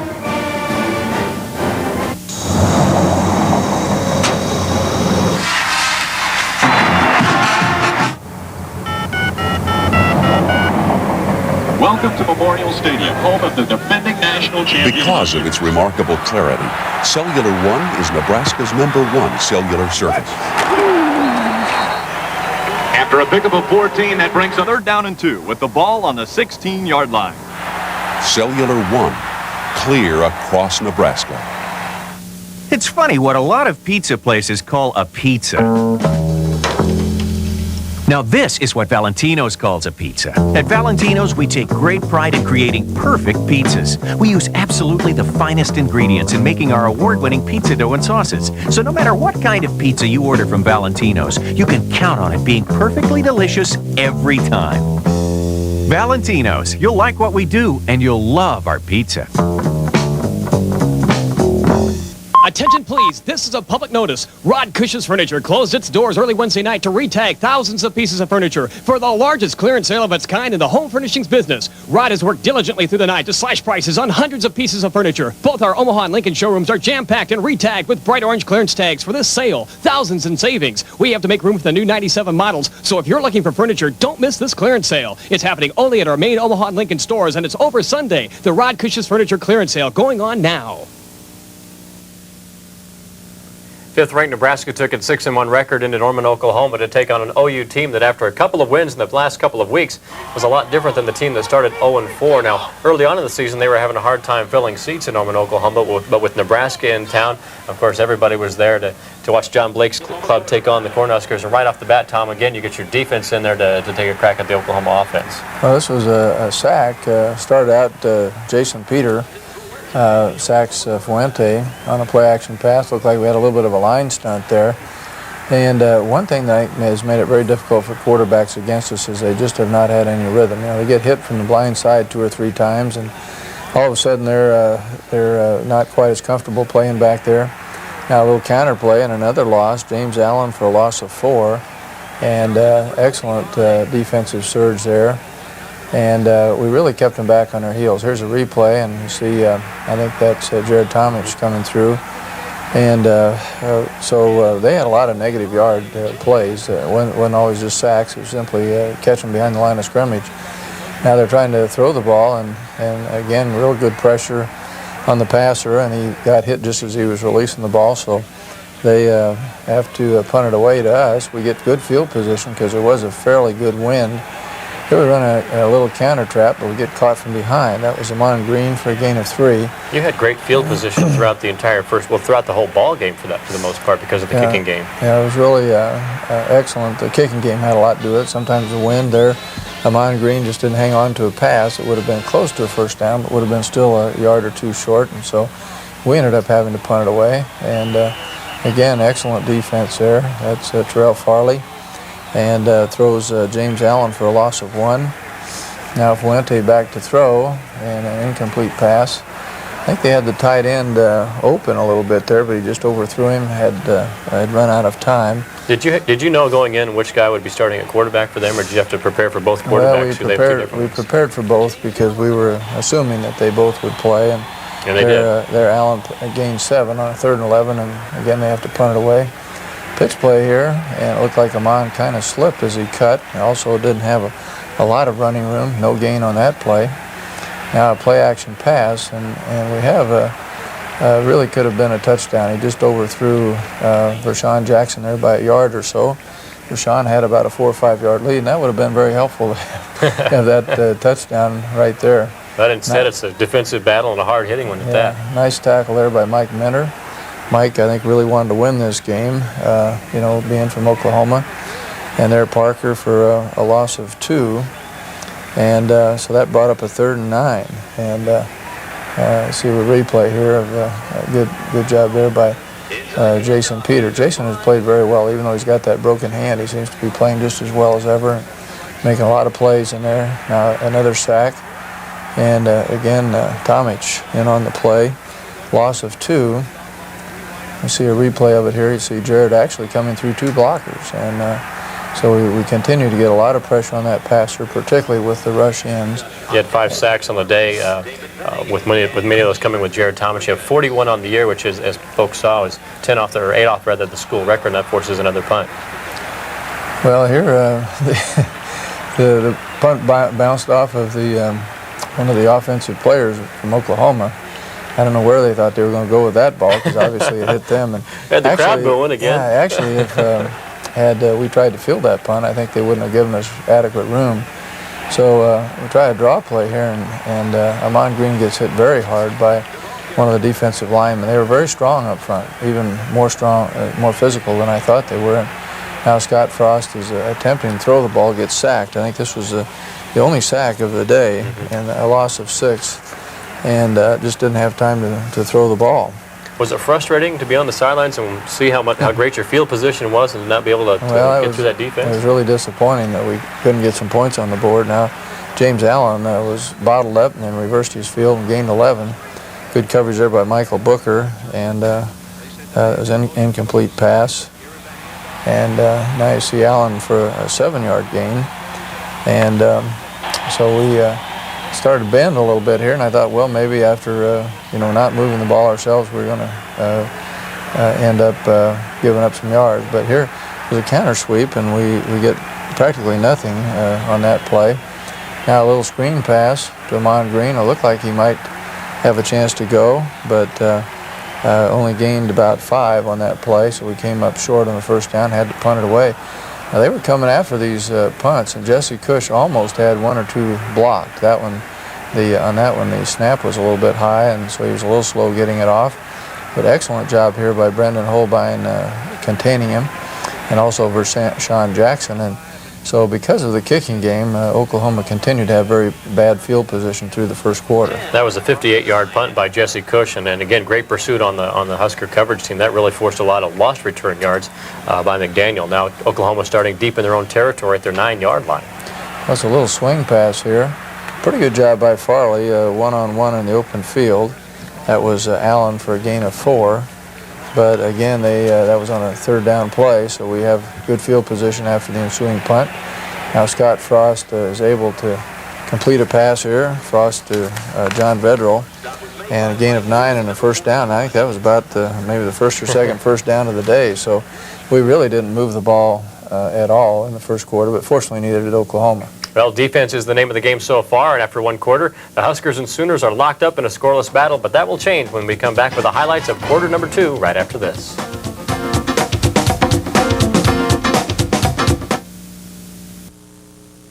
Put your sweet lips a little closer to the phone. His beautiful voice is unforgettable. Let's pretend that we're together all alone. A legend for all time, Jim Reeves. Is it really over? For the first time, his most treasured recordings and biggest hits are in this 2-record collection, the legendary Jim Reeves. I guess I'm praying. All Jim's classics. I'm just on the blue side of lonesome. Welcome to my world. There'll never be a voice so pure and personal. Won't you come on in? Am I losing you? Are my fears coming true? But come ye back when summer's in the meadow. All the songs you really love. I can't stop loving. You'll get 2 complete albums. Every day I reminisce. This is the most complete Jim Reeves TV offer ever. But remember, this beautiful 2-record treasury is not sold in stores. So stay tuned to order now. Call 1-800-908-6767 to save all COD charges and pay only $14.98 for records or cassettes or $16.98 for CD plus $3.50 shipping. Use your credit card or send check or money order to Jim Reeves, P.O. Box 2727, Department 3, Costa Mesa, California 92628. Remember, save all COD charges by sending check or money order or use your credit card. Welcome back to the show. There are no points on the scoreboard, but there is a lot of emotion on the field in what had been a defensive standoff after the first 15 minutes. And Tom's, oftentimes in a game like this, when you got a defensive battle, you need a break to get something to turn the game around, and you do get that after a trade of possessions. Well, our defense comes through for us again here shortly.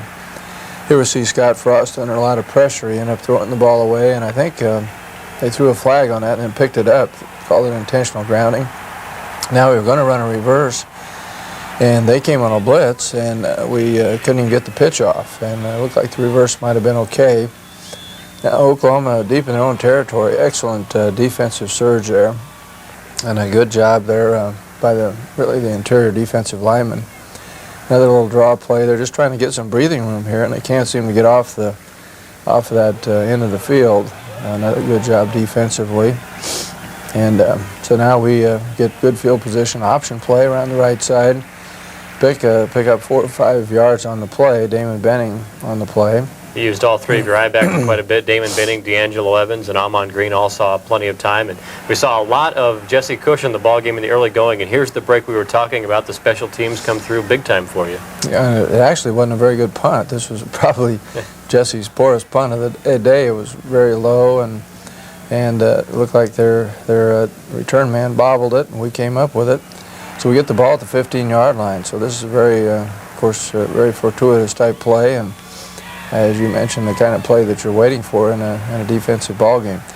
Here we faked a reverse and ran a dive to D'Angelo Evans, and D'Angelo managed to pick up 3 yards on the play. Now Scott Frost on an option play, gain of 9 around the left side. That was a 3rd down and 4, kind of a key play. They got kind of tough on you, though, once you got close to the goal line and backed up a little bit. Scott really had no place to go there. Now a shovel pass on 3rd down. D'Angelo breaks a tackle, but was not able to get going because they blitzed the middle linebacker. So bring in Chris Brown. John Vedral had a little bit of problem getting hold of the football initially, but then got it down, and we finally get on the scoreboard. And the type of game it was, it almost looked like 3-0 might be good enough. So I was kind of relieved to see at least a score. Excellent defensive pursuit there. That was Allen for a gain of 6, and Oklahoma was called for holding. And as I recall, we took the penalty to back them up just a little bit. So they repeat first down, but they're now deeper in their own territory. And now a little draw play and a nice shoestring tackle there by Jay Foreman. Jay's done a nice job for you this year. And he pulls off a tremendous interception there with the one hand, and looked like he could have gone into the end zone if he was able to keep his balance. He was probably too excited when he picked it up. Jay just lost his footing there. I was really hoping maybe he could score, because it was a great interception. And of course, we now get the ball at about the 19-yard line. So on 2 successive downs or series here, we've had the ball deep in their territory. And of course, one of those was on a kicking error.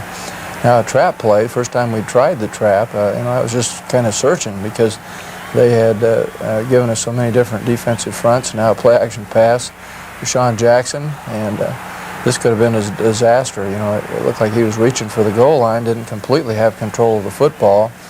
And had they ruled this a fumble, of course, it would have been Oklahoma's ball, and it would have been out on the 20-yard line. So they ruled him dead, fortunately for us. And here D'Angelo Evans jumps into the end zone, and we finally get on the scoreboard. And that puts us up, of course, with the ensuing extra point, 10-0. Chris Dishman, Eric Anderson, and Aaron Taylor in there on the offensive line, leading the way for D'Angelo Evans to get into the end zone. And finally, the Huskers punch it in, and that helps the Husker cause. Nebraska now leads at 10-0 after a short 3-play drive. Oklahoma, this drive starting with 5.5 minutes remaining in the quarter. And again, terrible field position. And you saw the numbers a little bit earlier. They did not cross their own 40-yard line the entire first half. Well, the wind was a factor, certainly, in the ball game. And there they tried a quarterback draw, and good pressure by our rush ends, and just didn't let them off the line of scrimmage. So now we have pretty good field position, and a nice throw here and a good catch by John Vedral, a diving catch. And it was a pickup of about 15, 20 yards. You see another shot of it here, actually gain of 12, I guess, on the play. At this point, I'm trying to look for something big to happen, but it was a nice play from Vedral's standpoint. Now he tried to throw the ball again deep, and this is another good catch by John Vedral. That was the 12-yard 18-yard, yeah. And so it was a good catch there. Now an option play. And we had a little bit of trouble getting the option going, but in this case it was blocked very well.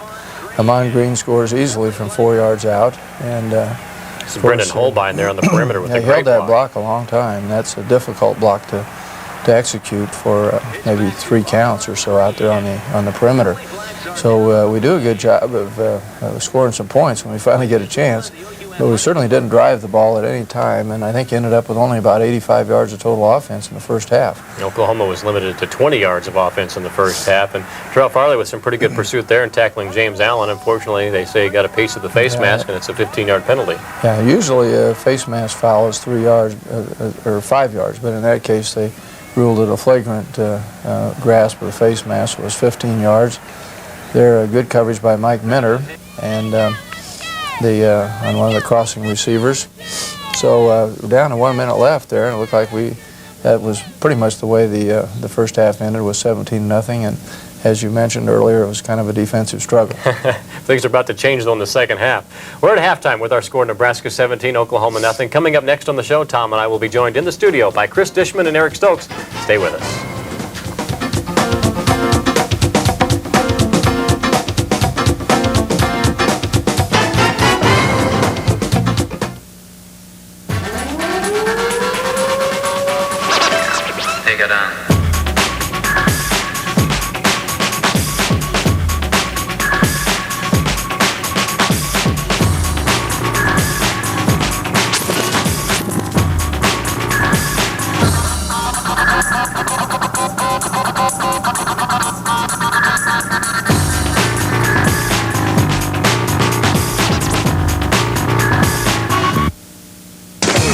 Winning isn't just about trying harder. It's about being prepared.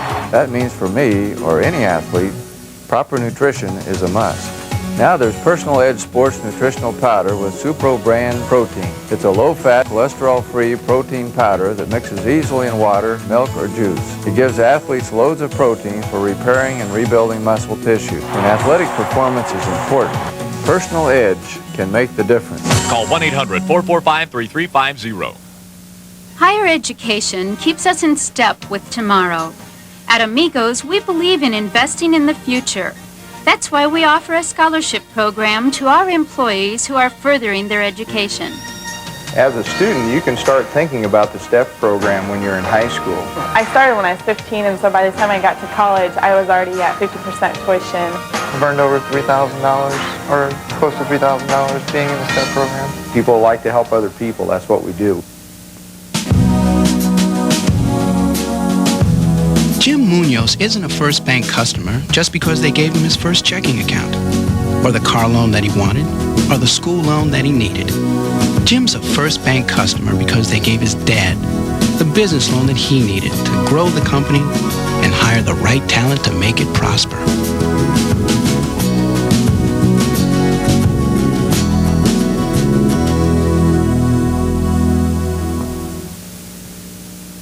During his high school days in Cozad, Nebraska, Chris Dishman was one of the most dominant linemen in the state. And as a starter with the Huskers the last couple of years, he has become one of the most dominant in the college game. And he's also earned the respect of his teammates, evidenced by his election as a team captain this fall. And Chris is with us this week. And Chris, what's it like to have been named team captain by your teammates after all that you've been through at Nebraska? It was a great honor, you know. I mean, that means the team respects me enough to think I have good enough leader qualities. And, you know, it was really big coming from a small town of Cozad. You know, I didn't expect nothing like this.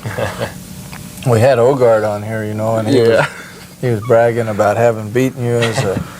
Did he really win fair and square, or did he bite your ankle or do something else? Yeah, he won fair and square. He has a tape, and he'll prove it. Is that right? Yeah, I used to room with him, and he used to bring it up quite often.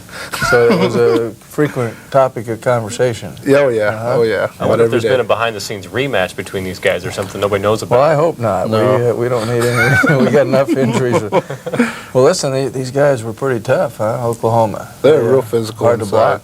They were really big, you know, and they came off the ball, and Coach Denver said all week that they were going to be real physical in there, and then first down to last down, they were real physical. Yeah, and then they kind of gave us a little different picture than what we'd worked on. Yeah, that was a lot different, you know, coming in with the first play. And we might as well not have practiced all week. Yeah, it was a whole different front. We were back to the drawing board there. That was a little disconcerting to everybody, but I thought you guys adjusted and did a nice job there as the game went along. Second half went better. Yeah, a lot better in the first half. Defense pretty much held us up. Who's the strongest guy you've played against this year, would you say? Probably them. Tanner. Yeah, yeah, he's probably the strongest one. You know, they had that big guy from Baylor, but he wasn't strong. He was this big. He was 350 pounds, wasn't he? He was really big. He occupied 2 holes. Yeah. When he get down the stance, he was about a head above Taylor. Well, you're married now, right? Married and have a kid. And yeah. Well, you're under the gun, right? Yeah, they're right out there. Well, good. Congratulations on that. What are you majoring in? Sociology. What do you want to do? I want to coach. Do you? Yeah. Are you really sure about that? Yeah, I'm pretty sure about it. You know, after what you've seen. Yeah, I'm really pretty sure about that. Well, good. I think you'll be a good one. We need good coaches. Well, I'll try. Okay. He's going to get his own coaches show, probably. The way you can take this one over if you want. Well, Chris, congratulations on all you've achieved at Nebraska and team captain. That's a great honor. Thanks. Best of luck to you. That's Chris Dishman, Nebraska's offensive lineman.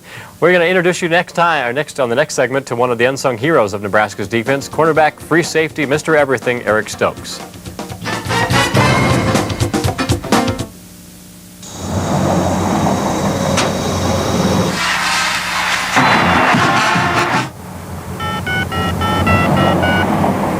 Welcome to Memorial Stadium, home of the defending national champion. Because of its remarkable clarity, Cellular One is Nebraska's #1 cellular service. After a pickup of 14, that brings a 3rd down and 2 with the ball on the 16-yard line. Cellular One, clear across Nebraska. Attention please, this is a public notice. Rod Cush's Furniture closed its doors early Wednesday night to retag thousands of pieces of furniture for the largest clearance sale of its kind in the home furnishings business. Rod has worked diligently through the night to slash prices on hundreds of pieces of furniture. Both our Omaha and Lincoln showrooms are jam-packed and retagged with bright orange clearance tags for this sale. Thousands in savings. We have to make room for the new 97 models, so if you're looking for furniture, don't miss this clearance sale. It's happening only at our main Omaha and Lincoln stores, and it's over Sunday. The Rod Cush's Furniture clearance sale going on now. There's been so much written about us and said about us, some of which has not been very accurate from my perspective, but kind of like looking at a picture on the wall that's crooked, and after a certain period of time, you want to straighten it. Tom Osborne writes the picture with his new book, On Solid Ground, from the Nebraska Bookstore.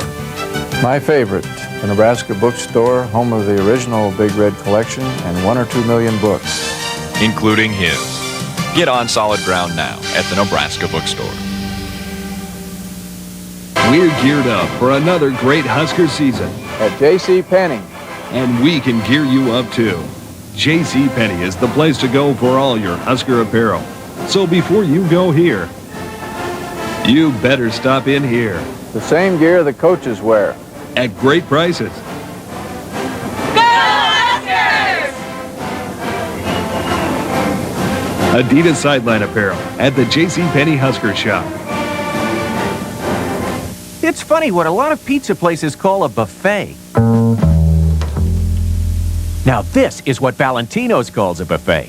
Valentino's lunch and dinner buffets have more than 60 homemade entrees and salad bar items, lasagna, spaghetti, and other pasta dishes, fresh salads, desserts, and, of course, our award-winning pizza. So stop by for lunch or dinner today. The only thing small about our buffet is the price. Valentino's. You'll like what we do, and you'll love our buffet. When Eric Stokes made his decision as to where he would play college football, he decided to stay home in Lincoln. And since becoming a Husker, he's found anything but a home in the NU secondary, having played a little bit of everything over the years. He's Nebraska's true MVP, most versatile player. And that, of course, makes him very valuable, and Eric joins us now. And Eric, how frustrating has that been for you when they say, Eric, you're going to be a safety, no, you're going to be a cornerback, now you're back to safety over the last couple of years? Well, I mean, it was frustrating earlier in my career, of course, and especially last year because I was just moved all over the place. Started at corner, had to play some rover, and then, played some free safety. But, this year I feel, fine. I'm comfortable with it, and things have worked out fine, so I don't have any problem with it at all. In the Oklahoma game, you were saying earlier that you actually played both safety and corner a little bit, and that escaped me. I didn't see you playing corner, but how many plays did you get at corner? I probably went about 12 at corner today. Matter of fact, after Ralph had his touchdown, he needed to catch his breath a little bit over there, so Coach Darlington went ahead and said we're going in the corner for a few plays. I went down there, I noticed the whole defense was tired because everybody sprinted the length of the field trying to throw a block, and we almost had to call timeout to rest our defense because they had to go right back out there. But Eric, you've done a great job at safety. You have to get people lined up, and you said you got a little laryngitis like I do, and you're having trouble making the calls today. Huh? Well, it was loud out there. That first half, that crowd was, they were really into the game, so it was nice. So after we got them quieted down, coming out that third quarter, that would be a nice quiet. Yeah, that was one thing I was worried about was just crowd noise down there. And, I've had a little laryngitis, you've had some, and you think about a quarterback. That's one thing I'm always deathly afraid of, is that, going into an away game like that, your quarterback's going to get hung up with laryngitis.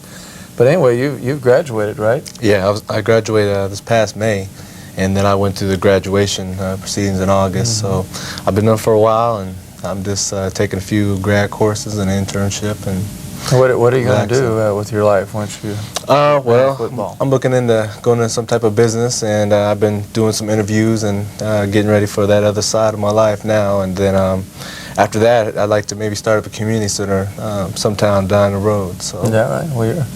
Well, you've done a great job for us as a player and as a student and as a person, and I know it's been a little different living right here in Lincoln. Has that been good as far as you're concerned? It's been great. I've really enjoyed it, and like I said, I don't have any regrets or any second thoughts about coming here when I committed. And of course, there's a great coaching staff and great support, and it's worked out great. I know your folks are, your mom's in education, and your dad's in business. He's in soil conservation. Soil conservation, yeah.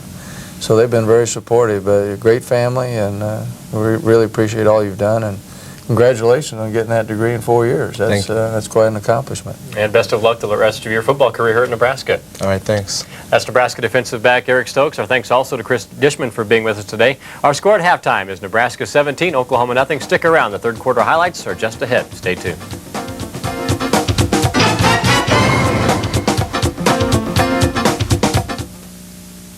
Higher education keeps us in step with tomorrow. At Amigos, we believe in investing in the future. That's why we offer a scholarship program to our employees who are furthering their education. As a student, you can start thinking about the STEP program when you're in high school. I started when I was 15, and so by the time I got to college, I was already at 50% tuition. I've earned over $3,000 or close to $3,000 being in the STEP program. People like to help other people. That's what we do. The Thompsons got their home equity installment loan from First Bank, not just because they could finance their car and deduct the interest, or get convenient ways to manage their money, or pay for the new addition to their home. They chose First Bank because the bank loaned them 100% of the equity in their home, which let them consolidate their finances and their family all at once.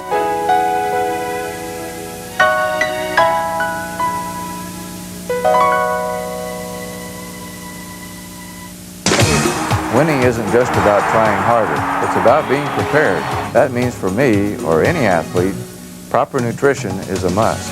Now there's Personal Edge Sports Nutritional Powder with Supro brand protein. It's a low-fat, cholesterol-free protein powder that mixes easily in water, milk, or juice. It gives athletes loads of protein for repairing and rebuilding muscle tissue. When athletic performance is important, Personal Edge can make the difference. Call 1-800-445-3350.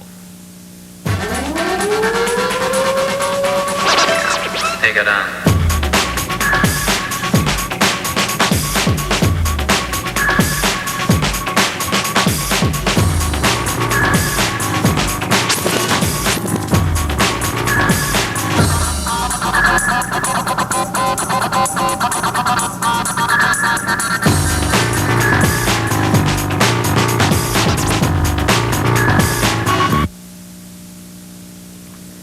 Welcome back to the Tom Osborne Show. It's still Nebraska and Oklahoma, but as we move into the second half of play, turnovers and big plays make this one look like a completely different ballgame, almost like the second half of a baseball doubleheader. And Tom, it was a turnover that turned things around for you in the second quarter, and you almost returned the favor here to open up the third quarter as you get the football.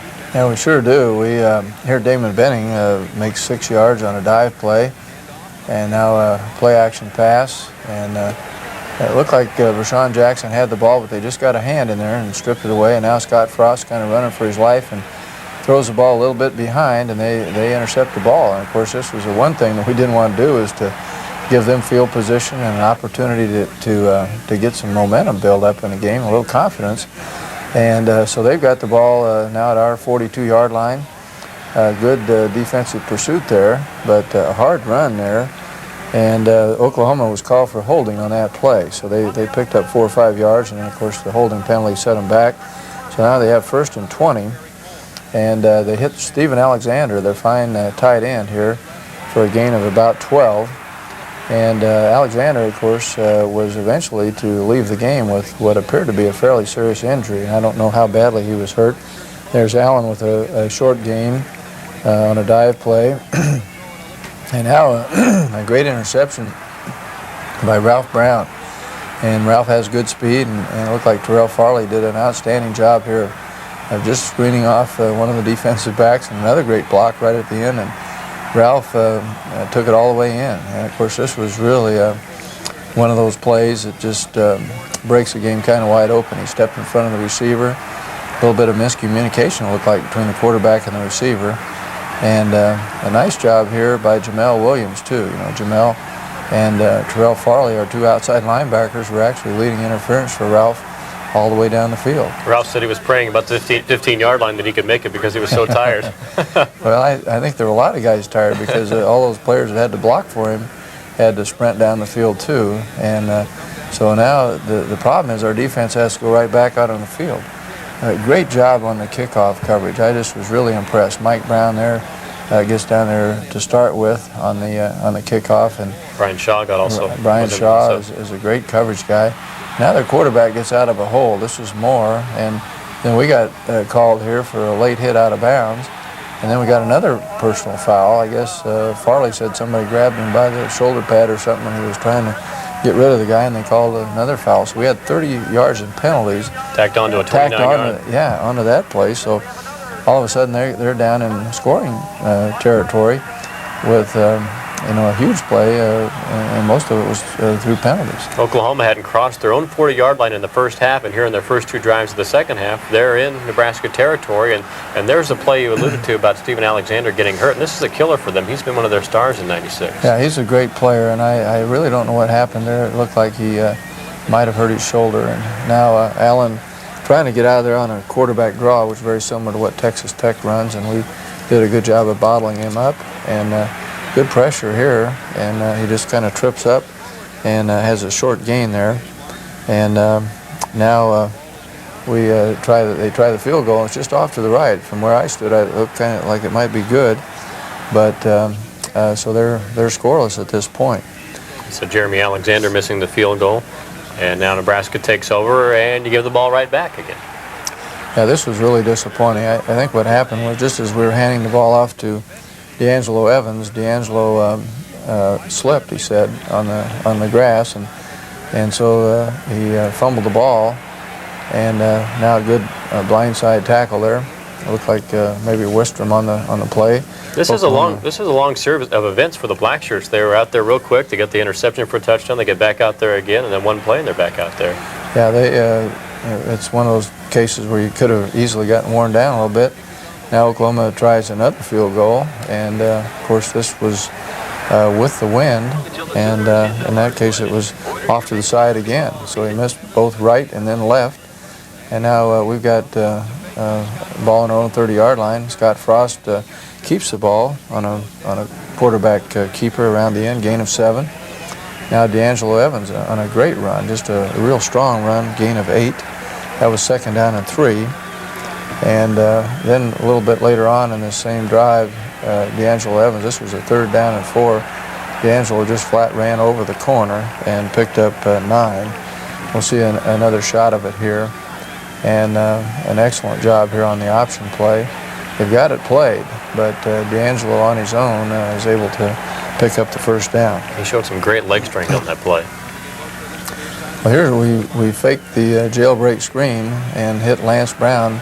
Perfect throw, right in stride. Lance scores the touchdown, and it was a 41-yard touchdown. So that was a tremendous throw and a very well-executed play. And he got his flip in there at the end zone.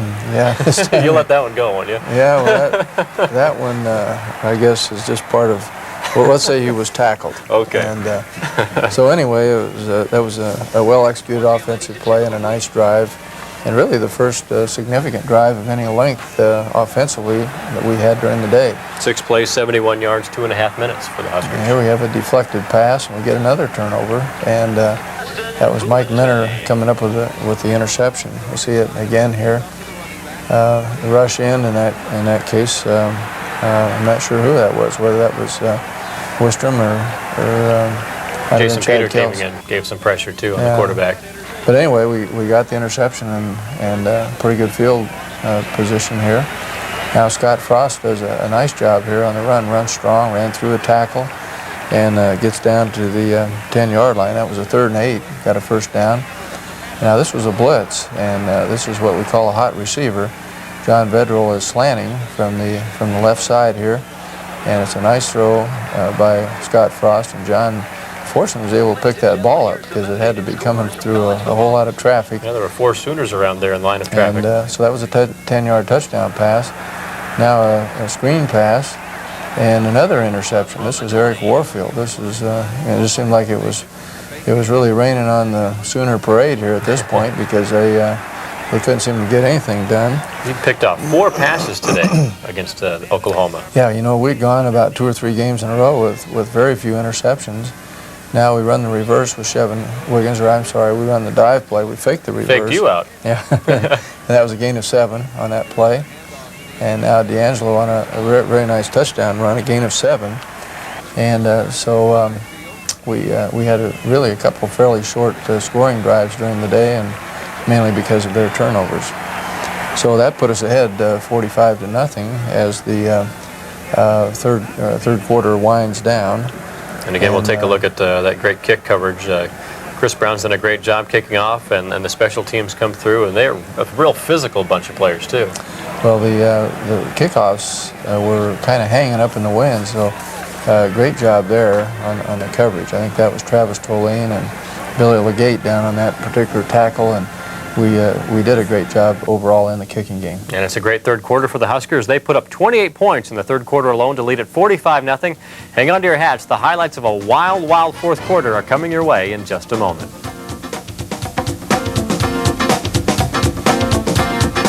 It's written about us and said about us, some of which has not been very accurate from my perspective, but it's kind of like looking at a picture on the wall that's crooked, and after a certain period of time you want to straighten it. Tom Osborne writes the picture with his new book, On Solid Ground, from the Nebraska Bookstore. My favorite, the Nebraska Bookstore, home of the original Big Red Collection and 1 or 2 million books, including his. Get On Solid Ground now at the Nebraska Bookstore. When it comes to takeout, it's funny how a lot of pizza places define variety. Now this is how Valentino's defines variety. Valentino's takeout menu offers more than 60 homemade entrees and salad items. Everything from lasagna, spaghetti, and other pastas to fresh salads, desserts, and of course, our award-winning pizza. It's fresh, ready to go, and it's what we call variety. Valentino's, you'll like what we do, and you'll love our variety.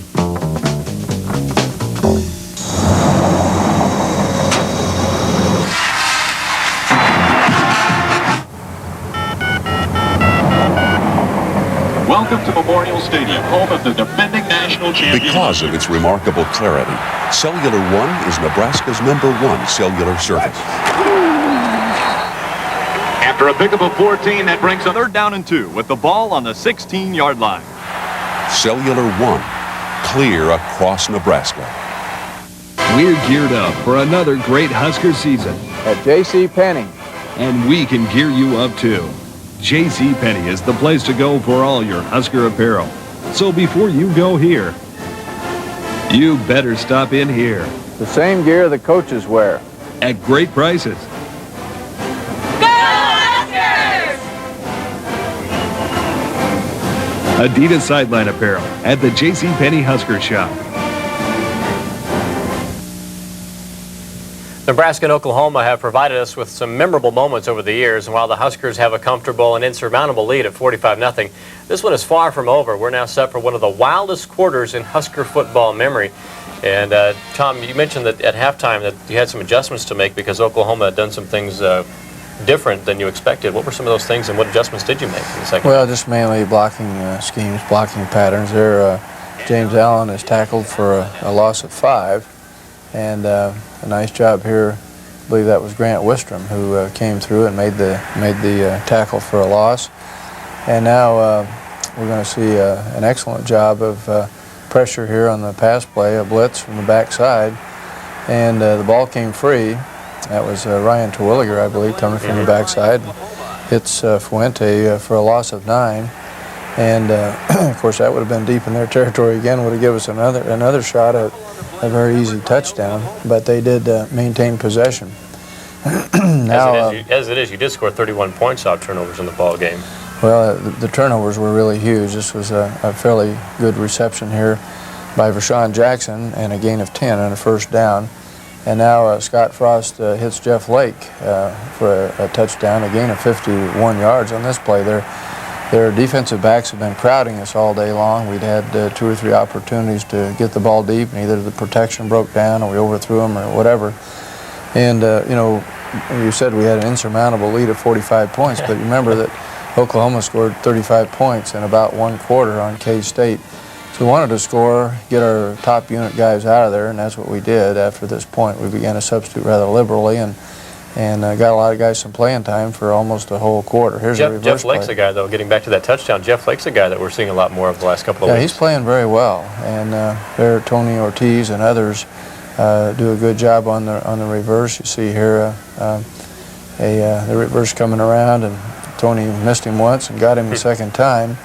Mike Rucker was also in there, and we've done a good job this year of stopping reverse plays, and our rush ends are very disciplined and do a nice job. This is a good reception by Kenny Cheatham, gain of 9, and now that ball stripped again. We had a guy break through, and I think Matt Turman had to make the tackle, but you know, both teams really at times played kind of sloppy football. We had way too many turnovers. We had 3, and I think they had something like 5. And now this guy just made us look bad. You know, he ran up down the field. He had excellent speed, and I think he's a freshman running back, Parker. Yeah, Damon Parker. Going into the fourth quarter, he had 7 yards total, and he ends up in the ballgame with 151. That's an incredible fourth quarter performance. Here, Matt Turman on a little quarterback keeper around the outside, gain of about 9 on that play. Now Jay Sims in there at I-back, you know, really with Damon Benning got a thigh bruise, and Amon Green had that turf toe. So we ended up with really only 2 healthy I-backs now, an option play that's well executed, and Jay Sims just gets a nice run down the sideline here, nice stiff arm there, and I think was maybe blown dead at about the 1-yard line, but it's a well executed play. We got some good blocks out in front. Joe Makovica got out there, and of course Jay has good speed as well and good strength. And that was an excellent effort on his part. You mentioned that Parker had a big fourth quarter for Oklahoma. Jay Sims ended up with 98 yards rushing. He was your leading ball carrier today. Yeah, and Jay gets in there, but he lost the ball. You know, we really need to take much better care of the football.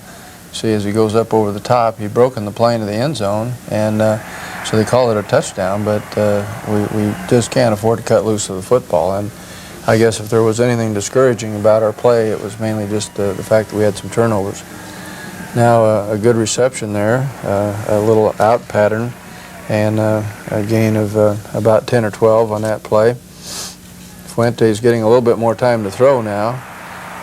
Fairly good coverage by Jerome Peterson, and but they got a fairly good gain up the sideline there. And now Parker again goes into the end zone. So over the last 3 or 4 games, I thought our second and third unit defensive players had really come in and played well, but in this particular game, we obviously didn't play quite as well. These are the first touchdowns, by the way, that Oklahoma has scored against Nebraska since 1993. You've done a nice job of shutting them out over the last few years. A good run there by Jay Sims again for about 12, 14 yards, and now it's third down play, and we run a direct snap to him, and he runs a trap play up the middle for 22 yards and a touchdown. So, I haven't seen the direct snap too much this year. No, we've only run it maybe one other time that I can recall, and we trapped their linebacker, and a nice play here.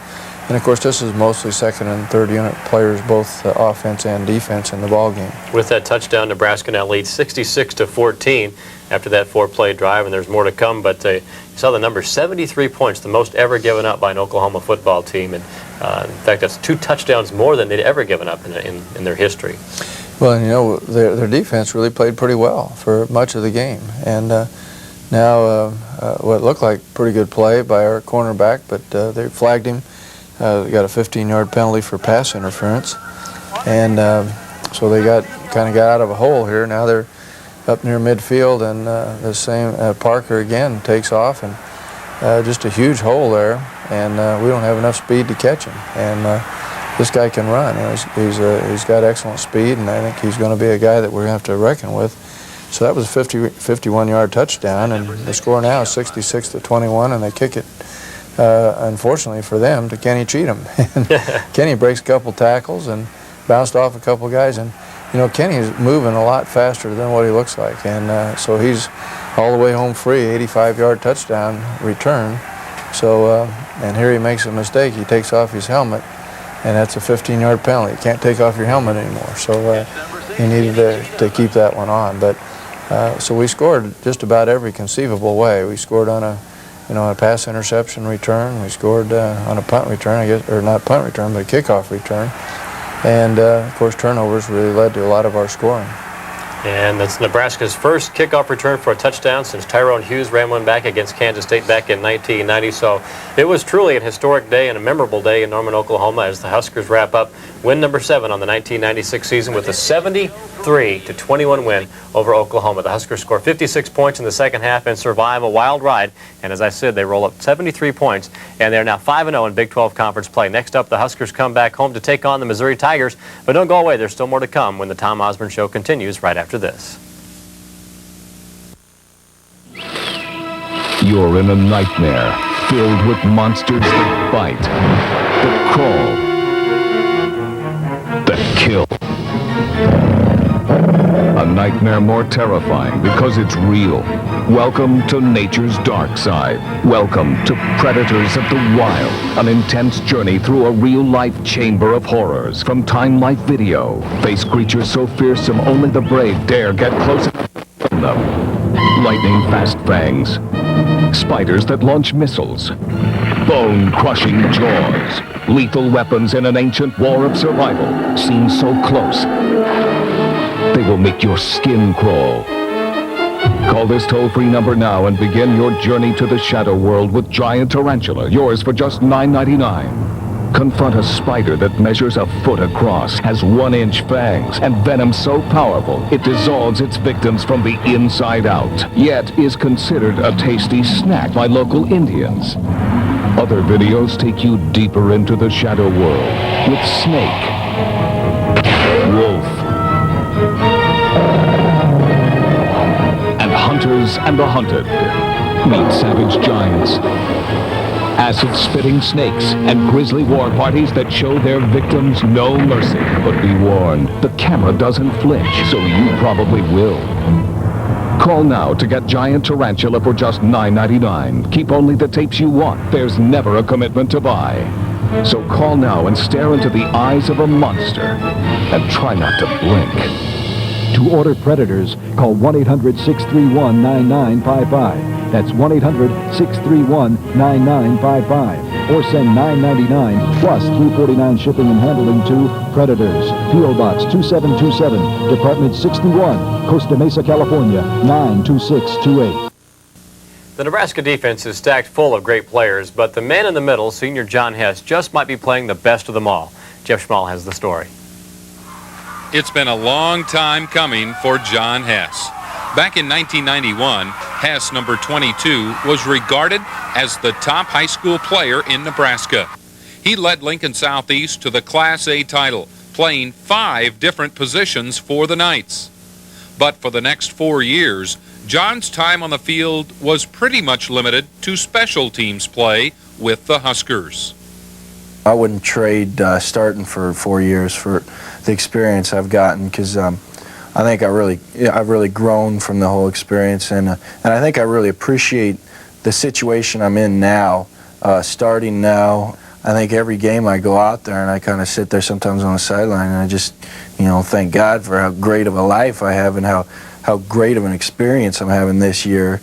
Here's a handoff to Hansford. Oh, as he belted at the 22-yard line by middle linebacker John Hess. With the graduation of Phil Ellis and Doug Coleman, John Hess has moved from third team to first team middle linebacker, and he's certainly making the most of his senior season.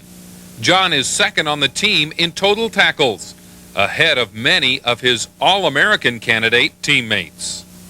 I think the best part about our defense is how we play together as a team, and there's a little friendly rivalry about how many tackles did you get, or I got a sack, how many you got, that's just more fun to us than anything else. I think the big thing is that we don't really care who gets the credit. We all really like playing defense together, making big plays and shutting down offenses.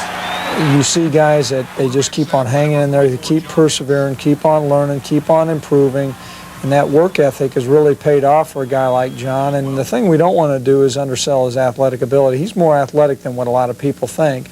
And just you combine that athletic ability plus a work ethic plus his intelligence, you've got a good football player there. John made his first impact for the Huskers on special teams. And even when he became a full-time starter this season, John wasn't about to give up his old role. It meant a lot to me to be on special teams as a younger guy when I wasn't playing a lot, because it really gave me a feeling that I was part of the team, that I was a contributor, that I was doing something to help the team out. And, and I felt like I got pretty good at them. And as this year came along, sometimes they like to move a younger guy in there, but I felt like, that was something that kept me going around here, kept me feeling like I was part of a team, and I wanted to stay on them and, contribute on special teams as well as playing in the games. John Hess has accomplished a tremendous amount at the University of Nebraska. He received his undergraduate degree last December in psychology. He's been a leader for the team, both on and off the field. And even though it took John 4 years to become a starter, you know what? He wouldn't change a single thing. Oh yeah, if everything, ended today, I've had great time here, great experience, made great friends. And the greatest thing is I think I learned a lot of lessons that, that a lot of guys who are real good athletes coming up from high school don't ever learn, a lot of humbling experiences. And, I think it's made me, I'm excited for the rest of my life if I never play football again, just because I feel like, the challenges I've gone through here, there's going to be nothing in life that's really going to be able to, knock me off track. It's that attitude which has made John Hess a winner in football and in life. This is Jeff Schmall reporting for the Tom Osborne Show. Tom, there's a guy that really has things in perspective. John's a great player, a great guy, and I want to go on the record, he's fast. He's a lot quicker than people think. Well, let's get out of here quick, too. He has been a great player. Tom and I will come back with some final thoughts right after this. Vince and Brenda Fuller are First Bank customers, not just because they have Checking Plus, which protects them from overdrafts, and a line of credit, which protects them from the unexpected. The Fullers are First Bank customers because at midnight, a banker helped them find their checking error and transfer funds to cover it, which protected them from a sleepless night.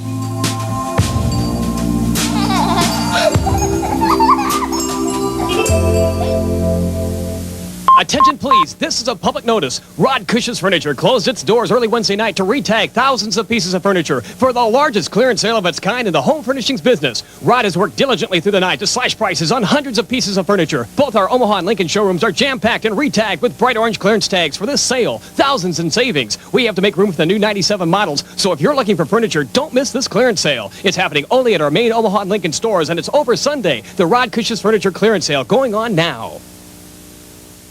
There's been so much written about us and said about us, some of which has not been very accurate from my perspective, but it's kind of like looking at a picture on the wall that's crooked, and after a certain period of time you want to straighten it. Tom Osborne writes the picture with his new book, On Solid Ground, from the Nebraska Bookstore. My favorite, the Nebraska Bookstore, home of the original Big Red Collection and 1 or 2 million books, including his.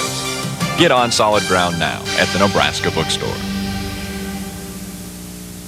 Higher education keeps us in step with tomorrow. At Amigos, we believe in investing in the future. That's why we offer a scholarship program to our employees who are furthering their education. As a student, you can start thinking about the STEP program when you're in high school. I started when I was 15, and so by the time I got to college, I was already at 50% tuition. I've earned over $3,000 or close to $3,000 being in the STEP program. People like to help other people. That's what we do. Winning isn't just about trying harder. It's about being prepared. That means for me, or any athlete, proper nutrition is a must.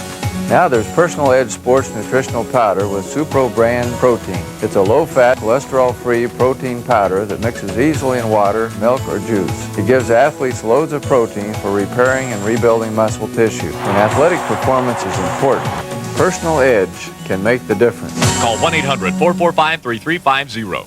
Tom Osborne's wardrobe has been furnished by Gary Michaels Clothiers in Lincoln and Hastings. Truly, Nebraska's leader in fine gentlemen's apparel. Nebraska beats Oklahoma 73-21, and Tom, now you turn your attention to a home date with Missouri. Yeah, it'd be nice to come back home. That was kind of rough down in Norman, but the team's playing well, and we're excited about the way the season's going. Next week, it's Nebraska and Missouri. We'll have all the highlights right here on the Tom Osborne Show. So, for Tom Osborne and our Husker Vision crew, I'm Bill Dolman. We'll see you next week. The Tom Osborne Show has been sponsored in part by the Pacific Realty Group.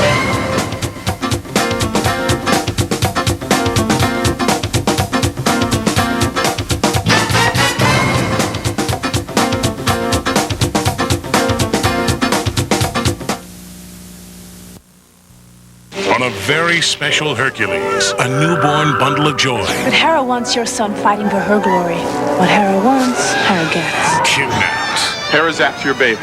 My baby's gone! Now, Hercules must fight. Pledge your loyalty and your son to Hera. I owe her nothing! A fight to deliver him from the clutches of evil.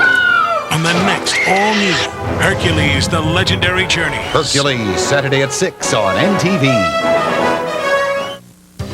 What if you lived in a place rent-free, got a free education, free meals, and free childcare?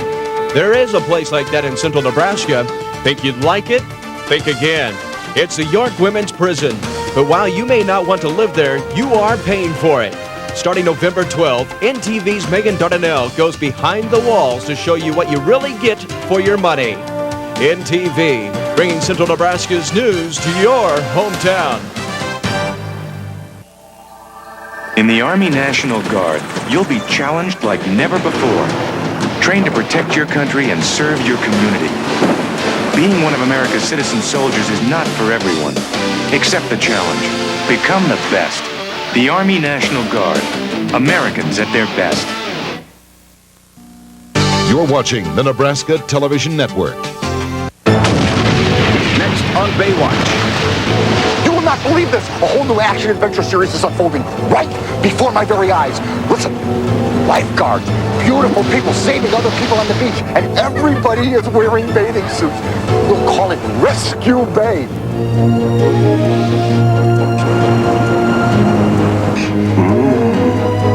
It's obvious that they cast you because you're blonde and you're built the way you are. Wow, drama. I love it. Beautiful.